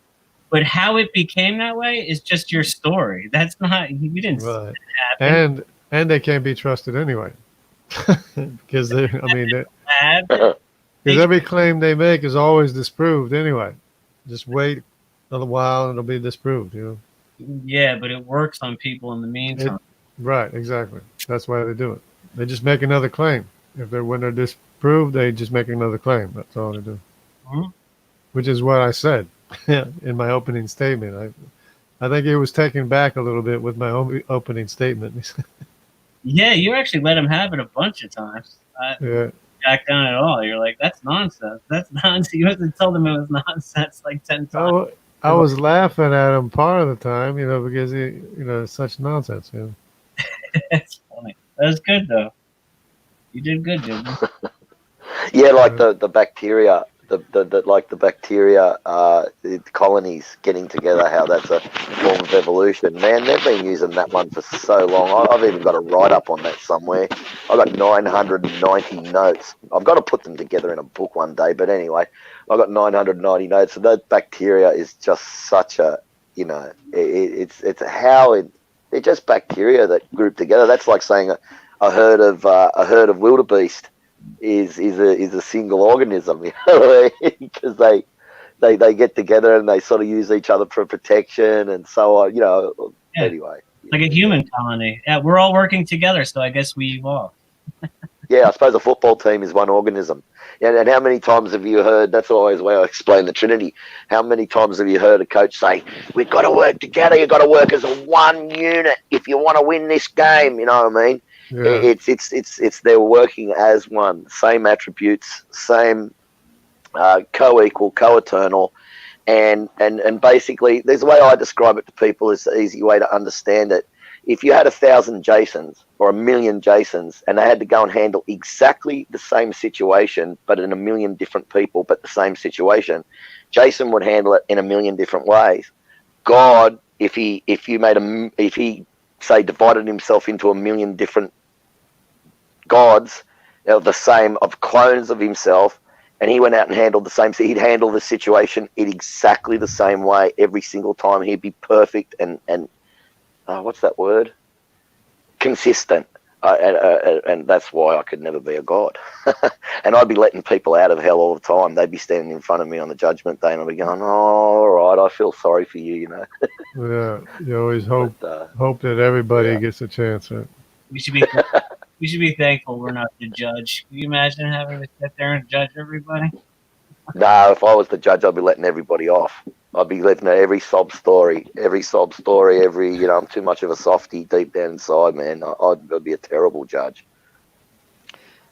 Okay, guys, the cat's away, the mice will play. Okay. John's gone to sleep, I think. Yeah. Yeah, man, he's tired. I don't know how he does it. He works. Yeah. Sorry. I was listening to the stream while I was walking the dog, specifically the topic of inflation. I mean, do you guys know that inflation was proposed as a result of the CMB, the cosmic microwave background radiation, when they found that and the evenness of the temperature? I've got a write-up on that. I'm going to post it in the thing. Yeah, and what they did was they proposed an expansion that was 10 to the 26th power of its original size in 10 to the minus 35 seconds.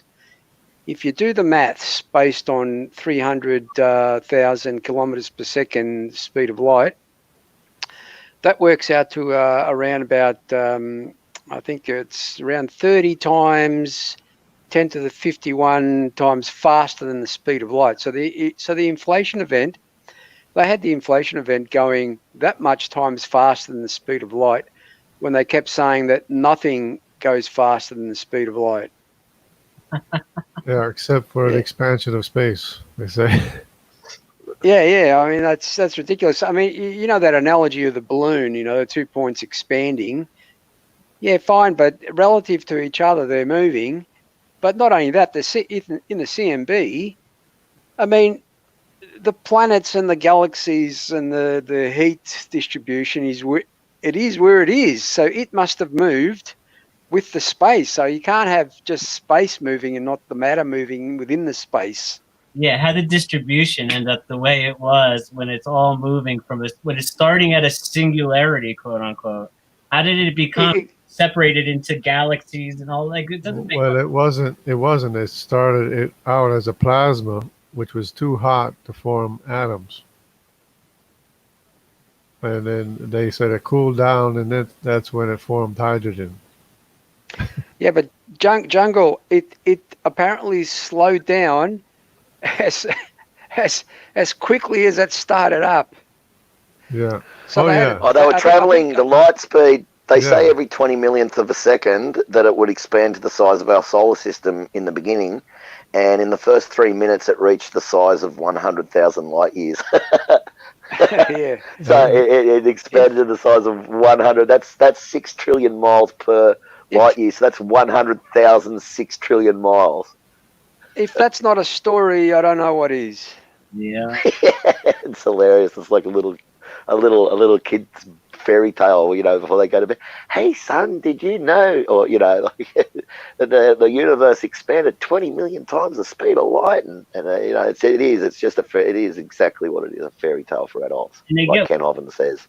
They get worse because it's like, you know, these ideas are so out there, and then, like, you know, once people start using it to say it supports the Bible, ironically, they're crazy ideas. You know, well, that's consistent with Scripture anyway, so that's fine. But then they'll come up. Well, there's not just one universe. There's an infinite amount of universes. Just like they just go crazier and crazier and crazier. They have to do that. Yeah, they have to do that because it's so finely tuned. The universe is so unbelievably finely tuned in just thousands of different ways that they have to invoke. They've realized that's why they're coming up with all that stuff. And if they don't invoke multiple universes, then they, you know, they got no hope, and they got no hope anyway because the laws would be the same in every single universe. You know, it's not going to be different. And they have to postulate infinite universes and bubble universes because our universe is so unique. Well, we need a finely tuned universe generator. Whatever's creating all these multiple universes. Yeah. That would have to be finely tuned. And you would need the power to do it too. Yeah, there's no. Yeah. What created all the universes? It's they just don't seem to be able to grasp. Sorry, go on, George. I was going to say they are really getting desperate because I'm sure you guys have heard the arguments around the zero energy universe where Krauss says all the positive energy and all the negative energy cancel each other, and there's your zero or your nothingness, which was originally, you know, the singularity. But the problem is this, Jason. The problem is this. That's all fine, but you've got these things called black holes, and when you listen to them about black holes, they say black holes have infinite amounts of energy inside of them. So what's half of infinite? You know, how can they subtract positive and negative and get zero when they've got infinite amounts of this stuff in a black hole? Infinite's a concept. Well, actually, people don't realize a black hole is still just a theory. They're not a fact yet. And I've got a great video from Northwest Creation, I think it is, that on a woman giving a lecture on that, and she does a good job, man. Yeah. Anything that leads to a paradox, and it's called science, is bound to be either false or just totally misunderstood. You know what I mean? Like you said, infinite amount of energy. Where is it coming from? Where's this energy coming from? Like, what are you talking about? Infinite amount of energy. Yeah, correct. And one of the other arguments too is, while I was walking the dog, I was listening to the stream, and I'm not sure who mentioned the black hole and nothing actually ever can escape a black hole. Well, actually, apparently, supposedly, they've observed X-rays coming out of black holes. So it's not that nothing can escape a black hole when they actually have observed X-rays to actually exit the black hole.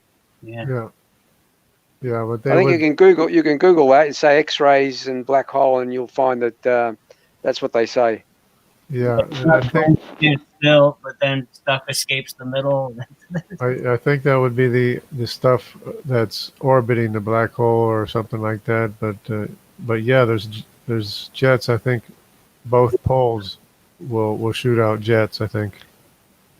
Well, that's the thing. That's the thing. Can a black hole ever be proven? Because you can never go inside it and come out to say we've observed it. You can only hypothesize as to what may happen or does happen. It's a consequence of math, of you know what I mean, of their mathematical description. It's a consequence of it, so they use it to explain it. So it's dark matter, so it's all this other stuff. And they can calculate the mass, and there's ordinary black holes, and then there's supermassive black holes. And whenever you add to a black hole, it just gets bigger. They're trying to explain the data and maintain their dogma essentially. So, well, like, that's true. Yeah. Doing it, you know what I mean? They'll just keep on making up, just adding conceptual things to their theories without any empirical basis for them. You know what I mean? Yeah. Did you guys catch that Lord Drac earlier? Yeah. I wanted to jump in and talk to him, but he left, or he got kicked out as soon as I came in. Yeah, so did I. He left very quickly. I was about to say to him, "Hey, mate, I think I remember you from Facebook because that same photo appeared on another avatar called Chucky Darwin." Yeah. Uh-huh. Yeah, I think. Oh, Yeah, God might know who that is. I actually called him. I said, "You're not a biologist." I said, "That's the janitor. The janitor wears a white coat." I said, "You just work in the lab. You don't, you, as the janitor, not as the biologist." Lab tech. The worst thing about it could be. I mean, I don't knock anyone for working, but he's been known to lie. So Tell stories, yeah. When he's a real biologist doesn't need to tell stories, Yeah, exactly. Oh, they wouldn't ruin their reputation. I mean, like some of the things that Dan says, he just like there'd be a lot of evolutionist scientists that'd just be looking at him shaking their heads.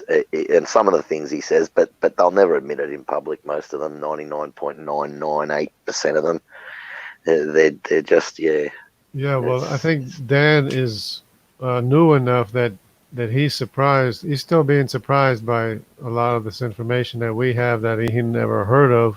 But the PZ Myers in the world, they know better than to talk to us. Yeah, you're right, Judge. I think you're totally right. I think people have a concept of what creationists think in their head that doesn't relate to reality whatsoever until they actually start interacting. Yeah. All of a sudden, like, whoa, what did I get into? There was one tonight. There was a guy tonight. He starts out all, acting like he knew everything, and then he says, "Oh, wow, I got some things to think about." Isn't that like 90% at least, maybe more, of all the keyboard warriors? Yeah, but that's only the sincere people. The ones that are sincere. The ones that are trolls just keep on trolling. Yeah. Oh, was that Caleb Jungle? Yeah, I think it was Caleb, wasn't it? Yeah. Yeah. Well, he was fairly genuine, I think, and he was inquiring because by what he said, I mean, he wasn't aware that we knew so much. Yeah. And I actually said to him, "Well, look, we read your papers, but none of the evolutionists read our actually publications. So we probably know more about the subject than you do." Yeah. They've never challenged their beliefs. You know what I mean? Like they just take everything they learn as gospel almost. You know what I mean? So it's like I think they're taken back when they actually have challenges that they have no idea how to respond to it. They think we're just going to be throwing scripture at them the whole time, I think. Yeah.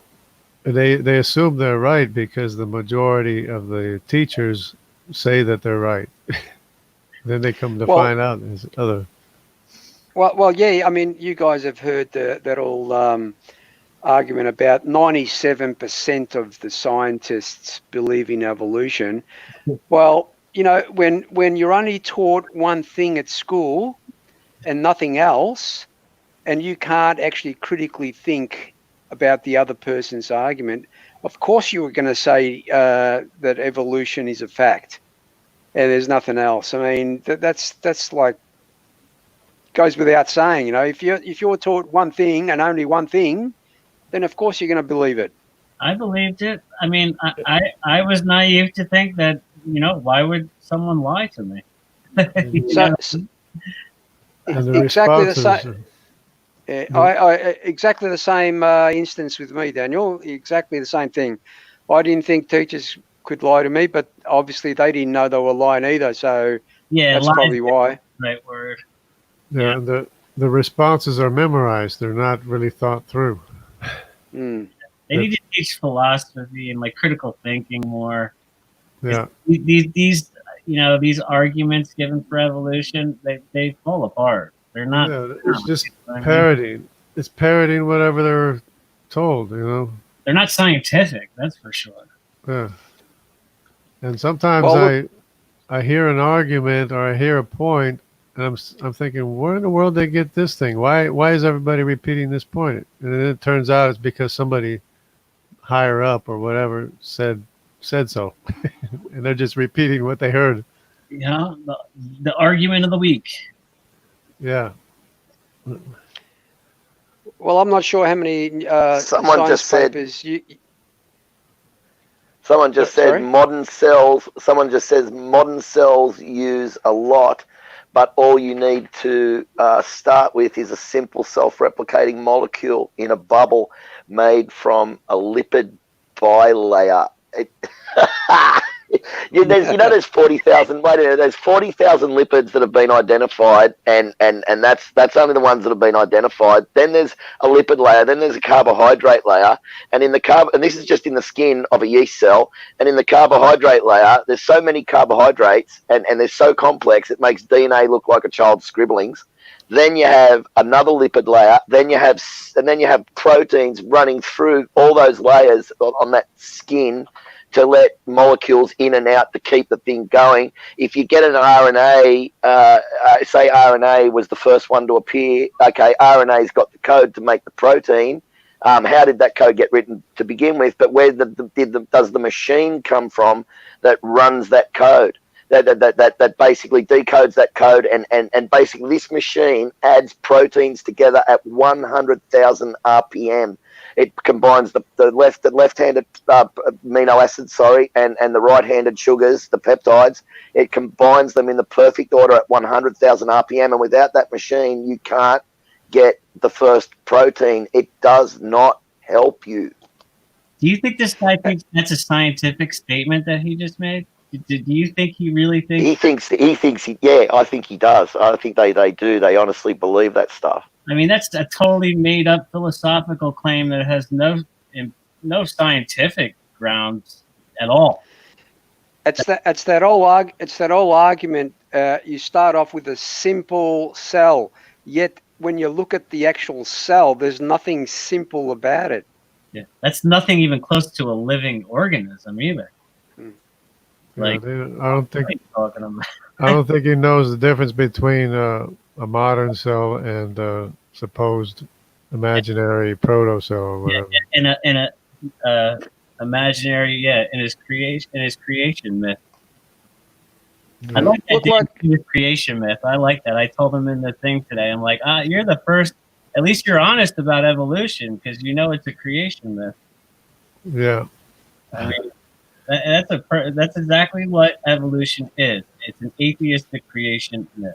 That's what it is. I'm waiting for his discussion with Kent Hovind to see how that goes. That should be interesting.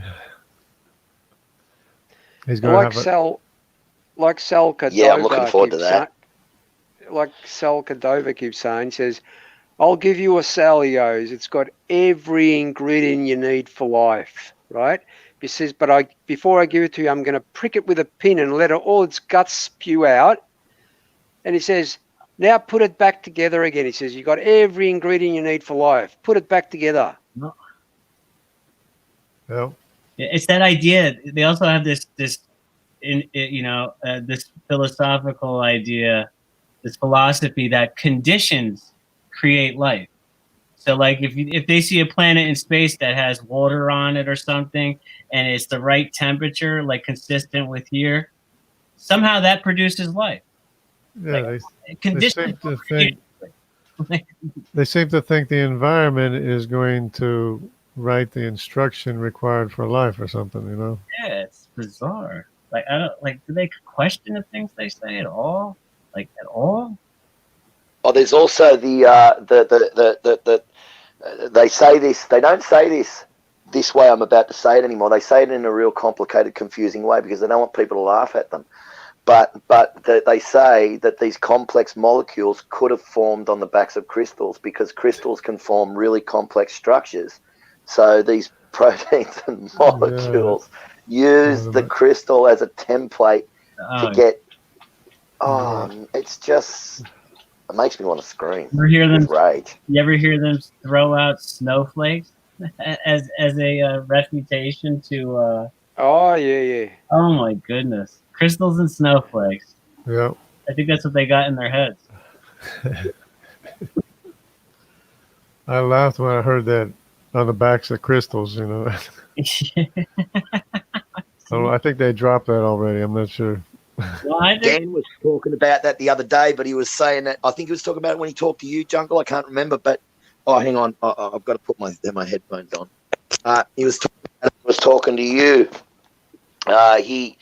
He was saying it in a really complicated way, and I knew what he was saying, or I don't know if it was him or whatever, but I knew what he was saying, and I thought, you sneaky, you sneaky bastard. You're saying this in a real complicated, like scientific jargon all chucked in everywhere, so no one can really understand what he's saying. But what it all boiled down to is, we believe that it could have, on the backs of complex crystals to form these complex. Mate, how does a crystal join things together? How does it join peptides and amino acids and RNA? And how does the code get written? You might get the RNA virus, but it has to have a specific code in the RNA for the machine to decode the RNA, then spit out these proteins at 100,000 RPM. Then these proteins are transported through the cell, and as they transport them, they're making microtubule highways everywhere. And then when they transport it to where they need to get it, they break down the microtubule highway, and then when they need to move again, they make another microtubule highway, because if they left all these microtubule highways up everywhere, the cell would become brittle and break. I mean, that's just scratching the surface of the complexity. It's just mind-blowing. I can't believe I used to believe that all came about by chance, because I didn't understand. As soon as I started researching it, we could put crystals in a bubble of fat, and that would meet his requirement. You know what they say. You have to make it a big lie, otherwise they won't believe it. So the bigger the lie, the more believable it is, because they think that if it's coming from someone like a scientist, well, it must be true. They can't be lying that much to us. Right. I like the conspiracy. I like the saying, people will believe anything as long as it's not in the Bible. Exactly. Yeah, man. Look at the way they turn against poor Donald Trump. Look at all the good he did. It's not his fault that China, the dirty mongrels, had a hissy fit and released the coronavirus, thinking that they're having delusions of world domination and using the coronavirus to dominate the world, which is exactly what they're doing. I mean, our government's even talking about we could be in a conflict with China, Australia. You know what I mean? Like, you can imagine 27 million people going up against a 100 million strong army. I mean, it's like, we give them we give them a bloody nose, mate. But anyway, but the fact is, it's just people are so fickle. When everything's going good, they want to stand by people, and as soon as things start going bad for a while, they just want to cut and run. I don't do that. I don't run away from friends, and the trouble I've been having here where I live, I'm not going into it, but the trouble, I won't go until I've sorted it out. Until it's sorted, I won't leave. I'm that sort of person. It's anyway. Anyway, I've got people, but basically people are fickle. They turn their backs so easily over the most pettiest of things, and it really upsets me. I'll never turn my back on Standing or Matt or whatever. I might get angry with them and abuse them and whatever, but I'll never. It's just so fickle. They'll believe any lie, any rubbish, just like you said. People are selfish. We live in a selfish world. So. I'll give you an example where maybe you'll probably see where I'm going with this. I'm not sure if you guys have built a computer, but it's very easy to do. You just got to get a box. You get a motherboard. You buy your CPU, your RAM, your video cards. Plug it in the wall and see what happens. No software. Nothing. That's exactly right. Nothing happens until you put in the software. But this is it. Even when you put the software in there, You turn it on and the Windows 10 windscreen comes up. It does nothing. It does nothing until you actually input information into it. And then it does something for you. This is what I can't understand. You know, I think Sal also used this analogy. You've got the hardware and then you've got the software. The software is the part that comes from the intelligent source. I think John has used that analogy as well. And the hardware. Yeah. And the hardware comes and the hardware, yeah. Well, that's right. Yeah, the hardware had to be built. Yeah, there's no natural there's not like chemical necessity doesn't build life. You know, even the hardware, like the pieces don't come together because of you know what I mean? Because they're, you know what I mean? Working parts never make themselves. It's like a mental. You need a mind to make it meaningful. Otherwise, you know, it will stick together whatever works very well. Daniel, you mentioned the snowflake before. I've had atheists use that one on me too, and you know how they say energy can actually adding energy to something can solve the entropy problem. I say to them, okay, what happens when you add energy to a snowflake? Yeah, a snowflake results because you've removed energy. You've removed the heat out of it, so that's why it's turned into a snowflake. Yeah. They turn a bunch of snowflakes too.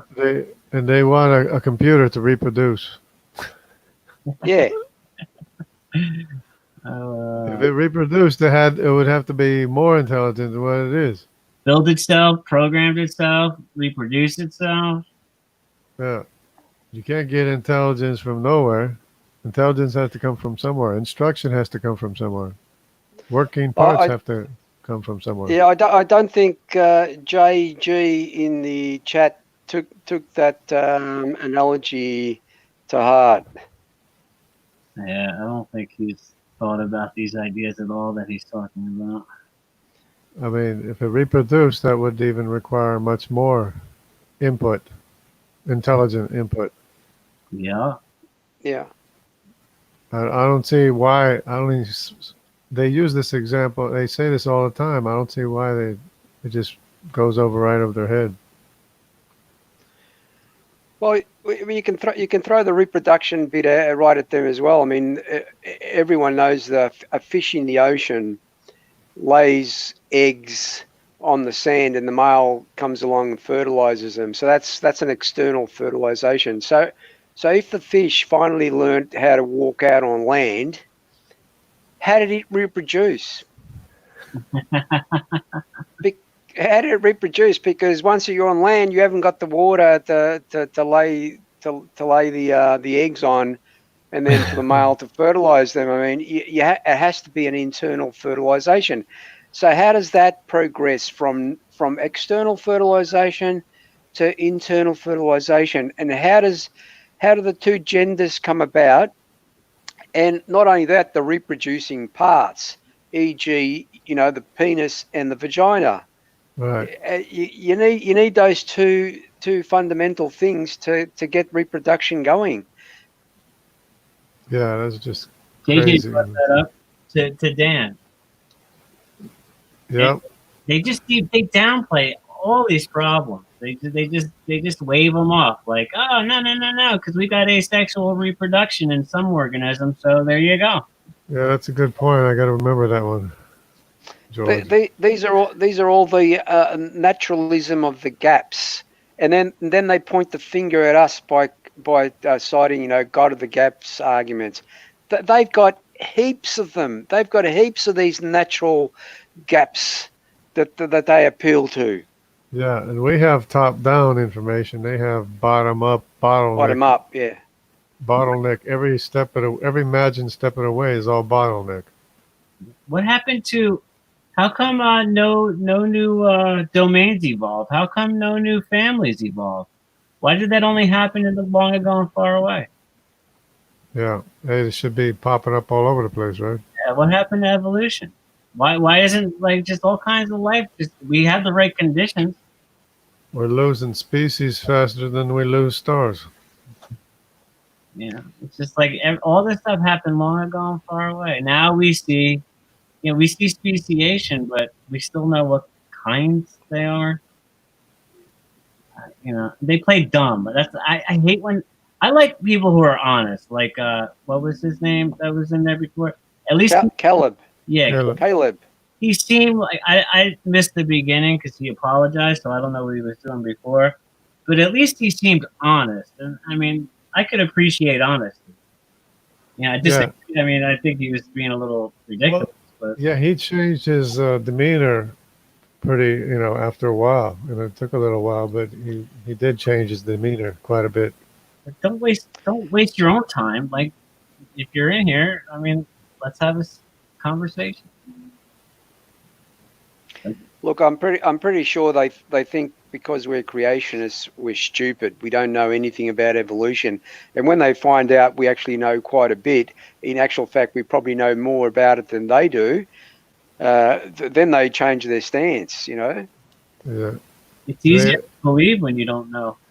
They always say, well, you don't know what evolution is. And I respond, you don't know what evolution requires. Yeah. It's easier to believe in evolution while you're ignorant.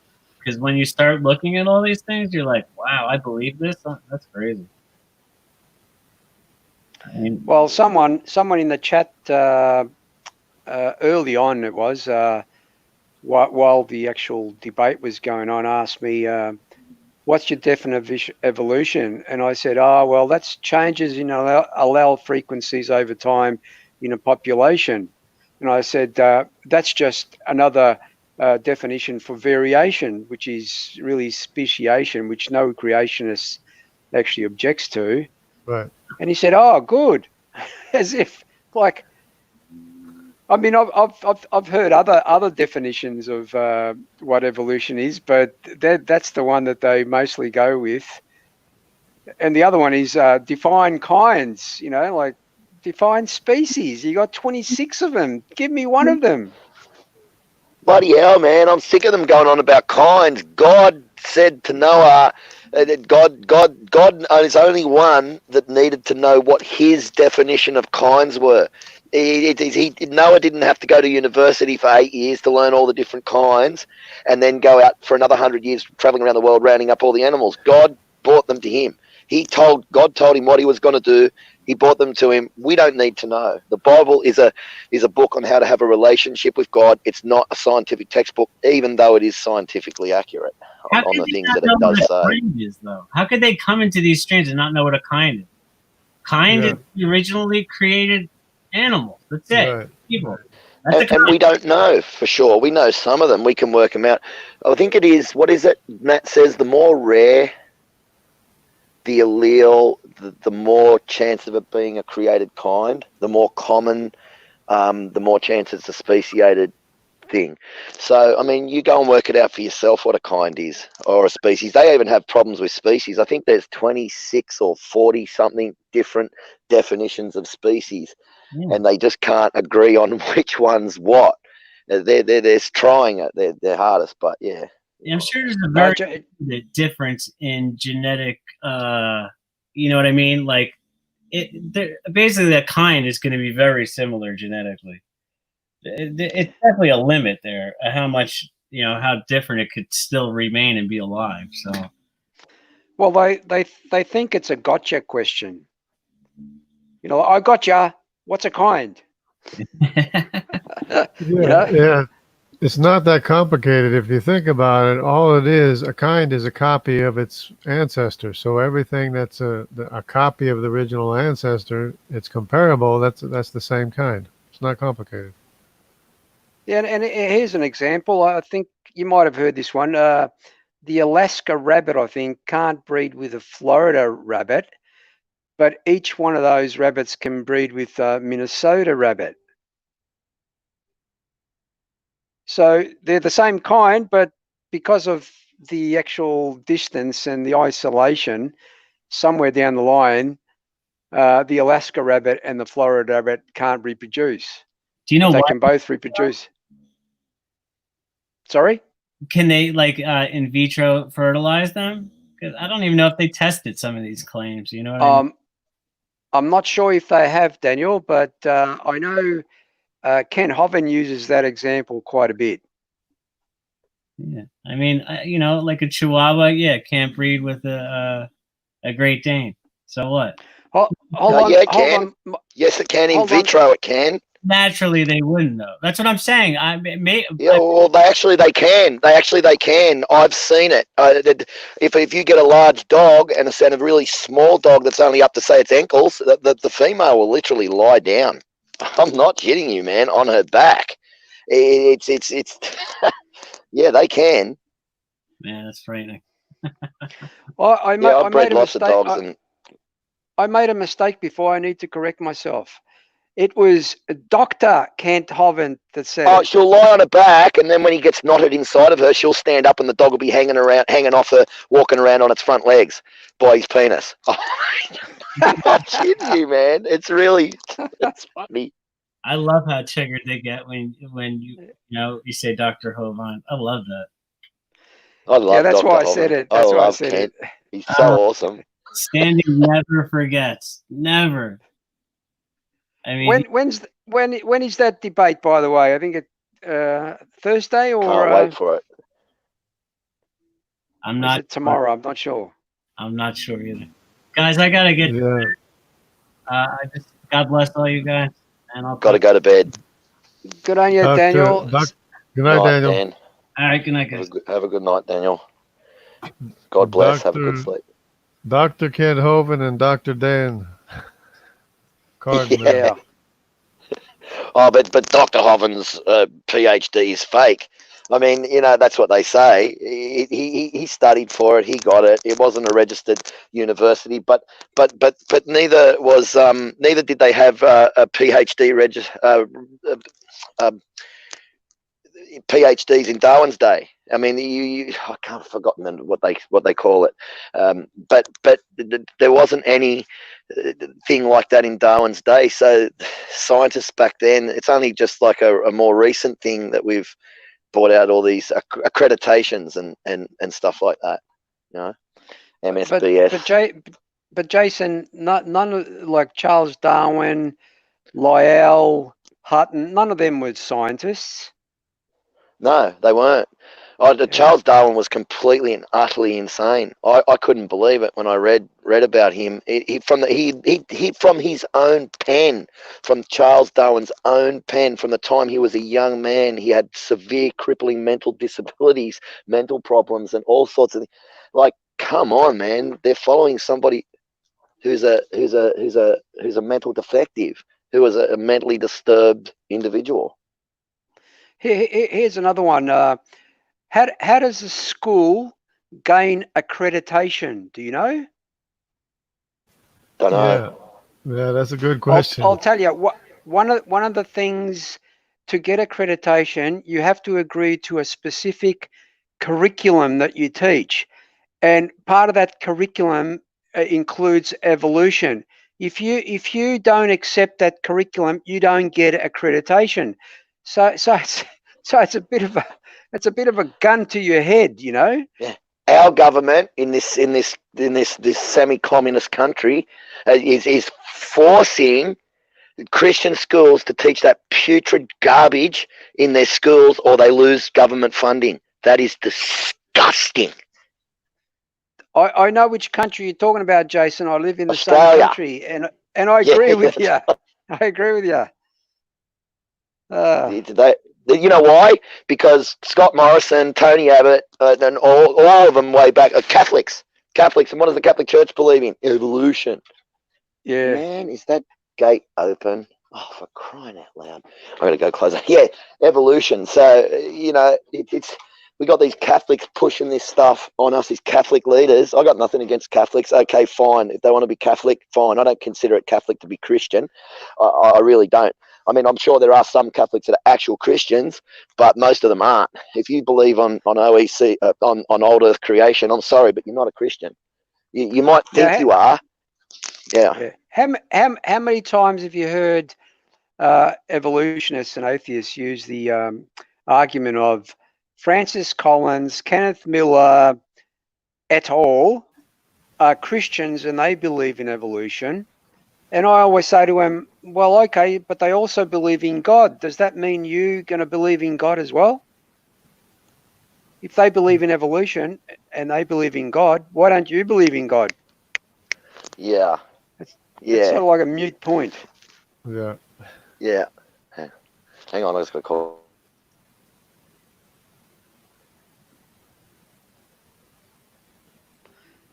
This has been a big day. It's it's going on to 5.5 hours, just over 5.5 hours, and this is the after show. Yeah. Yeah. And The last one went 10 hours and 47 minutes, wasn't it? Oh yeah, that's when that Peter the Tucker took over, and I think there was only 2 atheists left in the stream. Yeah, because I hit my microphone and knocked it out, and I was trying to figure out how to get it working. I unplugged it, and it knocked me out of the stream. That's right. That's right. You were going on with them, Jungle, and the last thing I knew, there was only the 2 of them. I thought, nah, I'll go to bed. Yeah, it was Peter. Yeah, Peter and Ronan. And then you woke up in the morning or something, and they were still going, or wasn't it? Or no, it was someone else, I think. Yeah.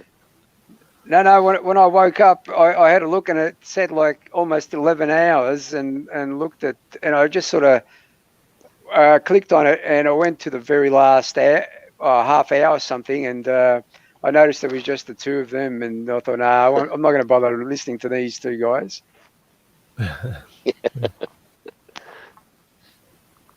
Yeah, I don't know. This something I was going to say, I can't remember. Terrible memory. You know what? We can look at the where did they conclude? Hang on. Yes, Lucy is a transitional form. Hey, Lucy had she could scratch her ankles standing up. She had wrists designed for knuckle walking. She has feet with an opposable big toe, like an opposable thumb, not as opposable as the chimps of today, but still an opposable big toe.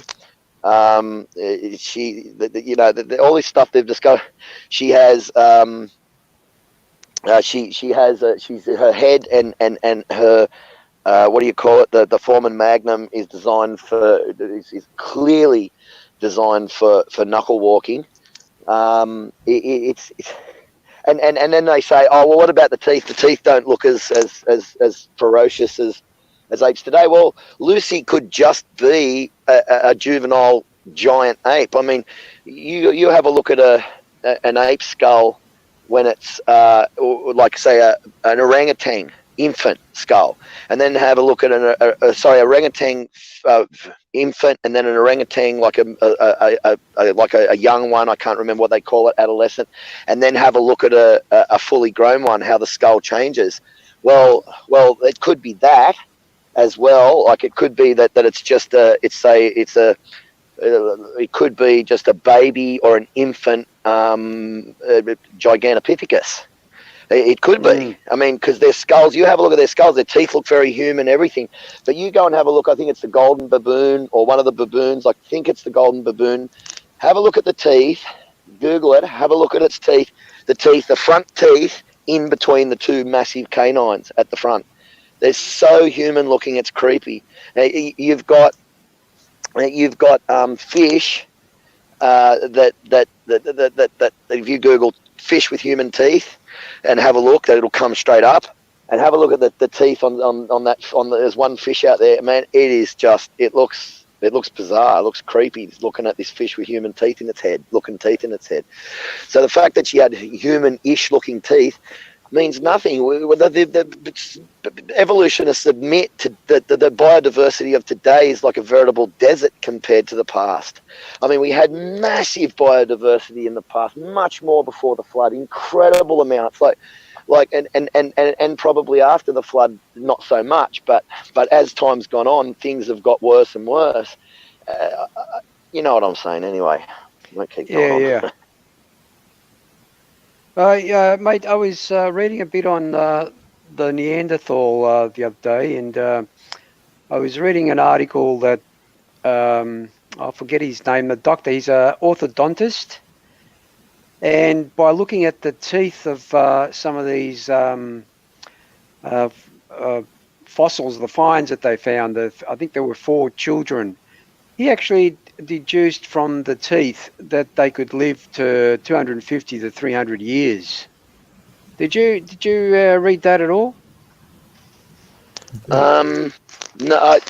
Yes, I think Matt did a video on that. That's in my dentist video on my timeline. He says from the teeth. Oh yeah, I can't remember exactly. I've got to watch that video again. I've got to get that down pat because that's really interesting. And he studied them, and he said in that video, he also said that they found, I think they found Homo erectus. They found like 5 different Neanderthals, Denisovans, all in the same grave that they were digging up all together. So, you know, they're finding all over the world. They're finding these things living together. They're even admitting in their articles in Nature and places like that that these things live together at the same time. And then on one hand they say that none of the hominids evolved from one into the other, and then on the other hand they say they did. They just changed their story. That's why I don't like it. I don't want us to become the answer to and for everything. When there's things that we don't know, we should just be happy to say we don't know. Whereas the evolutionists, just like the facial reconstructions. If you've seen an early depiction of a Neanderthal versus how they depict him now, even now they put a bit of prehistoric sort of look to him, but nothing like the first depiction of Neanderthal when they first found the fossils. Yeah, and I'm beginning to wonder if the Neanderthal Y chromosome is extinct because they died in the global flood. No, I believe it's also possible that they just evolved into us. I mean, Noah might have been a Neanderthal. I mean, look at Neanderthal children. Neanderthal children don't have a brow ridge. Even adolescent Neanderthals don't have a brow ridge at all. Their skulls look pretty much normal. Well, and then, well, we know that the only things that keep growing as you age are your brow ridge, your nose, your ears, and your skull. And we find these people with massive brow ridges, giant skulls, and it's just fact. You can see it. They lived for a very long time, whether it was after or before, or whether there was some after or before, whatever. I don't believe that I believe they either evolved, and I do believe in evolution, like speciation in that sense. They either evolved into us, or they micro-evolved into us, or they just bred with us and bred out of existence, not. Because they do have evidence that some of us are related to Neanderthals, but not all of us. And the way that we are related is through the female line, probably the Japhethite wife, because all the Japhethites, the Asians and the Europeans, are the only ones with the Neanderthal DNA. But we had Denisovans alive recently. I believe that those giant people with orange, white skin, blue eyes, and orange hair, that the Indians, the legends of the Indians, and then they found all those people, giants in the burial mounds. People say, oh, well, those giants are only 7 and 8 feet tall. Women were average height of 7 feet. Men were an average height of 8 feet. Well, you get a freak, like you get people today that grow to 7, 8 feet tall. You get a freak one of those people and you're going to have 10, 12 feet tall person that's built like a tank. Those women would have been so built she'd beat the crap out of Arnold Schwarzenegger in his prime. They had a rib cage. They had a rib cage 26 inches across the woman. And I mean, the average man today has about 15 inches, around about 15 to 17 inches is a big man. And you got this woman with a 26-inch rib cage, and these men average height of 8 feet. Can you imagine, like if you came up against one of those, and they weren't, like you see people today, they're a little bit, even really tall people, they're a little bit deformed looking, like it's because of the mutations and we're running downhill, and they don't really look like they look a bit strange, some of them. Yeah. Whereas they were fully in proportion. They were like full, like normal, healthy proportions, but just huge. And the Indians even have legends of these giants running along. Some of them were so big that they could run along, grab a buffalo, and rip a leg off and eat it while they were running. The Indian sexual habits were disgusting to us, a lot of them, but Indians said that their sexual habits were absolutely vile and made them sick. So if their sexual habits made Indians sick, and they were cannibals, they used to eat Indians, and that's why they sort of got all the tribes together and ganged up on them. But I mean, these things were, they were alive recently. They've got burial mounds with these things in them. So we should see if the scientists wanted to be reputable, they would get the DNA samples from all. The Smithsonian bought them all up. Yeah, the Smithsonian bought them all up. I'm really dirty on the Creation Science Museum. They sold it to they had 2 skeletons and they sold it to the Smithsonian. I wouldn't sell it for $100 million if I was living in the gutter and starving hungry. I wouldn't sell it to those bastards. And now they're in the dungeon. Yeah, and I'm so angry. They would have sequenced it. They would have. Yeah. I believe the Smithsonian would have sequenced it, and I believe the Smithsonian's run by blood-sacrificing Satanists, and maybe not all of them, but there's a lot of them in there. It's just the fact that they can get this stuff and hide it like that is absolutely disgusting. It's a crime to humanity. It is. It's a shame. Yeah. Because you got all these strange people all around the world. All you have to do is get the DNA, sequence it, and find out who they were. Yeah, and they would have got DNA out of these people, maybe. But also, you got to remember, there was a thing called, if you YouTube it, the Death Valley Germans. In America, these German tourists, blah, blah, blah, went missing. They were found like 15 years later or something. Their bones had been lying out in the sun and the weather for 15 years. There was not a trace of DNA anywhere on them, yet we've got 200,000-year-old Neanderthals and we're getting fragmented DNA. And when DNA dies in your body, it fragments. And so what it'll do is your DNA is wound up in a tight ball, but it all fragments into little pieces. It breaks up like glass into little pieces. Yeah. And the way they put that DNA back together is because, say, Neanderthals are almost completely human, basically. So the way they put that back together is they use a human frame template in a computer template. That's it. That's the one. That's the word I'm looking for. And they add it back in piece by piece. They go, okay, well, this matches a certain area, not exactly, but it's close enough, and then they piece it all back together that way. Whereas with, say, and I know I'm going off a bit here, but with dinosaur DNA, it gets fragmented in the same way. They look like that they might actually have dinosaur DNA now, but they'll never be able to piece it back together because they don't have a dinosaur-like creature alive today where they can use as a template, their genome as a template to piece it back together. So the chances of having Jurassic Park are almost zero. They keep saying a chicken is a dinosaur, so I could use a chicken DNA as a template. Yeah. Well, they should try that and see how that works out for them. It probably won't work.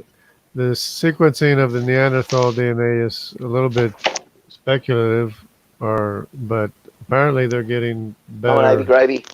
Better methods. Oh, sorry. I didn't realize I wasn't muted. They're getting better ways of sequencing the DNA from Neanderthals, but I don't know. If nobody living today has a Y chromosome, it's kind of hard to know where they would fit. But I would like to see the sequence or to see where it fits in our family tree, the Y chromosome. And somehow, I don't know if they're hiding that information or what. But they're saying maybe we'll never know, Jungle. Yeah, maybe because it is extinct. Nobody has it. Nobody belongs to that tree living today. Yeah. Yeah, exactly. So So I want to be sure. I want to determine whether or not they really are from before the flood or after the flood, because it is possible for them to have been from before the flood and they were reburied after the flood. That is a possibility. I mean, but you never hear details about when they find something. Well, was it within the layers of sediment, or was it in a grave? Dug up grave. Some of them were found in caves, weren't they? Yeah, some of them are in caves. Yeah. So I'm just wondering if they were in a cave pre-flood, wouldn't they have been? Yeah. Wouldn't those caves have been destroyed and filled in Right. with sediment and whatever? Right. And well, apparently they're like buried in the sediment that's inside the cave. But even so, yeah, you're right. It probably, unless, like I said, it was put there after the flood, but it's hard to say.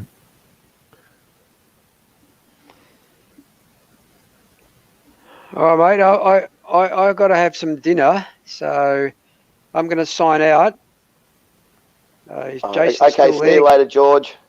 All right, mate. God bless you both. Okay. God bless you, mate. And have a nice dinner and a good sleep, and God bless you and pleasant dreams and all that sort of stuff. Thank you very much, mate. Ditto to both of you. Okay. Okay. See ya. Likewise. See you, mate.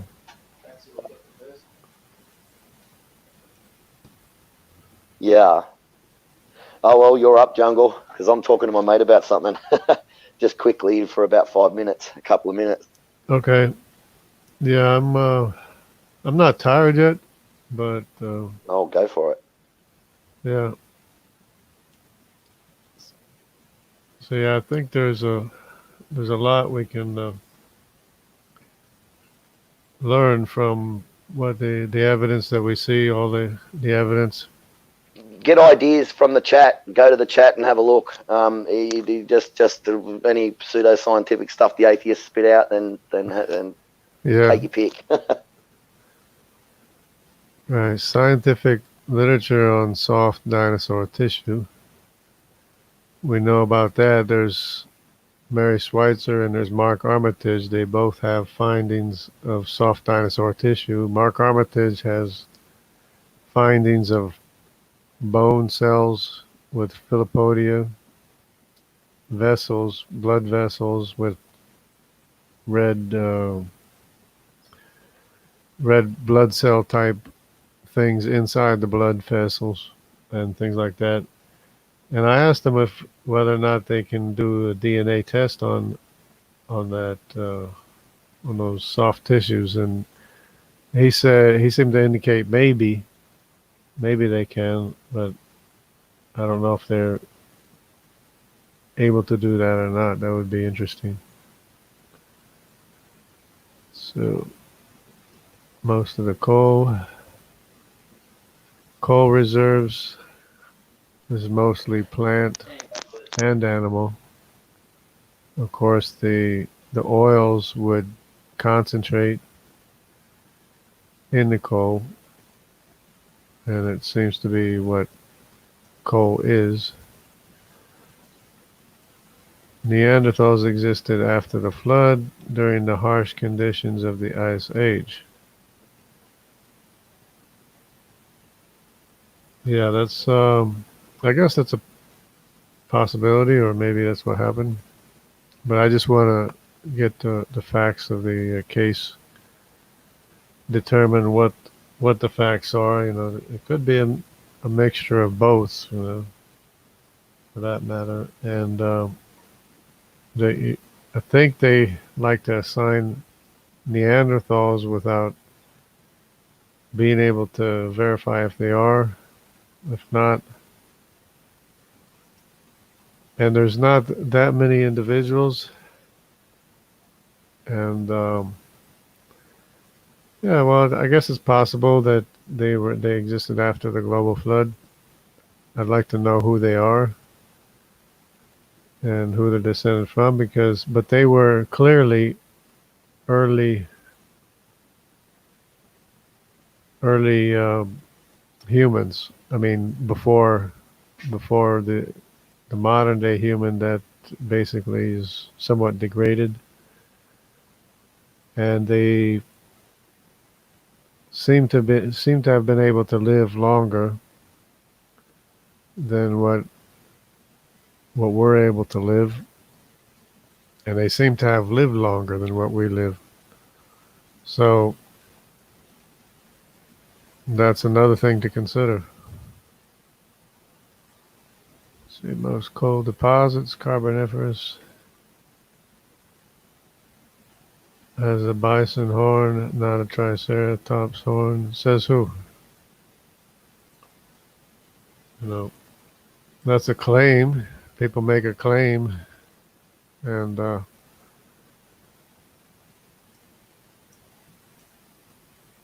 know, it's easy to make a claim, but when you're in the field doing the work, it's probably what you would have to be able to determine that is if you were there with them and saw what was going on. But it's hard for me to believe that it was a bison horn. And can't imagine the horror of the people. Yeah, the ground felt, yeah, during the flood, yeah. Even, I think the book of Jasher says that the people were banging on the door of the ark trying to get in, and it was the animals that scared them away. And so I'm thinking, what animals would have scared the people banging on the ark? Which probably would have been a lot of people, right? Trying to get into the ark. And what animals are there that would have scared them away? And the only thing I can think of is the dinosaurs scared them away. So that's an interesting little tidbit.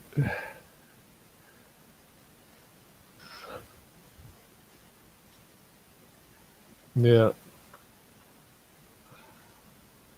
So yeah, I volunteered to help Mark Armitage. He said, great. But I haven't made any further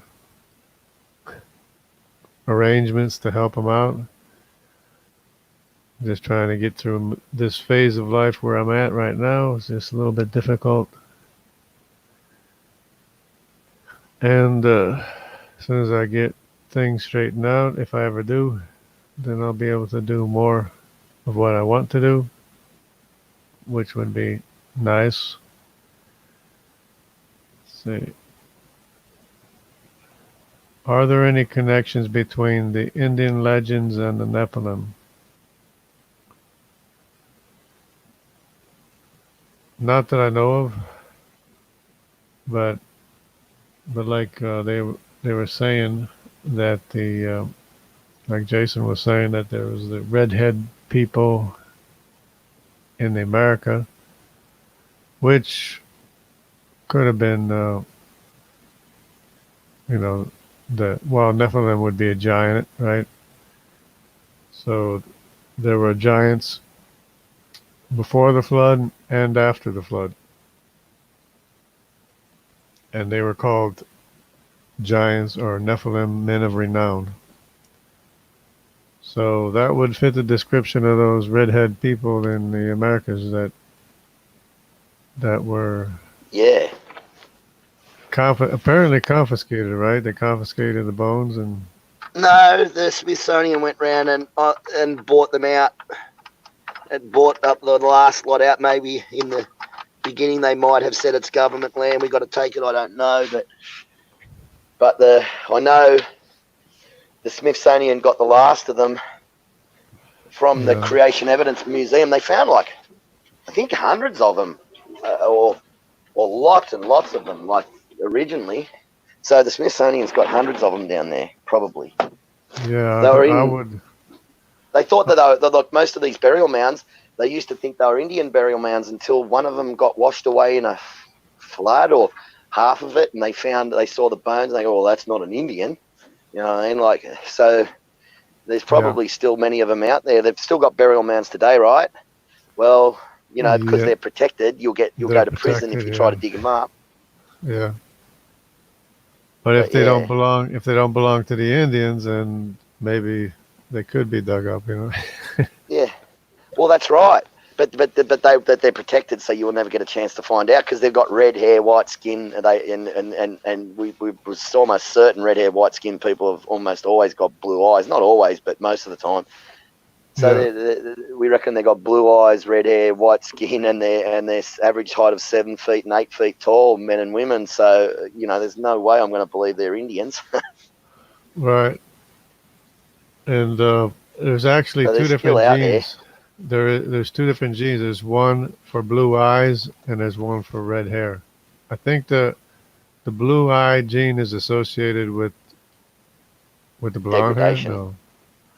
Yeah, it's a mutation. It's a mutation. It's degradation. I mean, you've got all these white people running around out there, and you know, these Nazis and all these people, and they think that they're superior. They're actually the third less superior. It goes white.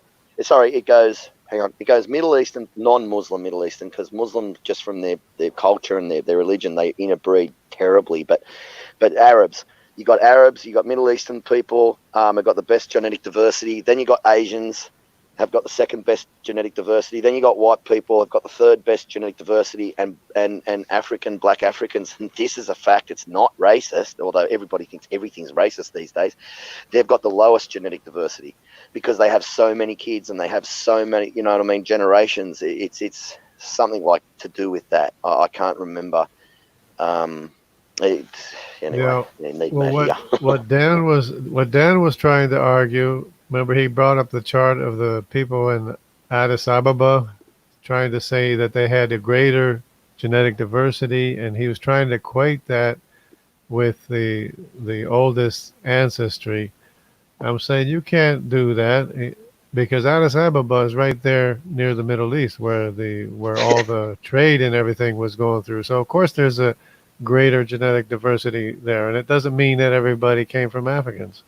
Oh, but Jungle, that'll be propaganda. That'll be fake, you know, news propaganda that's put out there by the Jew overlords who have you know, twisted the data and it's all a lie, and white people are really genetically superior to everybody and we're the most highly evolved. Well, that's what Darwin thought. And how embarrassed would he be today, man, if he could have a look at the stuff that we can have a look at. I'm white, and I know that my genome is not the best there is. So, and a lot of those Nazi people, they're not even white. They're not even white half the time, you know. Oh yeah, that's great. We can do genetic tests on them now. It's we can test them, but they're never going to believe it. It's always certain people out there. It doesn't matter what evidence you give them, they're just gonna, you know, call it all the, you know, lies or propaganda, or, you know, it's just too easy to make up something in your head and call it just scientific look. But the fact is, and I've got the reference for this. You get a 7 foot tall, blonde haired, blue eyed German and a 4 foot tall, dark black pygmy with a great big nose spread across his face from the Amazon rainforest, and they're only come on, and they're only 0.02% different from each other. That's a similarity, right, of 99.988% similarity. That absolutely devastated the evolutionists. Yeah. When they mapped the human genome, they were 100% certain that the different races, because we look so different. You know what I mean? Yeah. We really look at Aboriginals. They've got huge brow ridges and sloping back foreheads and very weak chins, just like the Neanderthal. But the differences between us and chimps is a huge difference, because everything about the chimp is different. Everything. And yet you get it with the most darkest, blackest, big brow ridge, sloping back head with a weak chin Aboriginal, and put him up against a blonde-haired, blue-eyed, chiseled looks, you know, beautiful, you know, handsome looking German, so what we consider handsome, and well, they consider different things to look handsome than us, but you put them beside each other and they're only 0.012% different. They're 99.988% similar. Yeah. I mean, and we know where they came from. They came from the Cush. They're Cushites. Remember the Bible says, "Can the Cushite change the color of his skin?" That's the That's the CY chromosome, which is Nimrod, that is Cush's son. Cush had a son brown named skinned Nimrod. people are more superior in genetically too, because they've got alleles for both to code for both white and black skin. Yeah. Whereas really white people have only got white alleles, and really dark skinned black people have only got black alleles. So if you want to get to the more genetically superior people, then you go to the ones with the brown skin. So And that's really going to piss off a lot of people. I noticed on his chart, they had the greatest diversity in Addis Ababa, Ethiopia, and the least diversity was all the way in the Americas. So it's like spokes of the wheel. Everybody from the center has a great genetic diversity who's from the middle, like the middle of a spoke. Then when you get out on the edges, at the far extremities of the edges, that's where the least diversity is, where the families spread out and just kept on traveling. It's traveled all the way through South America, and that's where the least genetic diversity is. And But then the way they started is with the wrong idea to begin with, because in Africa they started with the sub-Saharan Africans, assuming that they are the number A, even though Addis Ababa is over in East Africa.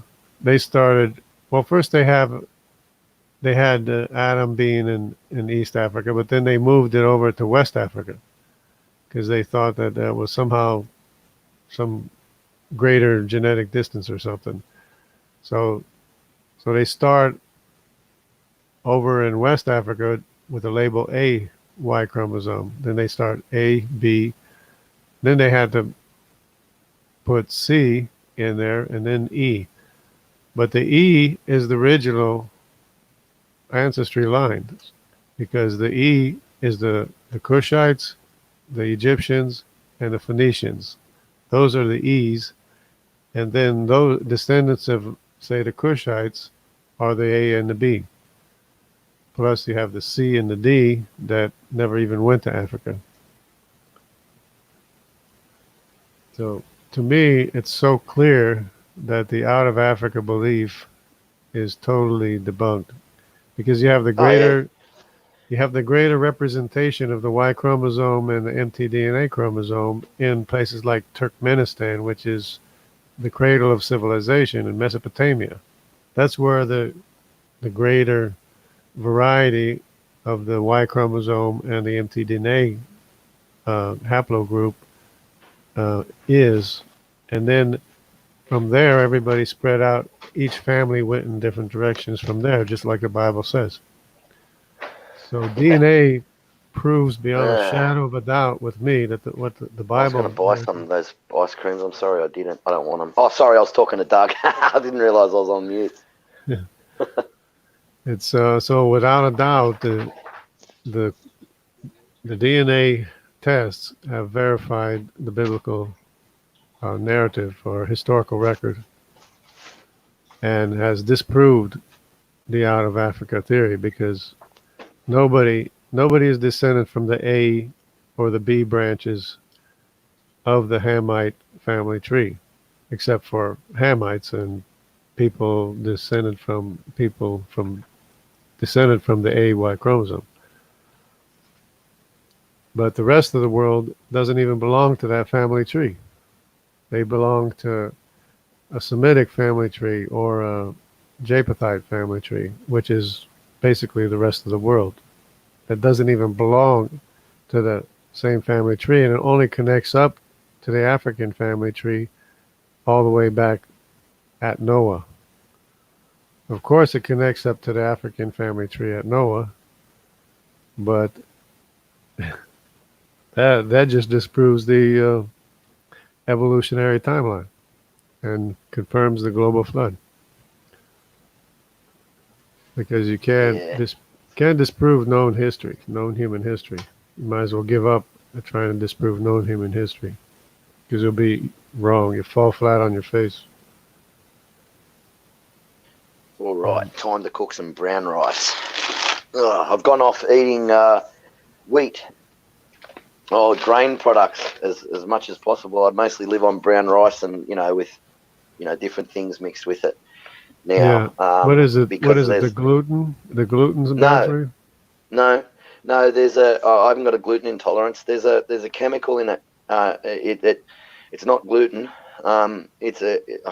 I've got to get the name of this and remember the name because I talk about it so often.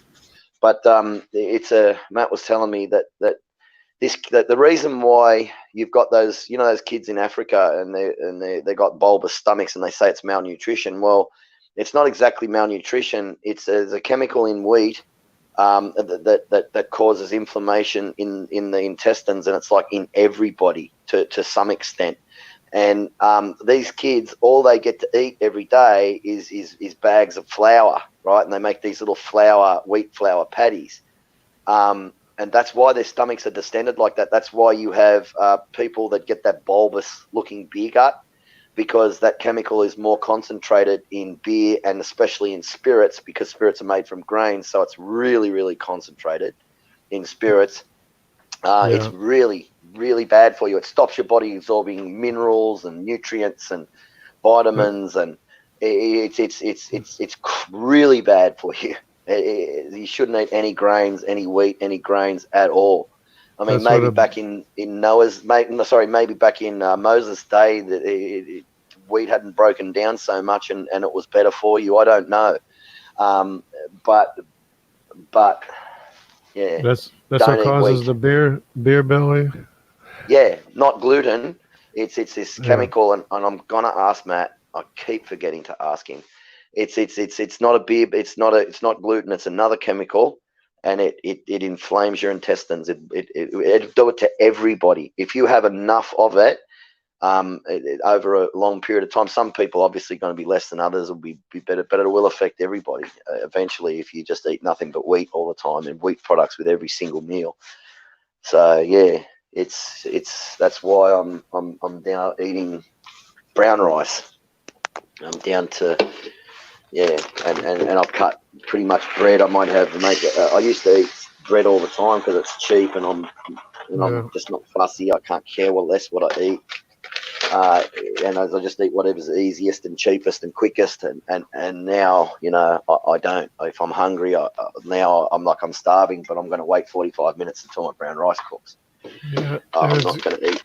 And it's good to starve a little bit. I mean, fast a little bit. It's good for your body. Yeah, it switches on good genes. If you eat 8 hours, you eat for 8, and you eat nothing but fruits. Like people think, eating fruit's bad for you. Yeah, well, eating sweet fruit's bad for you, but zucchini is fruit. Pumpkin is fruit. Anything with the seed inside of it is a fruit. You got green fruits they're like a green vegetable, but the difference is vegetables and leaves, they absorb heavy metals and all sorts of poisons and toxins out of the soil. That's why you shouldn't eat green leafy vegetables, or you should eat it like green fruit instead, because fruit's like a buffer between the heavy metals and chemicals that come straight up out of the soil straight into the leaves. And if you eat leafy things, like I was drinking kale.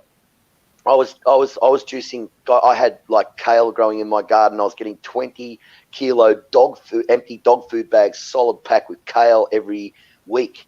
That's how much kale I was growing, and I was juicing it and drinking it, and I got more and more sick. I got to the point where I was walking around everywhere, and I'm going, and I kept drinking the kale juice because I'm thinking like kale juice is good for you. And then I read this article, and kale is very efficient. Kale, cauliflower, and broccoli are the 3 most things that are very efficient at absorbing thallium out of the soil. So, and thallium is one of the most toxic metals there is on Earth, and one of. It's not just that, but it's efficient at absorbing all sorts of heavy metals out of the soil. So the reason why I say this is you go 8 hours, you eat mostly like fruits, non-sweet, ultra-sweet fruits, not the modern sweet fruits that you get sick and die if you just ate that all the time. But you live on fruit type things like coconut's a type of fruit. Anything with a seed inside of it is a fruit. A tomato is a fruit. And you eat for 8 hours, and then you fast for 16. But before you start fasting, you take turmeric with some cracked black pepper in it, because if you've got an empty stomach, you want the cracked black pepper to keep the turmeric in your stomach longer. It makes it more like a slow release turmeric. And you take turmeric and then you fast for 16 hours, and you do that for, like say a month, and you'll start switching off bad genes in your body and switching on good ones like your longevity genes and stuff like that. Yeah. So if you're not feeling good, that's not a good sign, right? Oh yeah, man. I've got pain in my stomach that keeps coming back intermittently, and it's really bad, like pain. It's in my prostate. I mean, I could have prostate cancer. I don't know. I don't really care, because if I die, I'm not really. I'm sick of this world. I just hate this world. I hate it. I despise this world. I can't wait to be gone from it. But at the same time, I don't want to leave my dogs behind. Yeah. I'd let them to die off first. But Saw palmetto seems to work for the prostate and lycopene. Yeah. Well, if you've got bowel cancer, the best things for bowel cancer, Matt tells me, is what do they call it? Is turmeric and ginger. So I just take ginger powder, and there's a chemical in ginger called DCA, which if you can turn it into an injectable form is 10,000 times more efficient.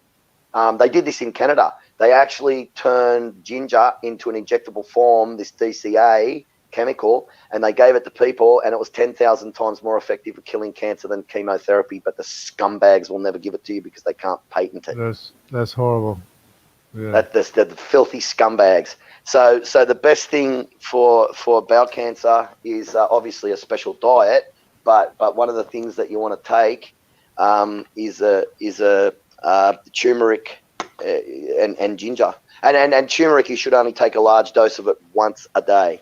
Don't and same with ginger. I used to take lots of ginger, and you get burns when you go to the toilet, and it causes you all sorts of problems. It's not good for you to take too much, but you take one good dose of it a day with the ginger and the turmeric, and your diet, and cannabis oil, and also chemo pills work well. Cannabis oil and chemo pills work really well together to kill cancer. So I mean, cannabis will kill it by itself, but if you combine that with chemo pills and cannabis oil, you cure any cancer. And then there was a little boy. He was lying in hospital, and I saw a photo of him, and I gasped when I saw a photo of him in shock. He looked, you see the Jewish people in the filthy, dirty Nazi vile death camps, and you see that the skin. Well, he looked like that. He looked like that, even worse than some of them, actually. He looked terrible. And his father snuck some cannabis oil. He was dying, man, from cancer. He had chemo for 6 months, and the chemo was killing him. They were just basically torturing him to death slowly.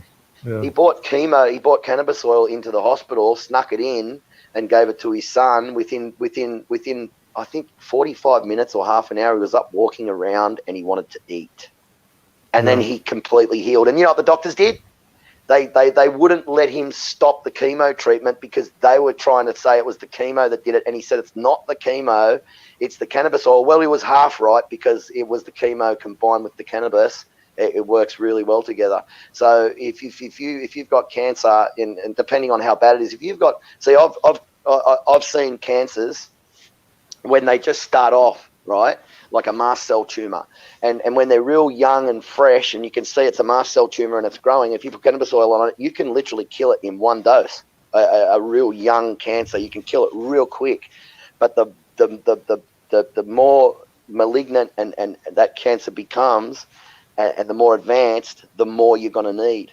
I mean, so basically, if you take chemo pills and cannabis oil at the same time with a cancer diet and the things that I said, you can basically cure any cancer. And I've spoken to people that have said, "Oh, I've seen people get cannabis and a tincture of cannabis, and they've still died anyway." Yeah, because you're drinking alcohol with it.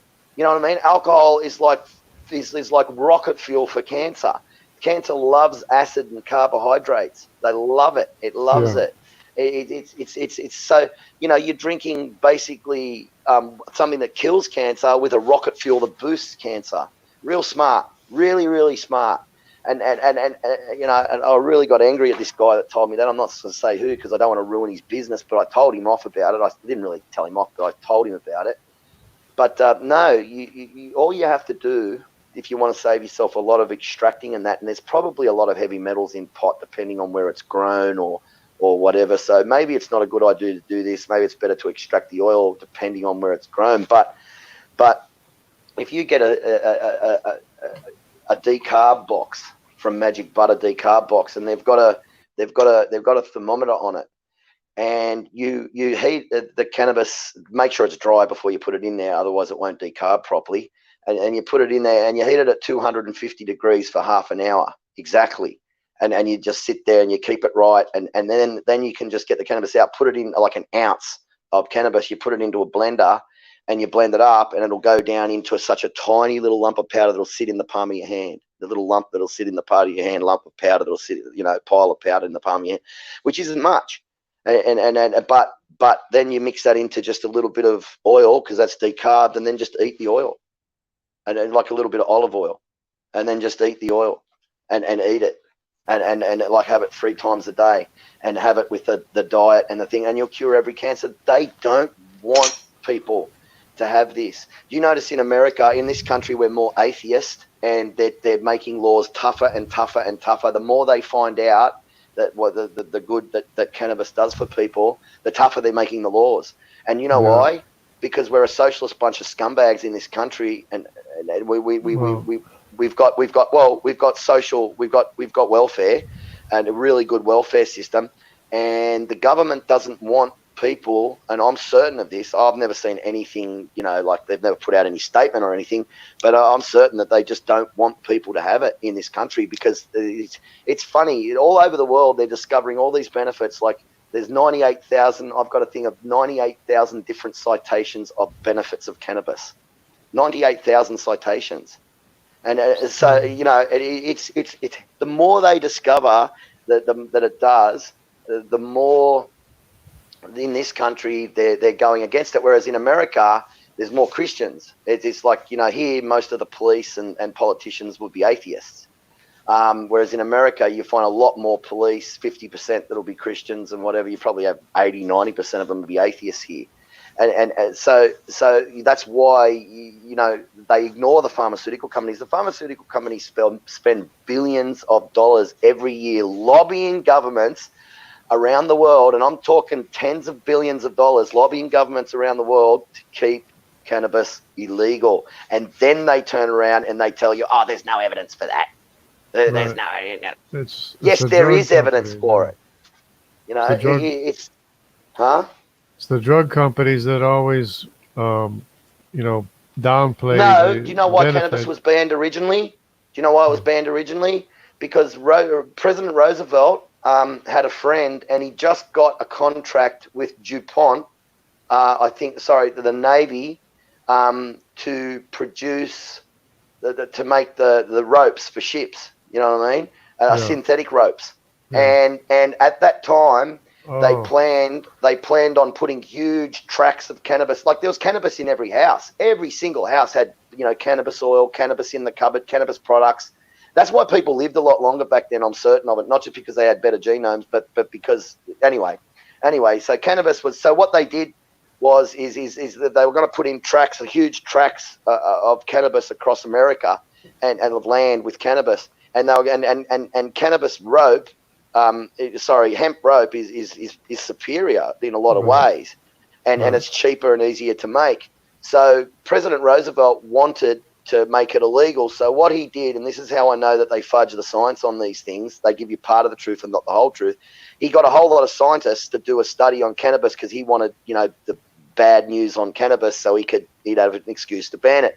They came back to him, the first lot of scientists, and said, well, we can't recommend that you ban this. We've only found positive effects from it. And so he sacked them and hired a bunch of yes men scientists. They went around and did their studies and fudged the data and only gave part of the data and part of the truth. And President Roosevelt got his excuse to ban it then. So what they did is they set about vilifying it. If you have a look at the old cannabis movies from the 1930s, I think it is, the old marijuana, they changed it from cannabis to marijuana because they knew everybody knew what cannabis was and how good it was for you. So what they did is they got, say, in the silent movie, they've got this guy and he's sitting at the piano and he's playing and he starts smoking a joint. And while he's smoking a joint, he turns into this like real mad psychopath and he looks at the woman and he goes over and murders the woman. So they basically put it into the psyche of people that it's all this bad this and bad that. I'll bet you breathing oxygen puts white matter on your freaking brain. If you have too much oxygen or too much of anything is not good for you. And so all this stuff with white matter and low sperm count and all this rubbish they go on with, yeah, sure, cannabis is a huge motivation killer. It'll turn you turn the most motivated person into a lazy slob if they have too much of it.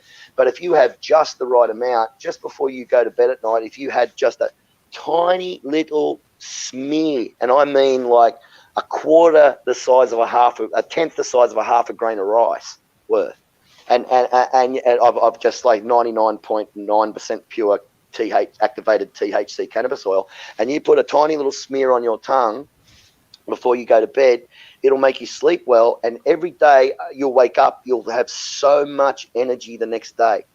Because not too much. If you have too much, it'll make you lethargic the next day. But if you have just the right amount, where you don't get stoned, but it makes your cells burn sugar more efficiently. The type 1 diabetics that have that take cannabis oil, activated THC, can reduce the amount of insulin by up to 70%, and it can cure type 2 diabetes, completely cure it. There's so much stuff, there's so much evidence out there, and it makes me so angry. These satanic cockroaches in our government, they are doing their level best, and they're jumping on the bandwagon with the pharmaceutical companies. Because we're such a small country, I have no doubt the pharmaceutical companies are turning around, whereas America can just turn around and say, jam it up your ass. Whereas here, they're probably I can see the pharmaceutical company saying, well, if you legalize cannabis, we're going to put the price of these drugs up, which is going to cost you so much money. But if they legalize cannabis and taught people how to use it responsibly and how to heal themselves with it, they would save thousands of times more than they'd pay the extra for those drugs. And the thing, it's just, they just don't want people to live a long time, man, because you think about it. I know somebody a lot of people that died at, say, 60, 65, 70, and they're on a pension, a government pension. You think about it, from cancer. And they didn't know about cannabis oil. And if they had healed themselves with cannabis oil, they might have lived for another 20 or 30 years. There's another 20 or 30 years that the government's going to have to pay out a pension, right? There's another 20 or 30 years of doctor visits they're going to have to pay for, because we've got, Medicare, we've got, just welfare, we've got all sorts of things. So in a way, that's where those things are sort of bad. Because the government sort of sits back and goes, well, gee, if we legalize cannabis and teach people how to use it, they're going to start living a lot longer, and we're going to have to start paying them out.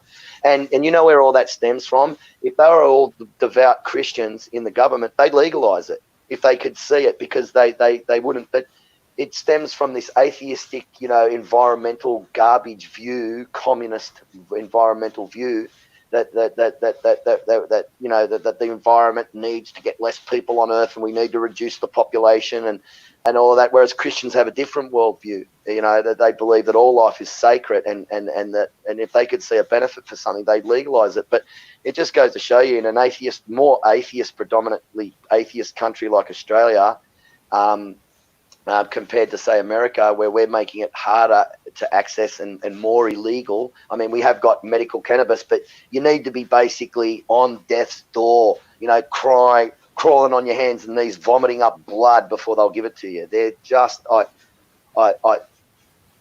hate them so much, man. I know I'm not supposed to hate anybody as a Christian, but I just hate them. I hate them and despise them, man.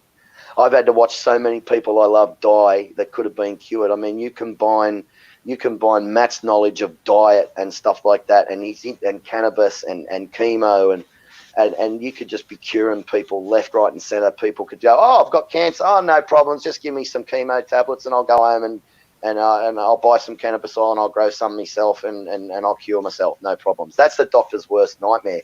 Every doctor that I ask about cannabis, I tell them, well, and they say, well, I've got thousands of testimonials I can send you in an email if you like. Oh, no, I don't want to see it. And I say, but cannabis oil can cure cancer. Oh, there's no evidence for that. There's no evidence. And they get really defensive. And you know why they get defensive?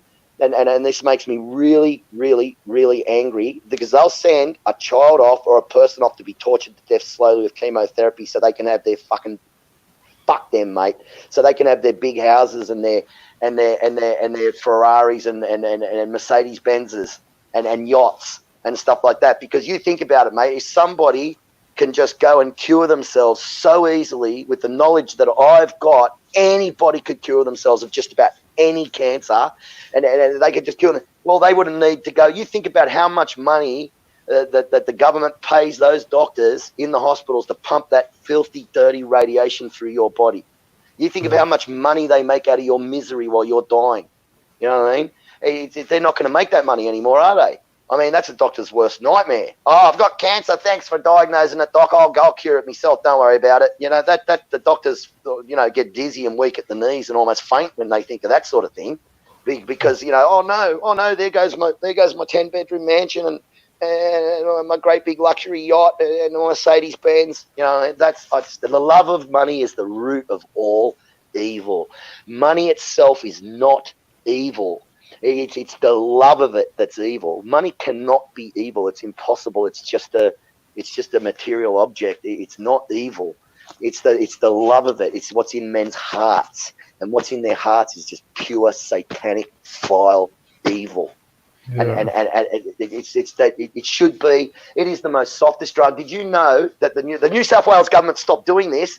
The Australian New South Wales government put out a pamphlet, and I'm sorry I didn't keep it. I might have it stored away somewhere. I hope I find it one day. It says on the pamphlet that not one person in all of human history has there ever been a recorded overdose death from cannabis. Many people, they said on this, like this, that's actually said this.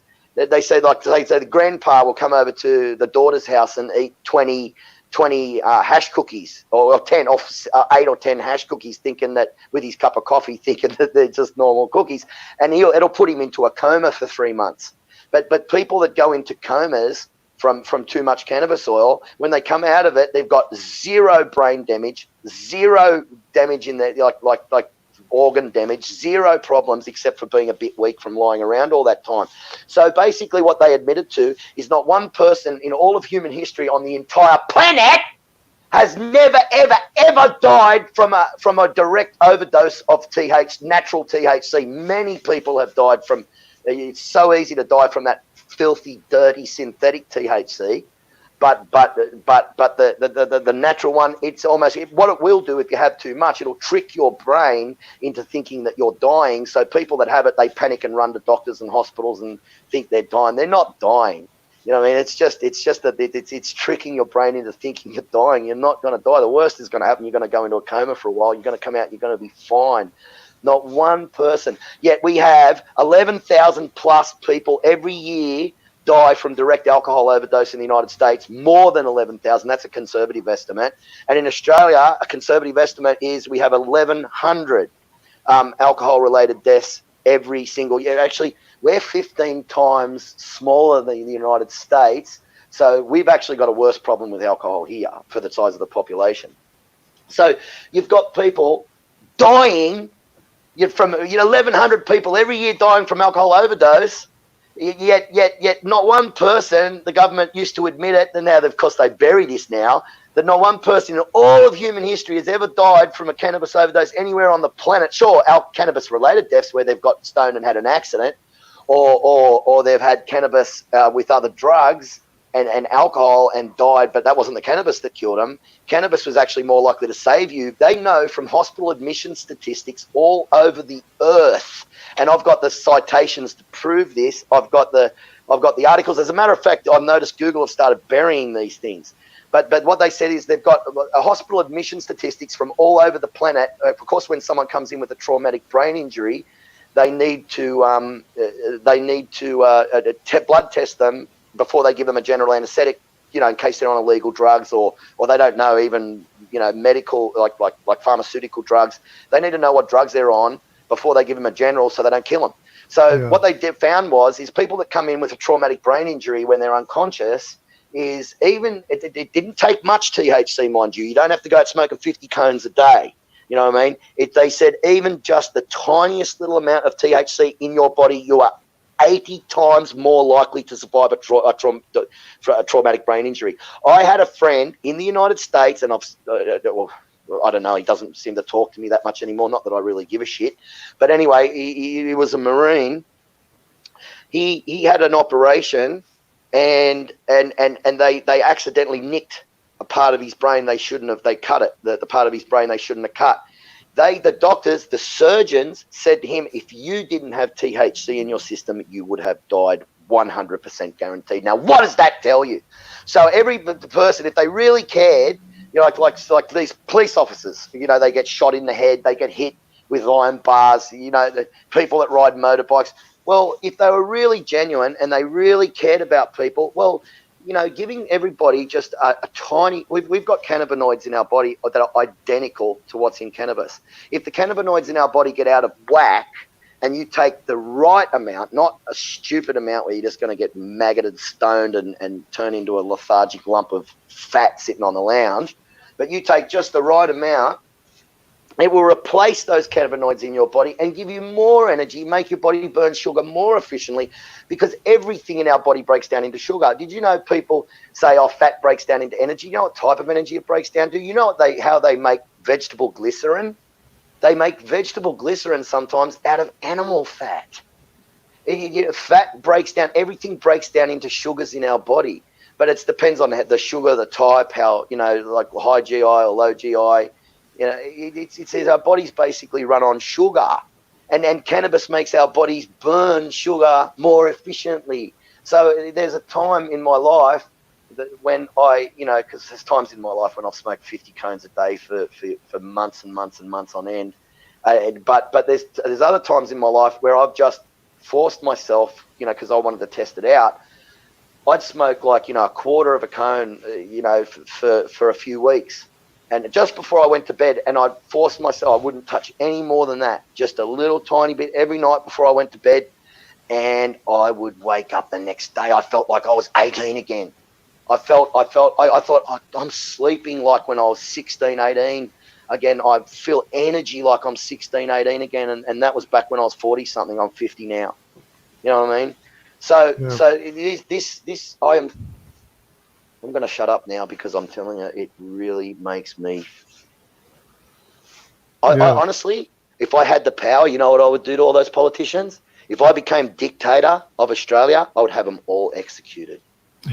I'd have them all... I would. I'd have to... Hey, mate, I'm the king. Once I'm the king, I've got the power to execute if it's in the country's interests. Go have a look at the Bible. You know what I mean? I'd knock them all off. I'd execute a lot of the bastards. And I'd legalise cannabis right across the country. I'd educate people how to use it, and I'd put a gun store on every street corner, and I'd say, go get guns. There'd be a bloodbath for about the first 5 or 10 years, but after that, all the morons would be weeded out of society, and your daughter could walk down the road freaking naked, mate, with skimpy underwear on in the middle of a city and be safe. You know what I mean? It's like... Look, the moment they took the guns off us in Australia, the moment they took them off, they started making laws, what I call legalized corruption. Yeah. Right? So they started. So I noticed when every household had just about every second household had a 303 rifle on a gun rack on the wall, right? The politicians used to care more about what people thought, and if the general consensus was they didn't like a certain law, the politicians would not bring that law in. Well, that's bad. Because there might have been a disgruntled nut job out there, and I'd say you would have to be a nut job to do this. I'm not advocating people do this by any means, but a disgruntled nut job out there could go grab his 303 rifle and take the top of the politician's head clean off, couldn't he? So that used to keep them honest. That used to keep them honest. Over the country, the first thing you take away is people's weapons. That's right. And the main thing they did after that, I noticed, they just started ignoring the people. They started bringing in laws. When they got rid of all the guns, they started bringing in laws, and everybody would be against it and up in arms. We're just bringing it in for your own good anyway. Tough shit. Right. You know what I mean? The same thing over here with the former administration over here. They just did anything they wanted. They didn't care about what we thought.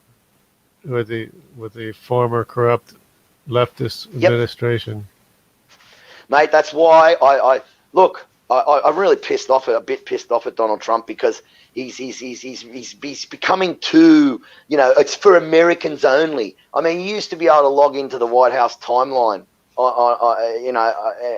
watch the live feeds and stuff like that. And Donald Trump doesn't realize that there was millions of people around the world that were fighting for him. He is alienating those people. Those people, he didn't just get in because of Americans, you know what I mean? Yeah. I went crazy for like a year beforehand, that's, fighting for Donald Trump. And I'm an Australian, you know what I mean? I'm not even an American. He said that sort of thing really pisses me off about him lately. Is that he's why do that? Why take away, like, if you're going to put up a live feed, why stop the geo restrictions? I mean, I've got a VPN, and I used to be able to get around the geo restrictions by that. But every time the VPN sorts something out where they can get around the geo restrictions, they block it again and again. What? Okay, fine, Donald, go right ahead, go make it just for Americans. But you just remember, there was probably tens of millions of people around the world fighting for you, Donald, fighting for you, buddy. You know what I mean? So you are basically alienating those people, because they feel left out, mate. Like I go to try to watch live feeds at the White House, and I feel like I'm just, okay, fine. You want to be like that? I'm not going to fight for you as much this time. Yeah. Like you go right ahead, and we'll see what happens in the election. It might come back and bite him in the ass. It might have something to do with the international leftist media too, because they always distort everything.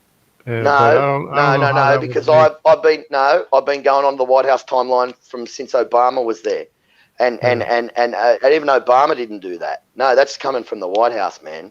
That's coming from the White House, because the government asked my VPN to hand over information, and my VPN owners told them to go and jam it up their ass. So and so they get a shitty on, and they do that. Well, fine, go right ahead. But you know what? I can't effectively defend Donald Trump and help to get him re-elected as best I can without being able to see. I like to watch the live feeds, and I get the info, and then I can argue with the leftist progressives on Fox News that turn up there and stuff like that, and I can go around and root for Donald. But I don't know, man. It just seems like. But the point is, the whole point of it is, don't let yourselves ever be disarmed. If you have to fight to keep your arms, fight. Don't let them take them. Don't, because that's their textbook plan. The textbook plan is take away the arms and you can do whatever you want. Take control of the DOJ and you can do whatever you want. You aren't going to get prosecuted. The Department of Justice. That's what they did, and that's what they were doing. They did anything they wanted to do. They did. They were giving money to foreign countries and all kinds of crazy stuff, and there's nothing we could do about it. They did whatever they wanted to do, and there's nothing we could do. That's right. I remember, man. I'm old enough to remember. I'm 50. You know what I mean? I'm old enough to remember when I used to watch the news with my dad. When I was a kid, I never used to watch the news like for myself, but I'd always watch it because my parents were watching it. So I saw the news. I said, we're going to bring in this law, and there'd be a public outcry. And they go, okay, then I don't think we'll bring that law in. It's upset the majority of people. I think we'll leave it alone. As soon as they took the guns, like I said before, the moment they took them, we're just go jamming up your ass. We're going to bring the law in anyway. It's for your own good. You know what I mean? Yeah, no. Look how corrupt the politicians are in America. Look at the vile corruption that's there at the moment. Can you imagine if they didn't have the threat of guns? Come on. You know, if America goes down, the entire free world goes down because, you know, it will. It's what do you think? Britain, with its 67 million people, are going to go run around the world and defend the world and defend freedom around the world? No way, mate. We need America. We need a strong America. All these people that say, stuff America, we don't need America, they're bloody idiots, mate. If I snap my fingers and America disappeared tomorrow, mate, Australia would be overrun by 100 million Chinese in the military the next day. You know what I mean? Yeah. It's like, come on, mate. I'm fighting for a strong America and to make America great again because it keeps us safe. You know what I mean? Because our politicians are too gutless to go out and get Whitlam wanted to get nukes, nuclear ICBMs, nuclear weapons. We need them now, don't we? If we had ICBMs in Australia, I mean, we're only around about half the size of Britain. I mean, Britain can go its own way in the world, and it's only got double the population of Australia. It's like 7-8 times smaller than America. 6 or 7 times smaller than America, and it can go its own way in the world. Why? Because it's got nuclear weapons. and we need our own nukes. Look at where we live. We got 500 million Indonesians on our doorstep. Then we got people turn around and say, well, why do you give all that money to Indonesia? I say, well, the simple fact is I don't like giving them the money, but it props. There's a government in there that's, you know, I wouldn't say friendly towards us. They might act friendly, but they're really not deep down. But they're still better than the alternative. If we don't prop up that government and help them stay in power, no matter how evil they are, there's even more evil people are going to take over. I mean, ISIS could take over the entire Indonesia. Can you imagine having 500 million ISIS rat bags on your doorstep? Yeah. I mean, Indonesia, the closest point of Indonesia, the Indonesian territory in Papua New Guinea, I think is only 60 miles from Australia. So for them to hop across here, people are just so ignorant of what, like carbon. Carbon is only 0.04% of the atmosphere. This is scientific fact, by the way. Carbon is only 0.04% of the atmosphere. Plants grow best at about 1,500, right? Units of carbon, whereas we're at about 400 units of carbon now. So, like, if you grow a hydro setup, then I've heard, like, I've never done it, but I've heard that these people that do it, you know, commercially, but they actually have things that release carbon into the room to raise up the carbon to about 1,500 parts per million. And then the world is currently only at 400 parts per million. Now that 0.04% of carbon in our atmosphere, 97% of that 0.04% of carbon was added by natural means. Only 3% of that 0.04% of atmospheric carbon was added by humans in all of human history. All the volcanoes put together around the world released more carbon in 1 year than the human race has released in the entire history of the human race. It's carbon. Global warming is driven by two things, two main factors. And the one thing that's driving global warming is cloud cover. So there's some, like, we might go some decades where the world has a large amount of cloud cover and the world actually cools when that happens. And when there's we go a decade without much cloud cover, the world starts to warm up. And also sunspots. When a sunspot's facing towards the earth cools. There was a time way back when they thought we were going into an ice age. Well, have a guess what? There was a sunspot facing towards Earth at that time. And then when the sunspots turn away and we got the full blaze of the sun beating down on the Earth without much cloud cover, then then temperatures rise. I mean, they say that the global warming is raising the ocean temperatures. Well, if we have a warming event for say 100 years or 50 years on Earth, well, it'll take 800 years to translate into warming the oceans. So you might have an atmospheric warming event, but it'll take 800 years to start to raise the temperatures in the ocean. So all of this stuff that they're going. Oh, by the way, the Arctic, that's another point I want to bring up. The Arctic is not melting. Scientists will tell you that it's too cold there to melt ice, for ice to melt. It's not melting. The reason why that you've got it breaking up, and they say, oh, we don't know what it is. Yes, they do. Yes, they know what it is. It's you go into the middle of Antarctica and you go and have a look how much snow is falling in there. How much weight would that be? Hundreds of billions and billions and billions of trillions and trillions of tons. You know, you got this weight building up from the snow being dumped on the land, and it's pushing the edges outwards, which are breaking up. And what that does, the effect that has is it stretches the ice core layers, you know, the ice layers thinner. As that happens and pushes down and stretches and pushes out, it's stretching the ice layers out. So they know, it's just all scaremongering. You got all these. It drives me nuts. You see these people doing such violence and evil protests on the television. You know, these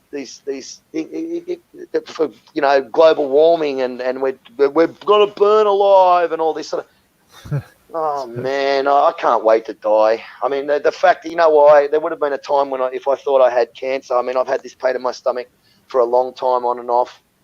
I take, you know, control with diet and other things, you know, to get it back under control, and then it comes back again. It doesn't really scare me. Like when I was 25, if I thought I would have just been, you know, horrified and terrified. But now I'm just so disgusted in this world and the people in it that I can't wait to die. I can't wait to get old and die. I just want to live long enough to outlast my dogs, and then, you know, then I'll just let myself die.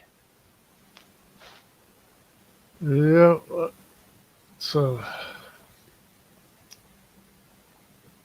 you have all these protests and everything, and then they'll turn around and blame it on Trump.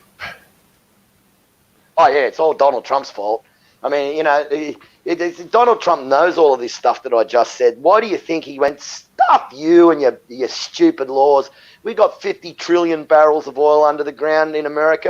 Now America is the biggest oil producer in the world. I mean, they're even bigger than the Middle East and South America put together. Everybody thinks the Middle East produces the most oil. South America produces more oil than the Middle East. South America. And what about North America? North America is now the biggest oil producer on the planet. And in Australia, have a guess what? When I was in the Northern Territory, I used to meet up with, like, there's cattle station owners out there. The cattle stations will be 40,000 square kilometres. I mean, that's how big they are.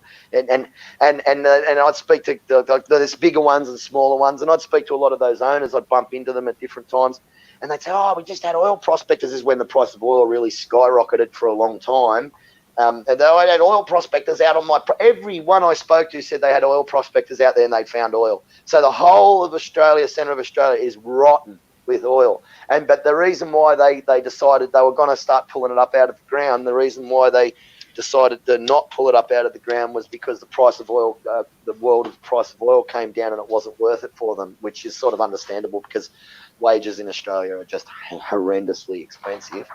And you know, insurances and work cover and all this sort of stuff. So, but the fact is that with all this carbon and all this crap that they go on with, no, go and start your car up. Don't feel guilty. When you jump into a shower, have a 10-hour-long shower, use shitloads of electricity, you know, blow tons of water, enjoy yourself. You know why I hate evolutionists and I hate all these wankers so much? Is because when I was young, I was suicidal at times because I thought I was just like humanity was like a virus that's destroying the planet.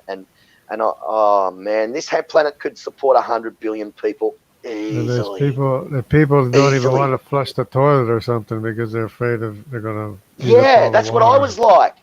I went into a shop once. There was the Chinese people, and I'm not saying where, I'm not saying their names. But I went into a shop because I don't hate these people. And I walked into the toilet and they've got a bin there. And I looked in the bin and it's full of their ass wipe paper because they don't want to put paper because it's bad for the environment. I'm like, oh, come on. You know what I mean? Grow up, wake up, go and do some research. This global warming is a load of garbage. It's just there's all this stuff. They're just using it to control you. They're using it. And look how easy people are to control atheists. All you have to do is scare them with this stuff, you know, all these lies, and they all start running around like rabid little morons, Yeah. you know, destroying society, and that's what they want them to do. There's a simple solution, though, too, because all you have to do is take all these deforested areas in the Middle East and everywhere where there used to be trees, there used to be forested in Lebanon, start planting trees. And as soon as you start planting trees, you're going to raise the water tables all around the world, and it's going to lower the sea levels, and you'll have drinking water to boot. So, you know, you get a 125-foot tall tree in America, and that 125-foot tall tree, you go and get you know, the great big powerful fire hoses on those giant fire trucks, and they're on those giant cranes that they lift up the hose, this massive hose, and it's pumping gobloads of water out, man, like huge amounts. That is how much water a tree sucks up out of the ground and pumps out into the atmosphere. Right. So that's why in mountainous areas with lots of trees, that's why they get lots of rain. Right. You know? It just feeds you're on right, itself, Jungle. and the water table will come up. The water table comes up because it comes from the ocean too. The moisture comes off the ocean, and it gets collected where the trees are, and it raises the water table. And it's really not complicated. Another thing I just want to tell people: if you wiped out all the forests on Earth, it wouldn't be real healthy. It wouldn't be real great. I mean, you know, but we could still conceivably survive because the ocean produces most of our oxygen, not trees. Yeah. I mean, I'm not saying I don't want to see trees destroyed like that. I don't. Believe me, mate. You know, I could make a lot of money on my land, you know, raping the hell out of it. But you know, I love the animals. I like the trees now. I've got used to it the way it is after 8 years. I mean, I don't mind you're helping someone out and let them come in and get a bit of firewood and stuff like that and clear out certain areas I want cleared. But there's no way I'm going to rape this earth to make money. It says in the Bible somewhere, I can't remember, not in so many words, I'm paraphrasing, but it says those that destroy my earth for profit, they're going to pay a terrible price in the end. So the ultimate greenie is have a guess who? God Almighty. Yeah. You know? Yeah. It's the ultimate conservationist is God. Right. And so it's driving me nuts. I'm everywhere I go. You know how many times I've said that 0.05% of carbon, blah, blah, blah, and 97% of that is added by natural causes, blah, blah. That's why I can say it so well, because I'm constantly telling people. I love it when I see a leftist progressive, you know, greenie in all their little hippie clothes walking through the supermarket. I just stop and say, oh, how are you going? By the way, did you know? And they're like, oh, really? I didn't know that. You know? And I'm like, yeah, well, I know you didn't know that. That's why you're a leftist progressive moron greenie idiot. You know what I mean? So the poorest education in the world is a leftist education. That's the worst education possible. That's why they're protesting. All the people are protesting right now because of the poor education they got. Yeah. You know what? If I had the power, I'm a Christian and I fear God and I believe in the Bible. I'll stop and help. I'll stop and help even like my worst enemy on the internet because they've only ever abused me. They've never really done anything physical or hurt my dogs. If I found out they did, anyway. But you know what I mean. I'd help them. I'd stop and I'd help them. I'd save their life if they needed their life saved. I'd truck my hands on their wound and hold their wound closed so they didn't bleed out. You know, because my God says to me to do that sort of thing. What would they do? Most of them, if they knew who I was and they saw me on the side of the road bleeding out, they'd drive past with a smile on their face. The frickin' scumbags. And that's the difference between our worldview and theirs. Yeah. Oh God, I caught the phone. I almost dropped it. Yeah. Oh, caught the phone, almost dropped it. Anyway. I mean, the Bible has so many good tips too, because the Bible says to put the blood into the ground, and one of the best things for the soil is the blood from the animals when you kill it. And we don't need to be drinking animal blood or eating it, you know. Well, So blood was given to us for life. Blood was given to us for atonement. That's what a lot of our Christians don't understand. Blood was given to us for atonement. That is why Satan can never ever be forgiven. It says that Satan can never be forgiven because he doesn't have blood flowing through his veins. He can't receive atonement without blood. That's why when you die, look, people say, "Oh, that's weird and it's strange." Well, you know, like it wouldn't matter which way God did it. There'd always be a critic. But that's why when you die in your spirit form, you can't receive atonement after that point because you're in your spirit form. You don't have blood. that's why God became a man, because he's the only perfect provision for man. He can die for Adam because he is Adam without sin. A lot of people, I guess, don't understand that, because I never heard it when I was being taught the Bible, you know. But anyway, I mean, there is a teaching of the first Adam and the last Adam, but it's not like people really understand what that means, you know,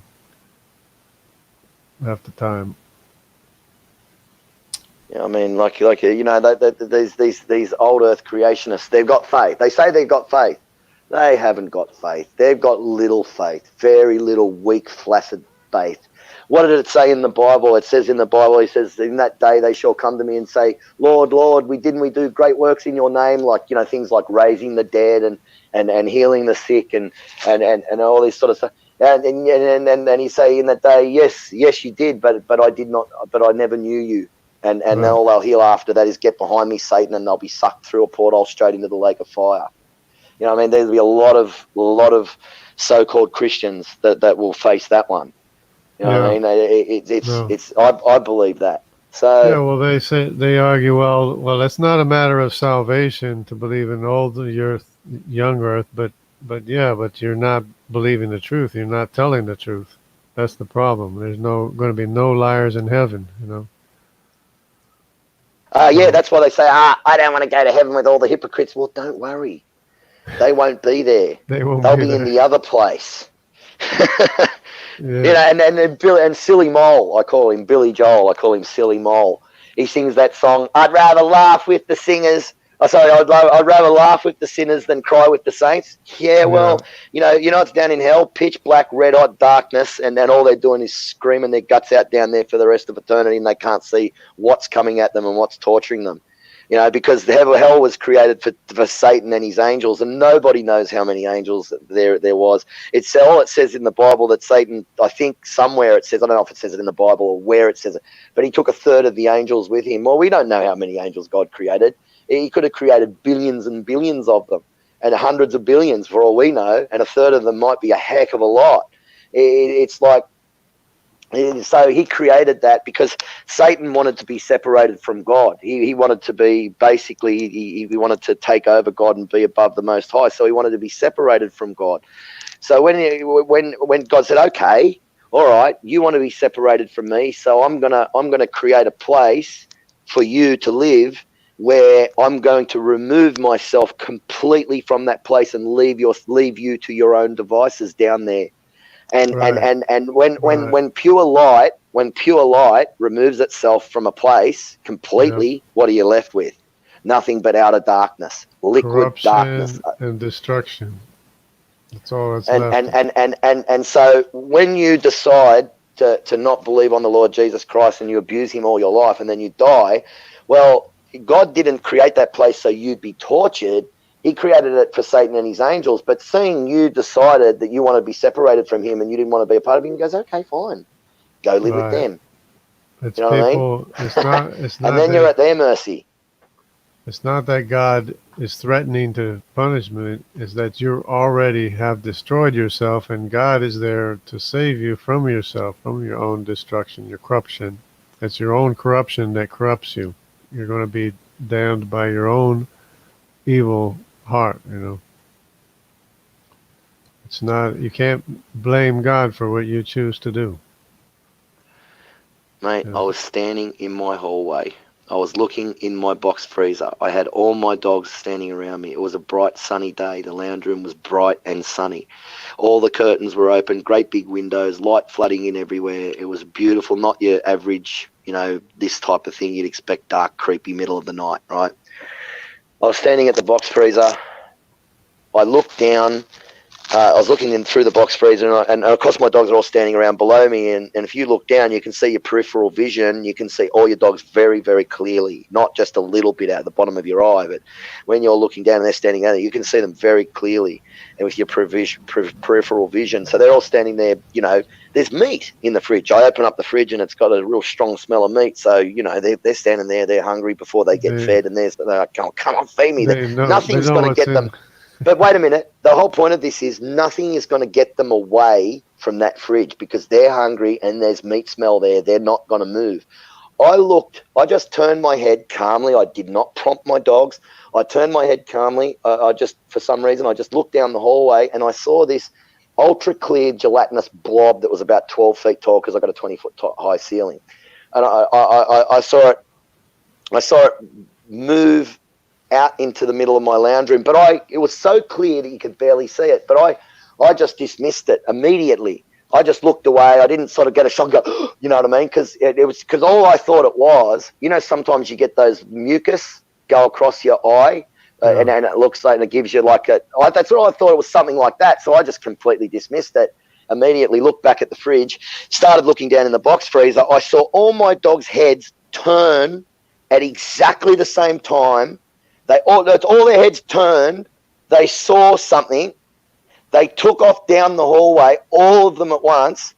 This thing, I saw it move out into the middle of the lounge room. The highest part of the ceiling is 20 feet tall. I saw it go up to the highest part of the ceiling just as the dogs got near it, and they were all leaping off their ground. They sounded off the ground.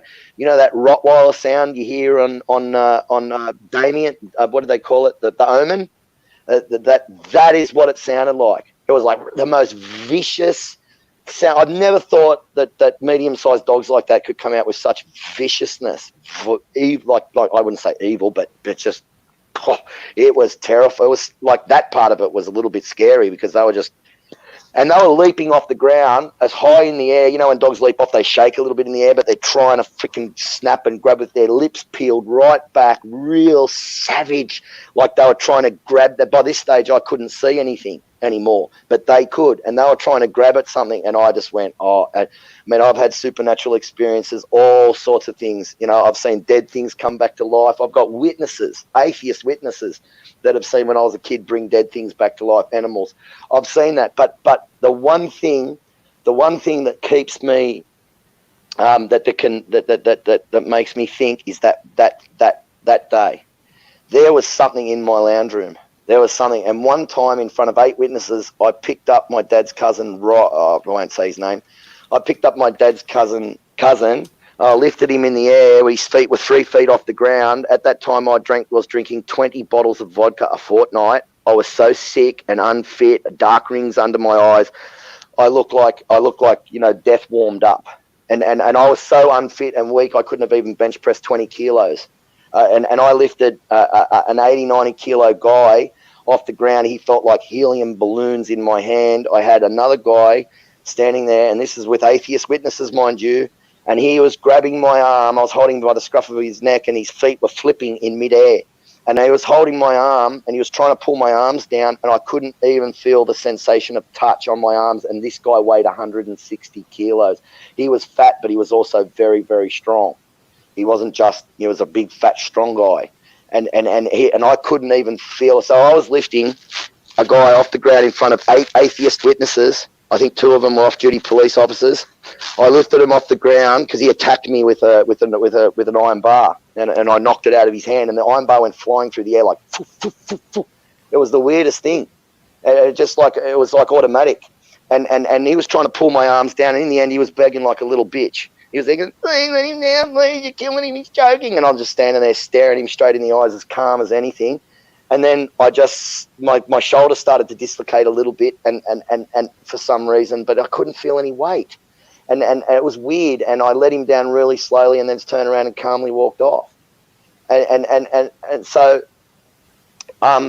I believe that Samson, God didn't make, like someone said this to me once, an ex-friend of mine, that God didn't make Samson stronger, that he made everything lighter and weaker around him or something. But I believe something was lifting him off the ground, but it wasn't me. And another time, my flatmate here, I had another guy attack me. I called his kids. He's white with blue eyes and blonde hair, and his kid's white with blue eyes and blonde hair. Doesn't look Aboriginal at all, like dark Aboriginal. And I said, you people say, little monkeys. Kids always say silly things. Don't worry about it, Scott. I said in a message. I said the kids always say silly things.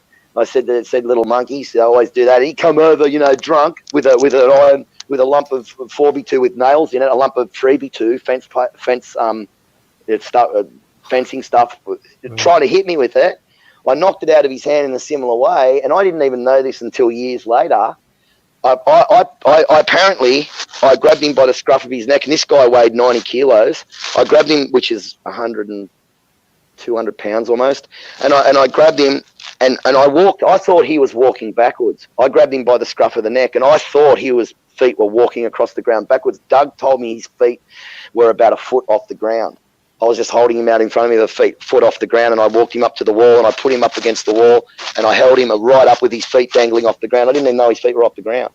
And when I think about it, yeah, he was much too high up on the wall for his feet to be touching the ground. But anyway, I put my fist back and I said, "Do you want to stop?" And I was as calm as anything. And he said, "Yeah, okay." And he said, "Okay." He just gave in. I saw him drop his shoulders and give up. So I just put him down and let him go. I didn't feel like killing him. I didn't feel, mate, this has been in front of witnesses, all that sort of stuff. One time I almost chopped the chook's head off. I just got it. I was only 2. What 2 or 3-year-old knows how to pray to God? And I prayed, and then I sewed the frickin' chicken's head back on with a sewing needle and thread, and it survived. And it healed, and it had a scar there, and in the end we had to get rid of it because I was living in a 1-bedroom semi-terrace house in Pyrmont, New South Wales, not far from Darling Harbour, which is right next to Sydney.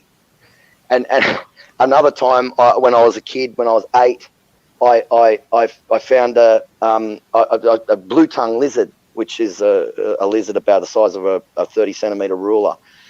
A 12-inch ruler. It got run over by a car, and its guts was smashed out of the side of it. And my mother's a witness to this. I picked that lizard up. I stuffed its guts back. I washed it off with a bit of water. I stuffed its guts back inside of it. I prayed, and I sewed it up. This is when I was 8. I lost my faith when I was 10, believe it or not. I mean, how could a kid that's seen that sort of thing lose their faith? Well, I did. But anyway, that's another story. And I sewed it up, and it survived. And it used to live around my house, and it used to come out and see me. And I took and I let it go. After I'd sewed it up, it went away. And about a week later, I caught it, and I cut the stitches out and took them out, and it survived around my house for years. I mean, it's like there is literally nothing. No, I don't care if they believe me or not. I don't care. I know people are just going to think I'm crazy. One asshole doctor at a hospital, I told him this stuff, called the police and told him that I was on LSD and all this sort of. And this was an Indian guy who worships elephants with 47 penises and 829 testicles. You know what I mean? It's like, are you kidding me? You know what I mean? I'm a Christian, and I'm talking about supernatural experiences to you, and you call the police on me and tell them I'm on LSD. And then asking me questions of all over been, mate, I don't care what people think. I couldn't care less. All I can say is that I don't care whether you believe me or not, but there is literally nothing you could show me. Nothing. Not a single thing you could show me that could make me believe that evolution is true. I know 100% it's bull. Yeah, that's just so I don't even know what to say about it, because there's absolutely no evidence for evolution whatsoever. And No. people just believe this stuff like as if, it's God's word or it's absolute truth. And when there's absolutely no evidence whatsoever, and if I can talk to a biologist, Dan, without any fear and confident in what I'm talking about, that's because I have the truth that's backing me up. It's not, not anything extraordinary. Yeah, and they say, how do you know which God is real and which religion is real? Well, the Hebrew God is the one. I'm just here to tell you. You believe Right. whatever you like. You go look whatever you like. All of them, all of the other religions, the other 3,000 religions are Satan's religions. They're all perversions of the real God's word, and they all have small amounts of truth in them, but they're mostly lie. So you go right ahead and believe whatever you like, and you got to ask yourself what you're going through. The more truth a false teaching has, the more deceptive it is. So you had better be sure that what you believe is the absolute truth, because if it's not, you're going to believe a lie. And of course, the Hebrew God, the Hebrew teaching. Oh, that's how I can tell evil people. I can always tell demonic people is everybody gets things wrong sometimes, and people can have a bad run where they get a lot of things wrong in a row. You know what I mean?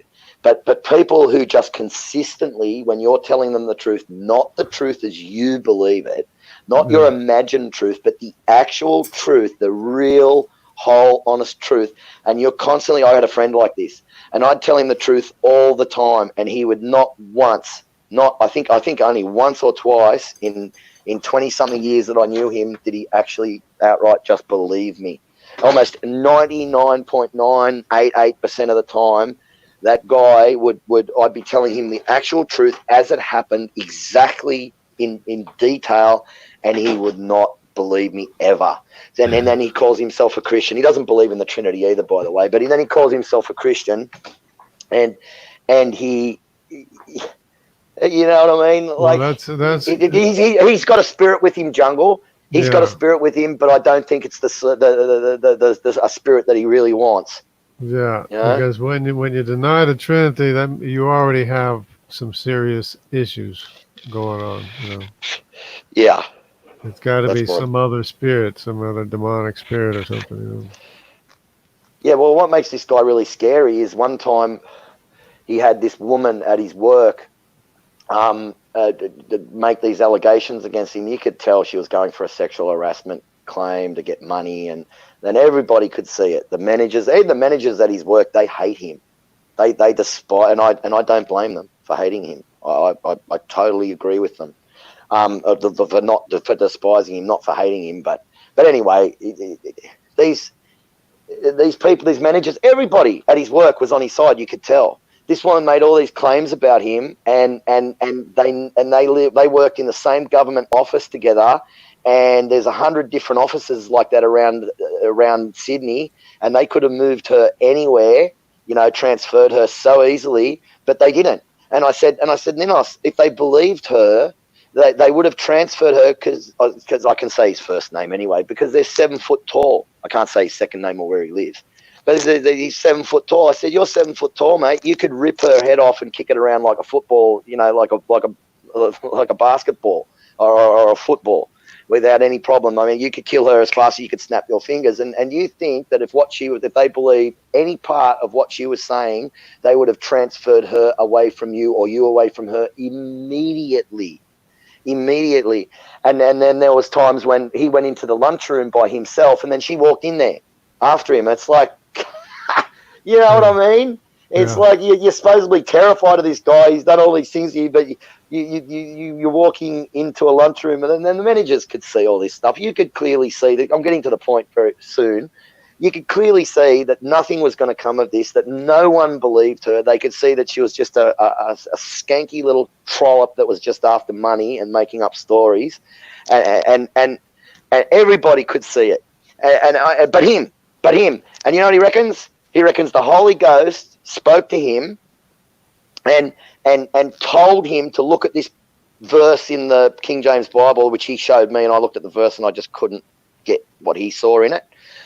That this verse was telling him to prepare in court, to prepare legally for what was coming for this woman. Now, God, at the beginning of the creation, saw all things at the beginning of the creation, right? So God already knows what's going to happen with this woman, right? So if it was God speaking to him, this spirit, then God wouldn't get it wrong, right? Well, what happened?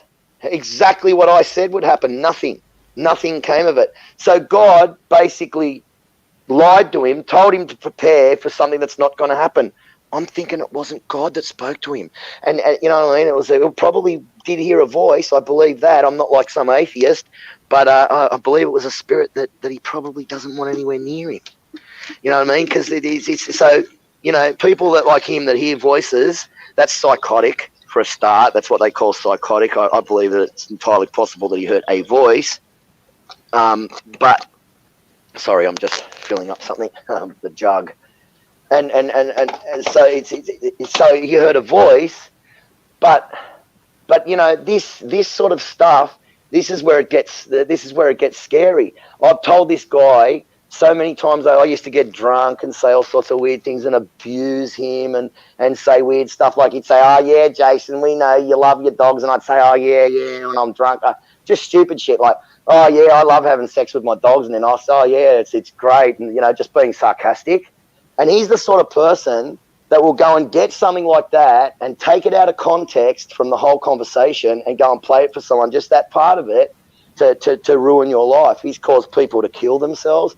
He caused a Christian guy to kill himself once because he destroyed him to the entire church. Everybody in the church, including the minister, turned their back on him. And that day when he called everybody in the church, he basically got friends with him, found out all his information, and just spread it to everybody in the church. This is what he does.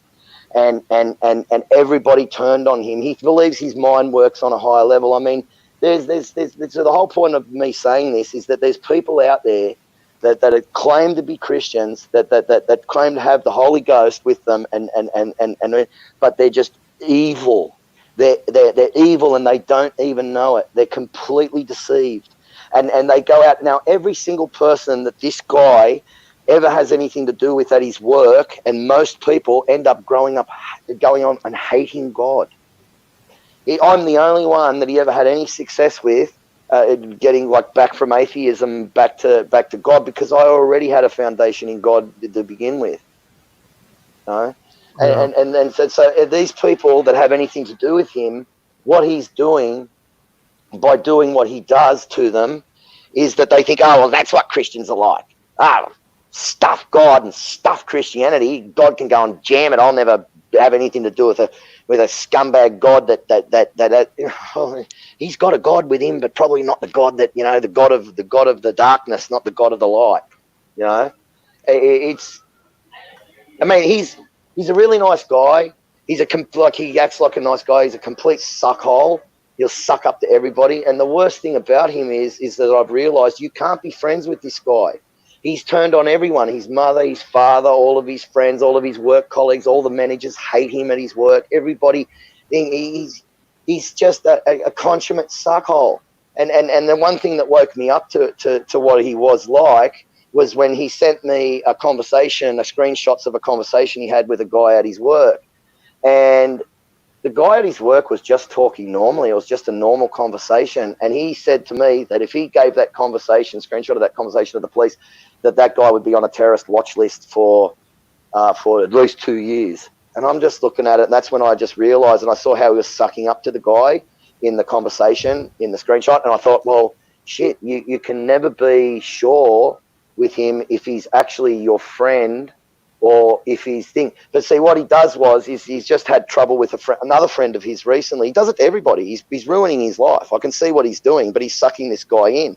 And he's got this guy believing that it's me that did it, because while we were talking a lot of the time, he'd be telling me all this really nasty stuff about this guy, Billy, I can say his first name, about this guy, and I would believe what he's saying. And of course I would, you know, when I'm angry or had a few drinks or something, I'd say, "Ah, bloody bastard should be shot in the head, dirty, rotten, freaking scumbag, doing that sort of stuff." You know what I mean? So all he has to do, see, he had a falling out with this guy, but now this guy's turned on me, because all he has to do is go and cut part of my conversation out that I had with Ninos, which is pretty bad what I said about him, but I never went and stabbed him in the back or did anything. Cut out part of the conversation that thing, and I know he's played it because he was playing recordings of this guy to me and laughing at him and running him down. So he's done it. He records everybody. He's got files on everybody. He used to tell me this sort of stuff. So this guy now, because of the things that I've said about him behind his back, I admit, he thinks that I'm the one that's dobbed him into to the child services, or it's called DOCS in New South Wales. That I'm the one that's dobbed him into the police and caused him all this trouble. When yeah, it might sound like that if you listen to the way I've spoken about that guy in private to this cockroach, right? But in actual, in actual reality, I've never done anything to this guy, and I was just angry. I'm an angry person. I say things I don't mean. I mean, ask Standing. I've attacked Standing that many times, private chats and stuff. Gone off half cocked or something, and I'm just stressed out and angry. But I'm not a dog, and I'm not a backbiter and a piece of garbage. I won't ever go and hurt people or set out to hurt him. If we had a falling out, Standing and I would never cause him any harm or trouble. As long as he didn't go around stabbing me in the back, then I would, I just let it go and move on. But this is what it worries me about so many people. They say they hate Christians. And I honestly believe they've had bad experiences with cockroaches like this piece of garbage, right? This dog. He thinks that his manager poisoned him. He went to a lunch with one of his managers, and he drinks large sweet drinks, right? He's drunk a large sweet drink on an empty stomach, and straight away he's drunk this large drink that he gets an acid pain in his stomach. So he's got this acid pain in his stomach, and then he automatically now, till 10 years later or 7 years later, he thinks the manager poisoned him. It's an acid pain, you freak. He went to another party, an after-work party, with his colleagues. He was sitting beside this woman. He was drinking a large Coke on an empty stomach, Coca-Cola. You drink a large amount of Coca-Cola on an empty stomach, what happens? Acid pain.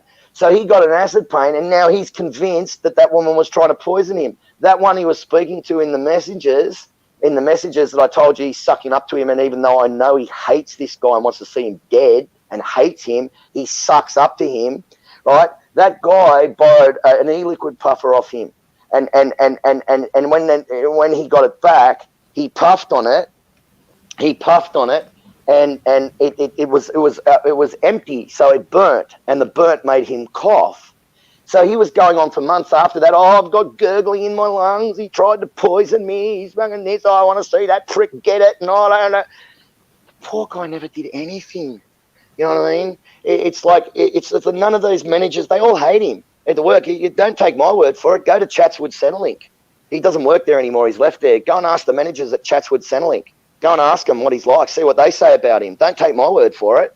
The guy's fucking completely fucking insane. The guy's off his fucking rocker. Sounds like he's a little bit psychotic. A little bit he is psychotic, mate. He's a psychopath. They've got a psychopathy chart where you can gauge, where you can, score people. If you get up to 40, there's 2 points for everything. And if you get 2 points on everything, the maximum amount you can get is 40. Ted Bundy scored a 38. And when I scored him, because I've known him since he's been 14, right? Then when I scored him, he was up there with Ted Bundy. And some of the worst serial killers on earth only scored 10 or 12 or 15 on the psychopathy chart. So he's a psychopath and he's psychotic. So but he's very good at hiding it, and I'm not socially well adjusted. I like compared to him, I'll go into a social situation, someone pisses me off, I'll let them know it. I'll say, go fuck yourself, mate. You want to have a go? Have a go. I'll rip your head off. I don't care. Go and throw the first punch and see what happens. Whereas Ninos is a suckhole. He's more socially well adjusted. He sucks up to people and he's better socially than me. So people just think because he can talk more calmly than me and he's all this that he's normal. He's not. He's batshit crazy underneath that facade on the front. And I always say that if he didn't believe in God and Jesus and the Bible, then he'd have a box freezers full of body parts. You know what I mean? Because he even said to me a lot of times over the years, he said, if I didn't believe in God, I would kill so many people. I would kill and I never believed him. I just laughed. But now I believe him. So, yeah. So, you got these cockroaches like him that all the years that I've spoken to him, all the weird shit that I've said to him and I've been drunk. I mean, this guy gets recordings. He's just, man, I tell you, anybody that's ever had anything to do with a Christian like that, I just want to apologize to them on behalf of the Lord Jesus Christ, mate, because they're not a Christian. you don't know what the people are thinking, and if you did, you would, be aware of it. But a lot of times there's people and they're thinking of these things and they end up doing things that you would wonder where that came from. And sometimes they'll even turn out to be criminals, and you're thinking, well, where did this come from, No, sort of helps people, but he doesn't help them for the right reasons. He helps them more to gain advantage, and he's always got an ulterior motive, Ninos. Like he helps this woman in the Philippines, but he's going out and meeting women on the internet and sleeping around on her. That's adultery, man. You know what I mean? Yeah. And then he one time he said to me, I remember him saying, most people, they believe in the Bible, but as soon as some pretty thing gives them the eye, they hoik the Bible out the car window and they, forget about the Bible. Well, he's doing exactly the same thing. He's an adulterer. He's sleeping around. He's gone over to the Philippines and met this girl and slept with her, and then sleeping around behind her back.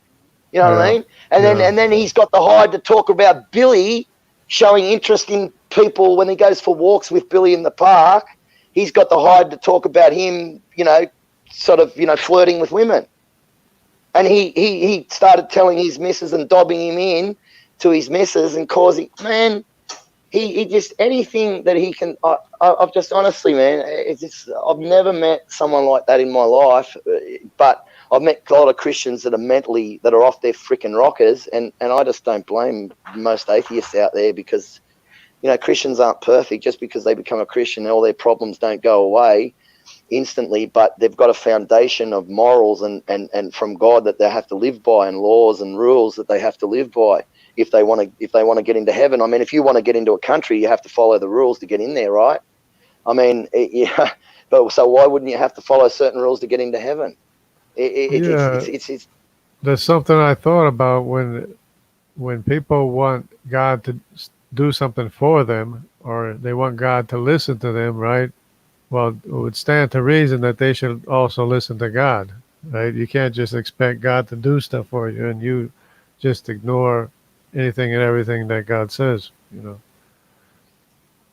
It makes sense that if you want God to hear you, then you should be hearing God too, You know how many times I've said things to people, and my missus is a witness to this. People don't like to admit it because they don't like to admit they're wrong. But so many times I've said, look, you want to watch out for that, or I warn people, or I say what's going to happen, or you should do this, and almost, I'd say I have almost 100% success rate, strike rate, that sooner or later, that everything I say, it comes to pass. It's not like I'm making prophecies or whatever, but it's like I can just see it. It's not like I'm psychic or anything like that. It's just that it's clear to me because of the things that are going on and what's happening. I can put certain things together with like a savant type thing. Not that I'm a savant, but you know what I mean. And I'll say and I'll tell someone something, and then sure enough, if they don't listen to me, something bad happens down the track, and every single time. Whereas when Ninos says things, and that it's demented. It's always it turns out that it's completely not true. That is, I don't know, man. There's so many people out there like that are causing so much problems in the world and driving people against God. And I'm certain Ninos will be one of those people that stand in front of God and say, but Lord, look at the great works I did. He also believes, and there's other Christians out there that twist the Bible like this. There was an Israeli king, I can't remember which one. He told all the pagans, come around to the palace, we're going to throw a big party for you. Because God commanded the Israelis to wipe them off the face of the earth, right? And we're going to throw a big party for you, and we're going to celebrate your gods, bring all your idols. And anyway, long story short, they turned up, he killed them all and smashed all their idols, and God was well pleased, it said, right? Something like that, something along those lines. And I said, yes, God was well pleased with the fact that they did what he said to try and wipe them out. But he would have been more pleased if if they had have done it the honest way and declared war and gone to war like real men instead of slinking cowards that, you know what I mean? So he looks at that verse and he justifies lying by that verse. As long as you're going after the evil pagans. See, when I first met him, I was very agile and super, super fit, like incredibly fit, like super cut all over my body, muscles everywhere, like ultra fine, not built, big, but super cut. And I was really fast and really, really like scary fit. I used to run up vertical walls that were 30 feet high, almost completely vertical, just run up them, you know. And anyway, I ran across these mossy rocks. And as I ran across these mossy rocks, like I didn't slip at all. And this was across a stream going from a lake into the ocean. And I just took a full run at it, full blast, and went pop, pop, pop, pop, pop, pop, pop, pop, pop, pop, pop, across the rocks, right across this little river. And I didn't even slip. And I said to him, okay, when you jump on the rock, you have to land on top of it because it's slippery and slimy, and sort of push off, and upwards, not forwards, upwards, and as you go up, you just push yourself a little bit forward, and then you land on top of the rock and do the same thing, and that's the way you jump across. I explained it to him, and he slipped over on the first rock and cut his leg open on an oyster, and you know what he did? Ever since then, he believes that I had demons helping me to jump across those rocks. So I worked out that he's hated me since way back then. I mean, these Christians, man, there's so many people out there like him, similar to him, calling themselves Christians, driving people against God. We're not all like that. You know, you atheists in the chat, you people, you know, I'd be the first one to help you if you were sick or dying on the side of the road. I'll bet your atheist buddies wouldn't. Right. Because it's amazing how quick people will desert you, and especially if they don't have any moral values, they don't believe in God. Oh, mate, when I was on Tremel, I was a Tremel addict, a synthetic opiate junkie. And like it was prescription, but still a junkie. It doesn't matter if it's prescription or not. People seem to think because it's a prescription, you're not a junkie. You're a freaking junkie, right? So I was a junkie. I was a synthetic opiate junkie. And when I was on that stuff, man, I just could not control my anger. It was like, let's put it this way. This is what I was like. This is how bad I was. I wasn't violent. Luckily, I always say that if I was a violent person deep down in my heart, inside of me, I'd be doing life in prison right now. Because I used to put a 10-cent piece or a 5-cent piece down, and my memory was so bad that every 3 seconds I'd be saying something and I'd forget what I was saying. Literally every 3 to 5 seconds, and I'd have to keep going. What was I talking about? 3 to 5 seconds later, I'd have to go, what was I talking about? 3 to 5 seconds later. So I'd put something down and I wouldn't be able, and 3 seconds later, I wouldn't remember where I put it. And then I'd look around frantically for it, like, you know, a dollar coin or something. And I'd look around frantically for it. And I'd start screaming, you know what I mean? And I'd just scream about everything like 10 times a day. I was a mess. But luckily, deep down inside, I was not basically a violent person. I don't like violence, like physical violence. And just, you know, I was just a more mouthy. And I was a nightmare. I was an absolute nightmare. I admit it, mate. It took me a year and a half to wean myself off those drugs. I was just a mess. And this guy took advantage of me while I was going through that time, drinking a lot and on these, raging off my head on these pills and hanging out most of the time and being angry, and just and record you at your weakest moments. And he'd sit there. I've got my missus as a witness, my ex-missus, or she's still like my missus, but I'm not really. She lives on the mainland, but I talk to her all the time still. Can you believe she went through all of that with me and she still talks to me? And I still love her and care about her, and she still cares about me. I mean, that says a lot for me, doesn't it? I mean, really, it does. And Doug, you know, anyway, I'm not going to keep going on about it, but I admit that I was an absolute freaking walking, breathing nightmare for like it was almost a full decade of nightmariness. You know what I mean? And it took me a year and a half to wean myself off those drugs. And the longer I'm off them, the more my brain is let's put it this way. A psychologist said to me once, you shouldn't try to stop yourself from worrying. I said, why? It's just worry, you know. And she said, but if you worry all the time about stupid things, it sets up pathways in your brain, and your brain becomes hardwired to worry. And I said, and I thought about it, and I thought, well, yeah, my grandmother was like that. She'd worry about the stupidest, every little thing, every possibility. And she's right. So I basically hardwired myself to be an absolute nightmare for 10 years on that drug. So I've had to, I've been off it now, I think 2 or 3 years now, something like 2 years, I think, 3 years maybe, 2 years at least. And it took me a year and a half to wean myself off, 2.5 years, right? So it's been about a year since I've been off it. And I'm slowly, it's hard to rewire my brain to be a normal person. You know what I mean? It takes a very, very long time. So if you've got bad habits, if you start off a bad habit, stop it immediately, because it's a lot easier to stop it in the beginning than if you let it go on and wire up your brain to be like that. Yeah. To rewire your thinking, your habits, thinking habits, it takes a lot of effort, a lot of time. Oh, mate. Even now I still go off. Even now I still get angry, you know, stupid things and yell and carry on and just like, you know, but mate, I was doing that. I might do it now, you know, like, you know, when there's normal times and there's not much stress around here, I might do it maybe once a week, once a fortnight, whereas I was doing that 10 times a day, every day, and my missus had to live with that for years, mate. No wonder she left me. Man. I totally, now, I mean, I was heartbroken and angry and went and turned on her for a while and got really, but now I realise she did the right thing. This place is a horrible place. The people here are disgusting, vile people, terrible people. It would have ruined her son's life. He was going backwards in school, not because of the way I was acting. We discovered they were marking him back deliberately, because how we know this is when he left here and he went back to the mainland, within the first 3 months, he got all A's and B's again on his report card. But while he was here, he was getting all dumb kid marks. So he was learning and doing the work here, but they must have been marking him back, because he didn't even have to do tutoring, nothing. He just went straight back to A's and B's.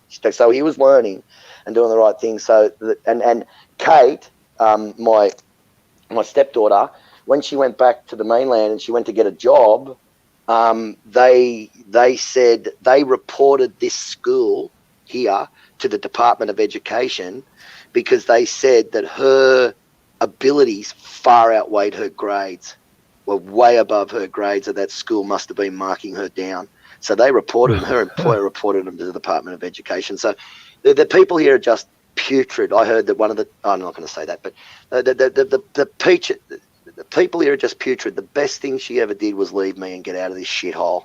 I mean, it's a nice place to live. It's a nice place to like for the temperature. I like cooler temperatures. I like living in the mountains. But the people, you know, I'm so disgusted in these people. You know, I used to say I probably might not do it now, but if I knew a nuclear bomb was going to go off, I'd just leave and let them all go up in flames, mate. That's how much I despise the people here. I despise them. I've only ever made one or two decent people in 15 years, whereas on the mainland, everywhere I live, within 2 years, my front door would look like a railway station. I'd have that many friends walking in and out all the time. Everywhere I went, I always make friends really easily. And you know, I'm a good friends that would stick up for me and defend me, and I'd defend them. But I come here, and I've been here since 2006, and I have not made one true friend that I can fully trust in 16 years. And I've got literally hundreds and hundreds and hundreds of friends on the mainland, and everywhere I've ever gone to live, for the first time ever, I make friends. Like, you know, it's, you know, anyway. You tired, Jungle? You got anything to say or what? Yeah, I should shut up. I've been going on for an hour. I don't have a lot to say. I usually respond to what people say. I can't think of stuff to say. Like, no, that's fine, man. No, I'm the same.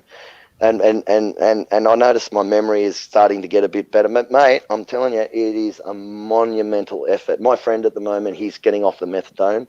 that's living here. When he came here, he was on 150 milligrams. When he moved to this state, they only allow you to have 125 mils. I mean, not milligrams. He'd be dead if he had that many milligrams. Mils, they call it. 150 milligrams, I think. 150 mil is equivalent to 25 milligrams or something like that. But he was on 150 mil of methadone, and now he's down to 7 mil. You know what I mean? Like he's been on it. He's been on methadone for 30 years. He was the one that died of a massive overdose. He was sitting in a warm bath. His favorite thing to do was sit in a warm bath and have a shot. Right. So he's sitting in a warm bath. He was in lots of famous bands as well. He's just done so much with his life. But he was sitting in a warm bath. Long story short, had a shot, died. His missus walked in, didn't know how long he'd been in there, dead. Found him dead in the bath. She dragged him out and gave him mouth to mouth. There was no heartbeat or no heartbeat at all. She couldn't feel any heartbeat. He was white and pale, and his eyes were open and mouth open in shock. He was dead. She called the ambulance. The ambulance guys arrived there. They worked on him for about 20 minutes to half an hour, something like that. So, and they put heartbeat monitors on him. He had no heartbeat, no brain activity. This was in King's Cross, New South Wales.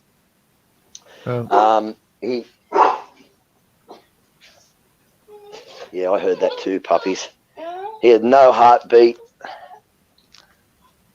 no brain activity, and he was dead for at least an hour, but officially dead for only 20 minutes to half an hour. I just say half an hour to make it easier. And while he was dead, he went to a pitch black place that was so dark. He said, when you're in a room, he said, and a dark room, and you put your hand like 1 inch from your face and wave it, and you can't see that hand at all. He said it was about 1,000 times darker than that. It was like liquid darkness. It was a darkness that could be felt.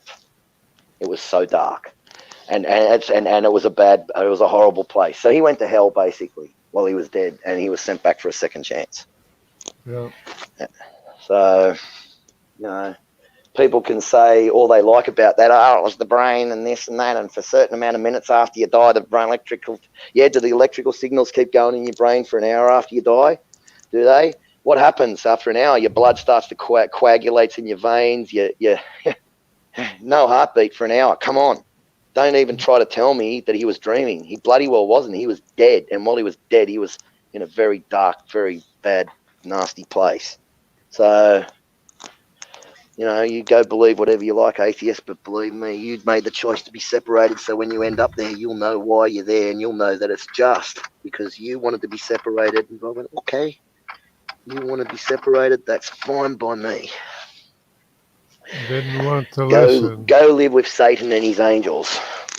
Didn't want to listen to logical, rational truth. Prefer to believe a lie, something that has no basis whatsoever.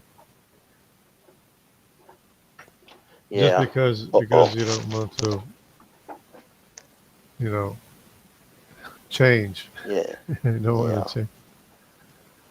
Evolutionists believe in change, but they don't want to change.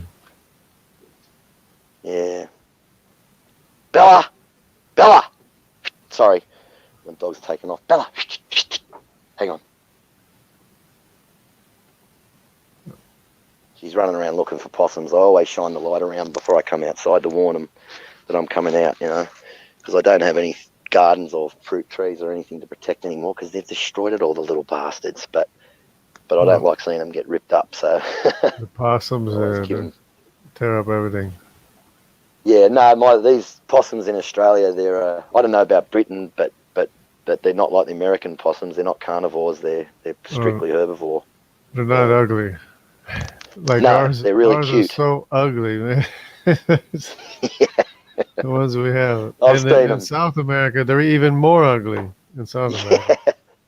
No, the ones here are really, really, really ultra cute, like little teddy bears. Like little cuddly teddy bears. Yeah. You know, they're herbivores. Yeah. Yeah, there's a possum up the tree. They try to say that the possums in South America were taken there by explorers or something. No, they walked there. They walked there on their own 2 feet because they're so different than the other possums. Yeah. Well, they went across they could have got there on floating vegetation mats. They could have walked across during the Ice Age when the land bridges were formed.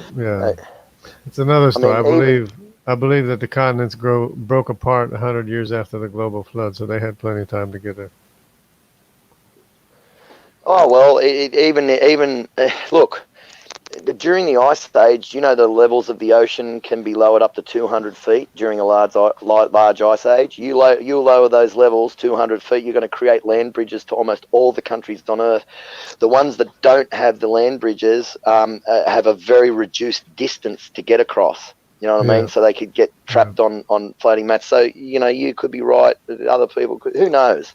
Yeah. But the reason why I go with Walt Brown on that theory is because Walt Brown made like so many predictions we couldn't even fit them in the book we wrote, all of them.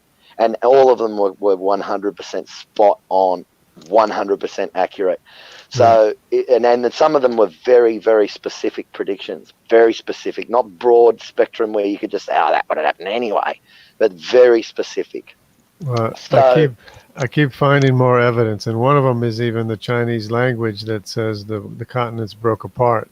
There was a break. Didn't say continents. It said division.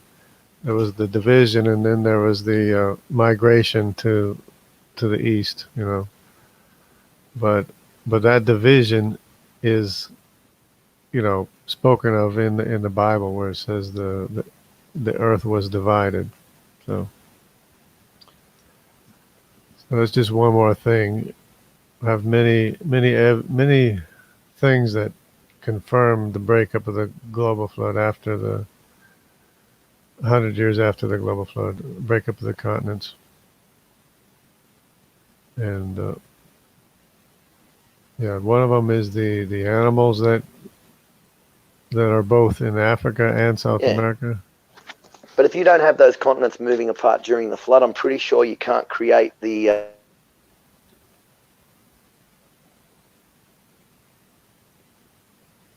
We dropped out. You still there?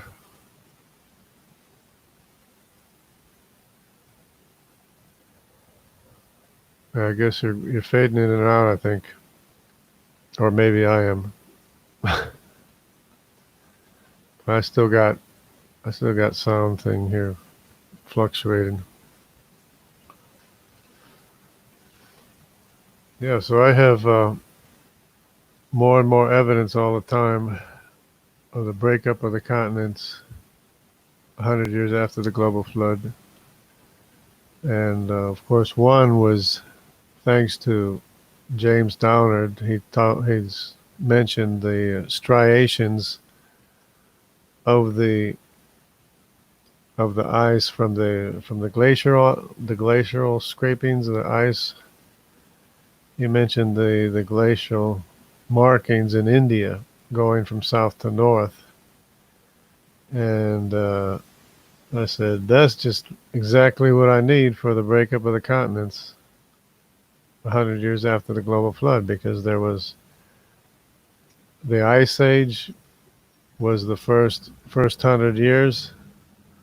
Then there was the breakup, which broke South America, Africa, Madagascar, India, Australia, and Antarctica apart. And we know what the result is today. But in the meantime, in the first 100 years, there was plenty of time for all the animals to arrive where they were going in South America. I mean, in the different places, including Madagascar, by the way, too. So, which is always a question in my mind too, is how did the animals of Madagascar get there? And that's because Madagascar, of course, was a part of that continent that broke apart 100 years after the global flood, when the Bible says the earth was divided in the days of Peleg, which means divided. And then the word Peleg came to have another meaning, and it wasn't divided in the Aramaic. So first in the Hebrew, Peleg meant divided. It actually says in the days of Peleg, the earth was divided. He was named Peleg because the earth was divided. So his name meant meant divided. Then Peleg came to mean, instead of the word divided, it came to mean as the waters flow. So after the earth was divided, the word Peleg came to mean as the water flows. So there's a whole bunch of little anecdotal evidences of the fact that the earth broke apart 100 years after the global flood, the way I believe it. One thing I always kept in mind, I kept my mind open to the idea of the continents breaking apart 100 years after the global flood, because the Bible actually says so. It doesn't say the people were divided, although after the earth was divided, it must have been a traumatic event. The lifespan was cut in half a second time of the people that were born after the days of Peleg. So it must have been a traumatic event. That's when people separated into their family groups, because where do you go when something traumatic happens? You go to your immediate family. So when people went to their immediate family, then they began speaking their own tongues, and that's when they finally started spreading out around the world. And that's when Cush went to East Africa. That's when Mitzrayim went to Egypt. And that's when Put went to the land of Phoenicia.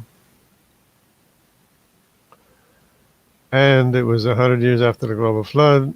The breakup had already happened between Africa and South America, so there was no Cushites that ever made it to South America. There's no A, B, or E that made it to South America. The only ones that made it to South America were people that went the other way, which was the CY chromosome went east instead of west, and they made it to the northern tip of South America, along with the Q Y chromosome, which is a Japhethite Y chromosome.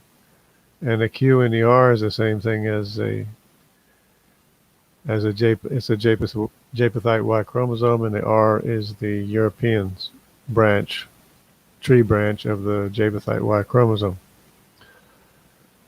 So in Europe you have, of course, there's other ones like N and other more obscure Y chromosomes, but you have mainly the R in Europe and the Q in Asia and the Americas, and you have the CY chromosome, which was probably Nimrod, because Nimrod was the son of Cush, except that Nimrod had his own kingdom in the Mesopotamian area, the land of Shinar.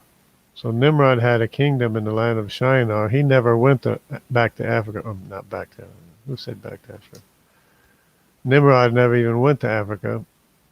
And so his descendants, instead of going west to Africa, all of his descendants migrated east, all throughout all the Pacific, all the way to Australia, all the way through the Americas, all the way down to South America.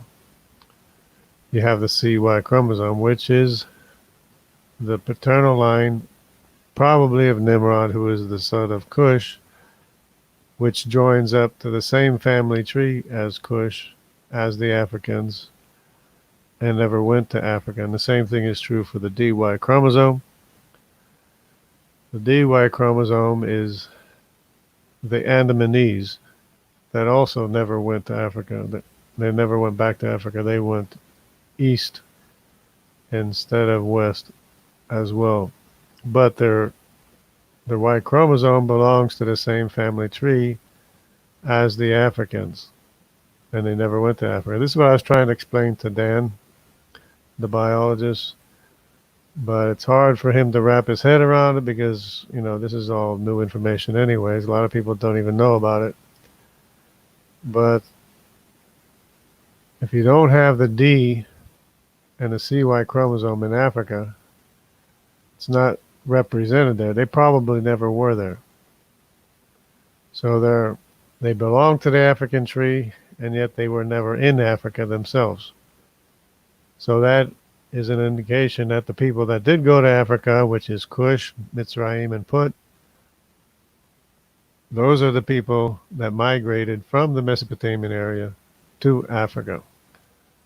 So they didn't even originate in Africa either, for that matter.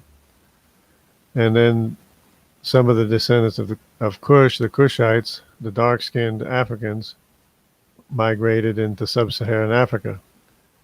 And they make up the A, B, and the E's.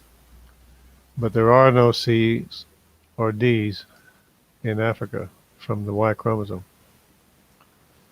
So it's really interesting, and it, of course, it supports the biblical timeline. And JJ has a caffeine drip. I don't know, health problems. Never felt it before. Jay says this is venturing into medical conditions that I'm not comfortable discussing. Yeah, I didn't do that. I'm confused. Yeah, I'm not afraid to discuss any of my medical conditions anymore. I did try to keep quiet about it because I had a semi-sensitive job, employment, but now that I'm retired, I don't need to worry about anything because I don't even have an ID to get back to the airport, get onto the airport with where I used to work, where I retired from. So I don't have to worry about any of my medical conditions long before I was employed at the airport anyway. And I served 4 years in the Army and got an honorable discharge. I have an honorable discharge from serving 4 years in the Army, and all of my friends, all of them, had their rank stripped, and none of them got an honorable discharge. They all got dishonorable discharge. Yeah. No. I'm just saying. I'm not responding to anything. I'm just saying. But anyways, it's really part of my testimony, what God has done for me. By His grace, He saved me at a time where they said I would either have to stay in Chicago and take medicine or I'd have to go back home. I said, I'll go back home to New Jersey. I'm not taking medicine. So, but then I had to figure out what was wrong with me, and I had to figure out what I had to do to get better. And it took years for me to get better, to be free of the symptoms that I had. And today, I no longer have any of the symptoms for the longest time, for a long, long time. But it took me like 4 years in the Army and 2 years before that to get over, or to be completely sure that my symptoms would never return. But anyways, it was rough.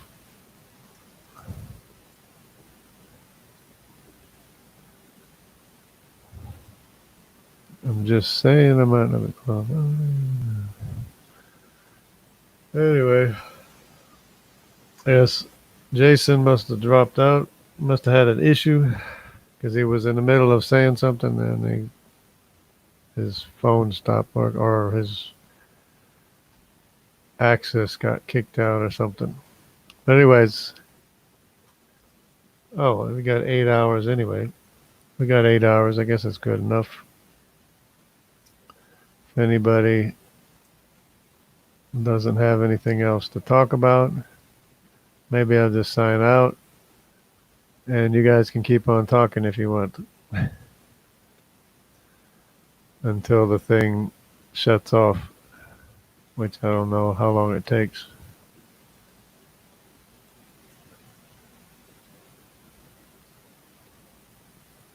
Is this a marathon? Says Slam RN.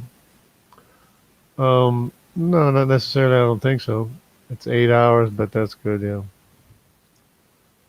Unless somebody wakes up and comes back on, which I don't think is going to happen. But it's been tonight was pretty good. Yesterday was a good night for me. I was talking to Dan, and tonight we had a lot of good discussion too. A lot of things. We actually had a dialogue with PZ Myers, believe it or not. Something brought PZ Myers over to this channel. I mean, not this channel, but Standing for Truth channel when they were having a discussion. And something brought PZ Myers over, and he was posting quite a bit, having his usual tantrums or his usual rants against creationists and, hatred for us creationists. But that was interesting. It was good to see PZ Myers because he blocks me on his channel, and I used to post, responses on his channel, and then I figured out that he wasn't even seeing my posts anymore. So he blocks me. It's a thing that they like to do. They like to call you names, make fun of you, and then block you. And then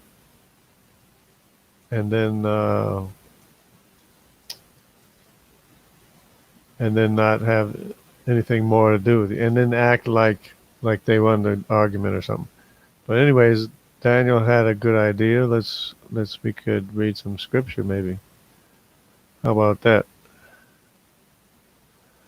So, what do we got here?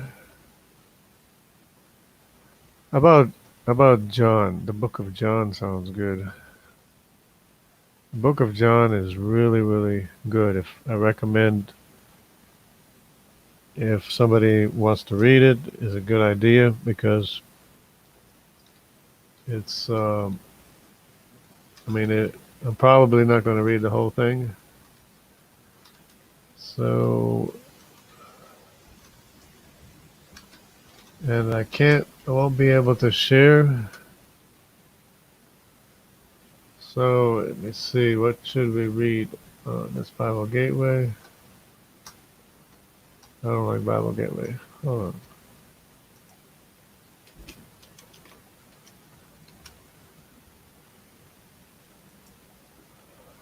Okay, what do we got here? It's probably not going to work if I screen share, right? Probably can't screen share.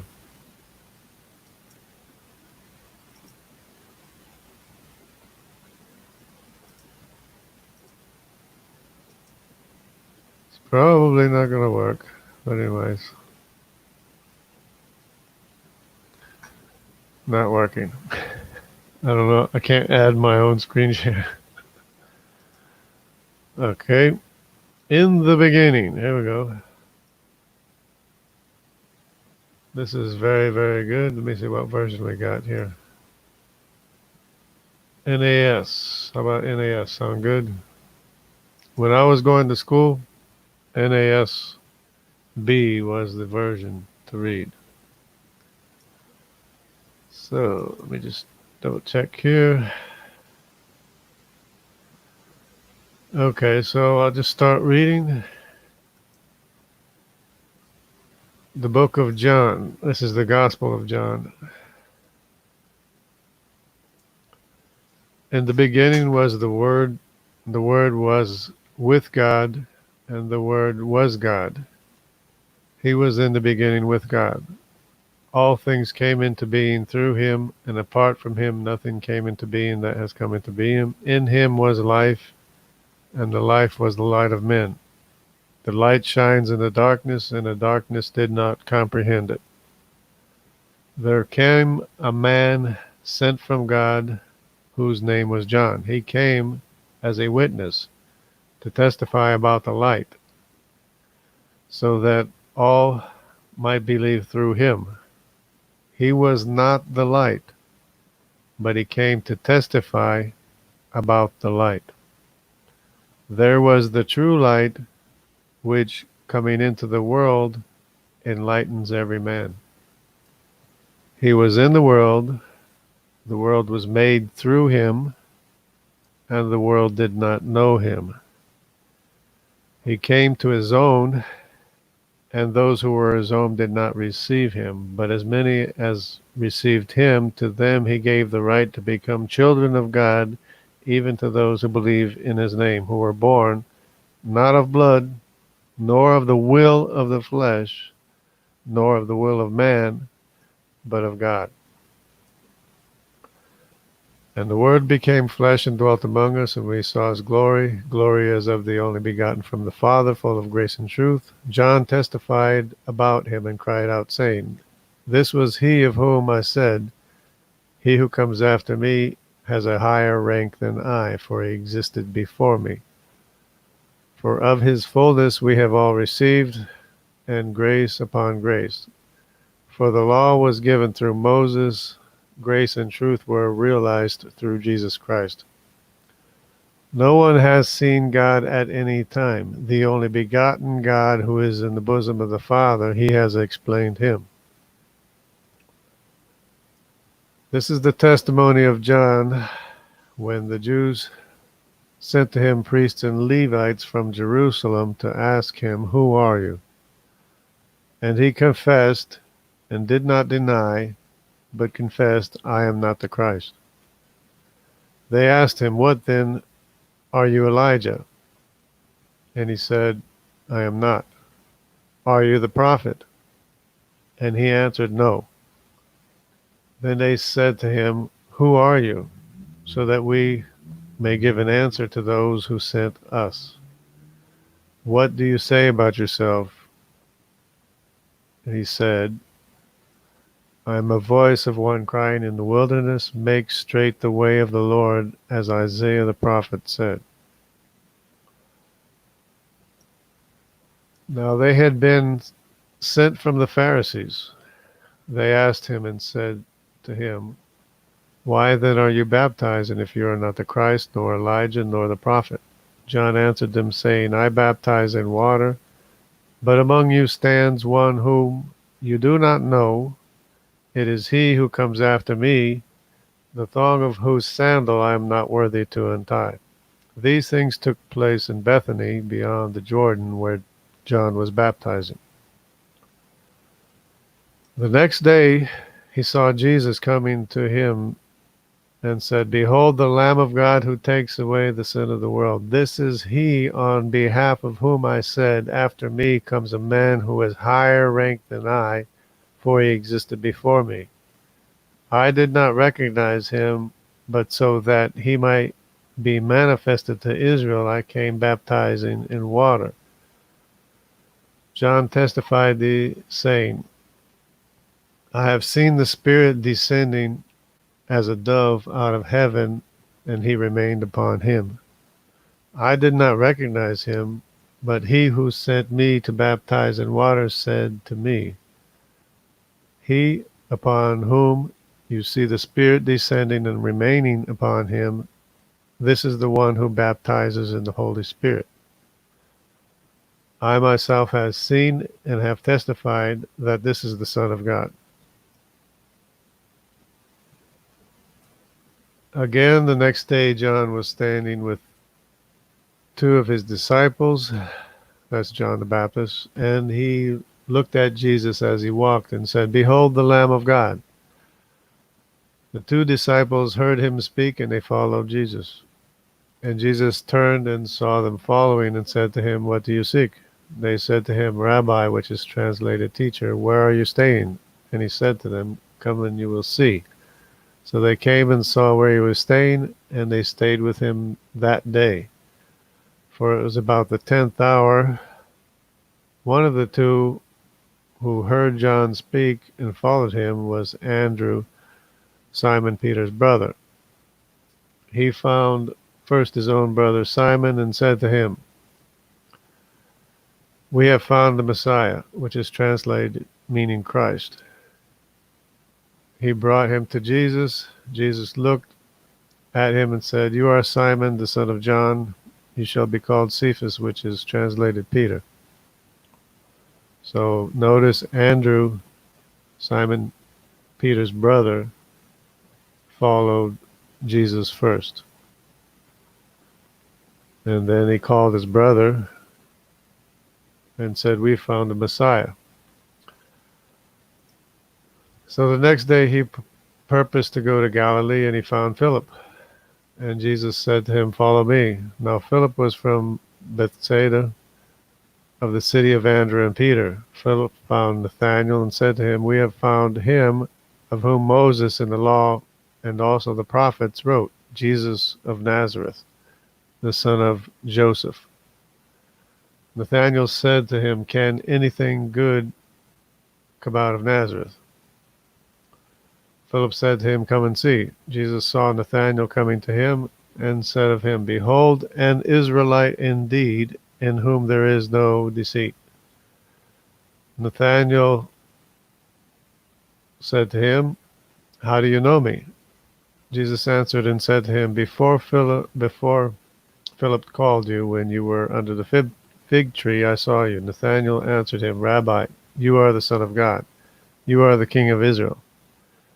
Jesus answered and said to him, which is kind of significant, "You're the Son of God. You are the King of Israel." That is very, very significant. Jesus answered and said to him, "Because I said to you, I saw you under the fig tree, do you believe? You will see greater things than these." And he said to him, "Truly, truly, I say to you, you will see the heavens opened and angels of God ascending and descending on the Son of Man." Okay, I see. I think that's pretty good, maybe. Good morning, everyone.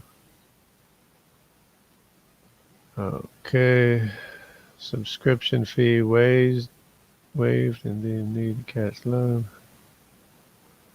Waking up to jungle reading scripture. Great thing to wake up to. It's a great thing to wake up to the hearing of the Word of God. And the Bible says, the scripture says, not to forsake the public reading of scripture.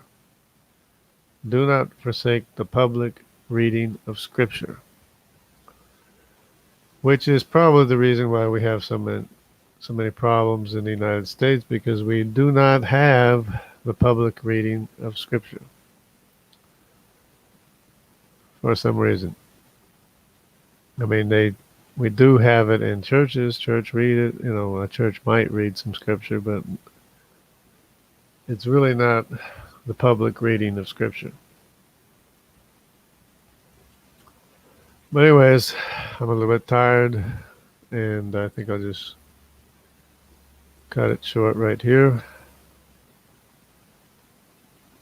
And hope everyone has a great day today.